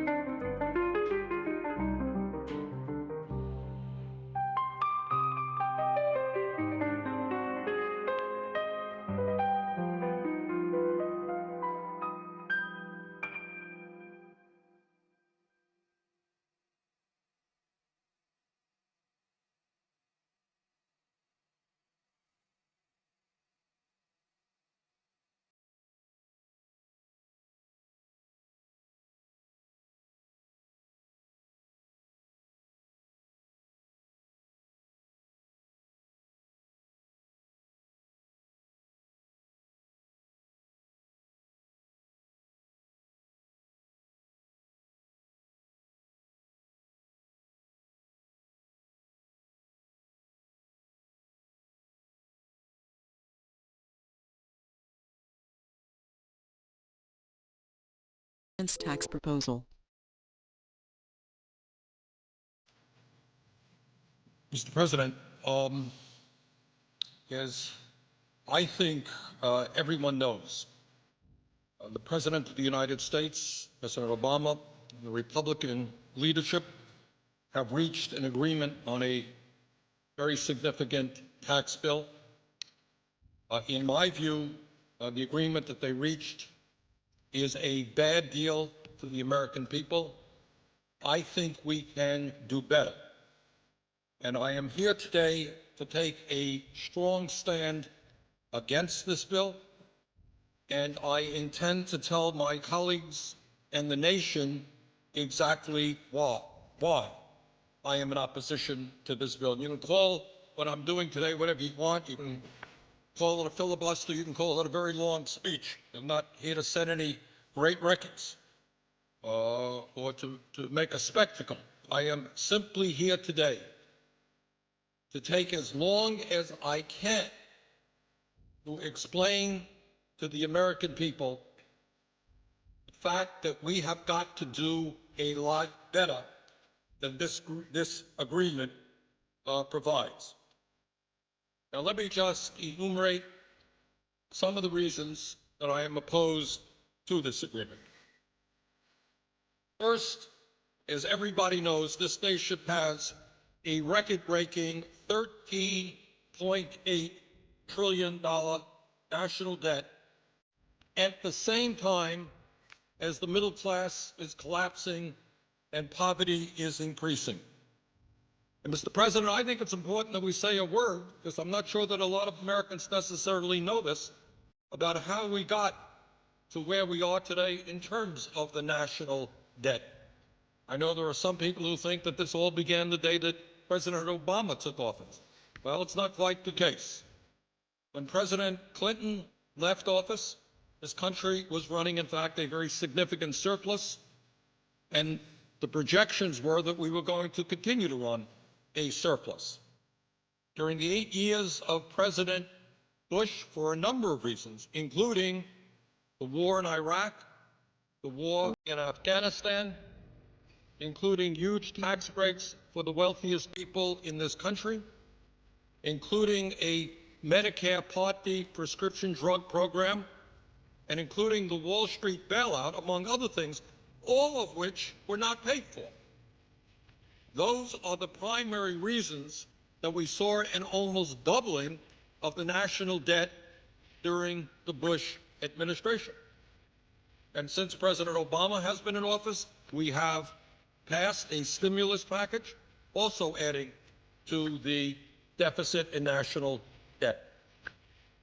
But here we are today with a $13.8 trillion national debt, $1.4 trillion deficit, and almost all Americans are in agreement that this is a very serious issue. So the first point that I would make is that it seems to me to be unconscionable for my conservative friends and for everybody else in this country to be driving up this already too high national debt by giving tax breaks to millionaires and billionaires who don't need it, and in a number of cases, Mr. President, don't even want it. Here's one of the interesting ironies. There are lists of many, many very wealthy people who come forward and say, sure, I want a tax break. Everybody wants a tax break. But you know what? There are other priorities in this country. I don't need it. And two of the wealthiest people in the world, Bill Gates of Microsoft, Warren Buffett, Berkshire, he's a billionaire, and they said it's absurd. We don't need a tax break. All over the country, you're hearing a lot of folks who have a lot of money saying, don't drive up the deficit and force our kids to pay higher taxes to pay off the national debt in order to give tax breaks to the richest people in this country. Now, Mr. President, we have been told really not to worry too much because the extension of these tax breaks for the wealthy will only last 2 years. Not to worry. Well, maybe that's the case. But given the political reality that I have seen in Washington, my guess is that 2 years from now, these tax breaks for the wealthiest people in this country will be extended again. What happens around here is that the argument will be made that if you end these tax breaks, you're raising taxes. It's what we're hearing right now. I see no reason why in the middle of a presidential election, those arguments will not be made again. And I see no reason not to believe that those tax breaks will be extended again. And clearly we have a number of Republicans who want to make that extension permanent. Now, whether it will ever be made permanent or not, I don't know. But the point is, when you hear folks say that it's only a 2-year extension, I would suggest take that with a grain of salt. And let me just say that if, in fact, we do what the Republicans have wanted to do right now, as we enter this debate, they wanted a 10-year extension. That would add $700 billion to our national debt, $700 billion. Now, I've got 4 kids, and I've got 6 grandchildren. And I think it is grossly unfair. None of them have a whole lot of money. I think it is grossly unfair to ask my kids and grandchildren and children all over this country to be paying higher taxes in order to provide tax breaks for billionaires because we've driven up the national debt. That is just plain wrong. And Mr. President, I think the vast majority of the American people, whether they're progressives like myself or whether they're conservatives, I think they perceive that that concept, that giving tax breaks to billionaires when we have such a high national debt, makes no sense at all. Furthermore, Mr. President, it is important to point out that extending income tax breaks to the top 2% is not the only unfair tax proposal in this agreement. This agreement between the President and the Republican leadership also calls for a continuation of the Bush-era 15% tax rate on capital gains and dividends, meaning that those people who make their living off their investments will continue to pay a substantially lower tax rate than firemen, teachers, nurses, carpenters, and virtually all the other working people of this country. And I just don't think that that's fair. That's wrong. And we are continuing, if this agreement were to be passed, that unfair win. Mr. President, on top of that, this agreement includes a horrendous proposal regarding the estate tax. And that is a Teddy Roosevelt initiative. Teddy Roosevelt was talking about this in the early years of the 20th century. It was enacted in 1916. And it was enacted for a couple of reasons. Teddy Roosevelt and the people of that era thought it was wrong that a handful of people could have a huge concentration of wealth and then just give that wealth, transmit that wealth to their children. He didn't think that that was right. Furthermore, it was a source, a progressive and fair source of revenue. Under the agreement struck between the Republican leadership and the president, the estate tax rate, which was 55% under President Clinton, and let's all remember, we had problems with the economy under President Clinton, but very few will deny that during those years we were creating a heck of a lot more jobs than we did under President Bush. That's the fact. Over 20 million jobs under President Clinton. We lost 600,000 private sector jobs under President Bush. During the Clinton era, the tax rate on the estate tax was 55%. What this arrangement would do is lower that tax rate to 35% with an exemption on the first $5 million of an individual's estate, $10 million for couples. Now, here's the important point, Mr. President, that I think many people don't know, because I have to confess, my Republican friends and their pollsters and their language people have done a very good job. This is the so-called death tax. And I think all over America, people say, oh, this is terrible. I have $50,000 in the bank and I want to leave that to my kids. And the government is going to take 55% of that, 35% of that. What an outrage. So let us be very, very clear. This tax applies only to the top 0.3% of American families. 99.7% of American families will not pay one nickel in an estate tax. This is not a tax on the rich. This is a tax on the very, very, very rich. And if my Republican friends had been successful in doing what they want to do, which is eliminating this estate tax completely, it would have cost, Mr. President, our Treasury, raise the national debt by $1 trillion over a 10-year period. Families like the Walton family of Walmart fame would have received as one family about a $30 billion tax break. So I find it hard to believe that when we are talking about massive cuts in programs for working families, when we have this huge national debt, that anybody would be agreeing to lower the estate tax rate to 35%.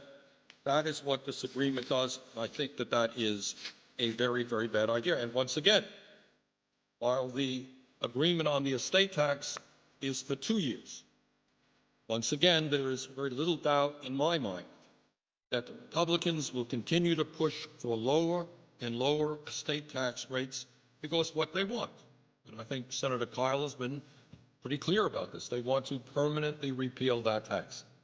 That is $1 trillion in tax breaks to the top 0.3%. So I think we're down a bad path there, and that's another reason why this agreement does not make a whole lot of sense. Mr. President, I would say thirdly, here's a very important point that I think has not yet got the attention that it deserves. And that is, this agreement contains a payroll tax holiday, which would cut $120 billion from Social Security payroll taxes for workers. And I think there are a lot of folks out there who say, well, this is pretty good. You know, I'm a worker. My contribution will go from 6.2% today down to 4.2%. I'll have more money in my paycheck. It's a good idea. Let's take a deep breath and let's think about it for a second. Let's understand what this whole thing is about. This payroll tax holiday concept, as I understand it, originally started with conservative Republicans. I know the Vice President recently made the point this was originally a Republican idea. Now, why do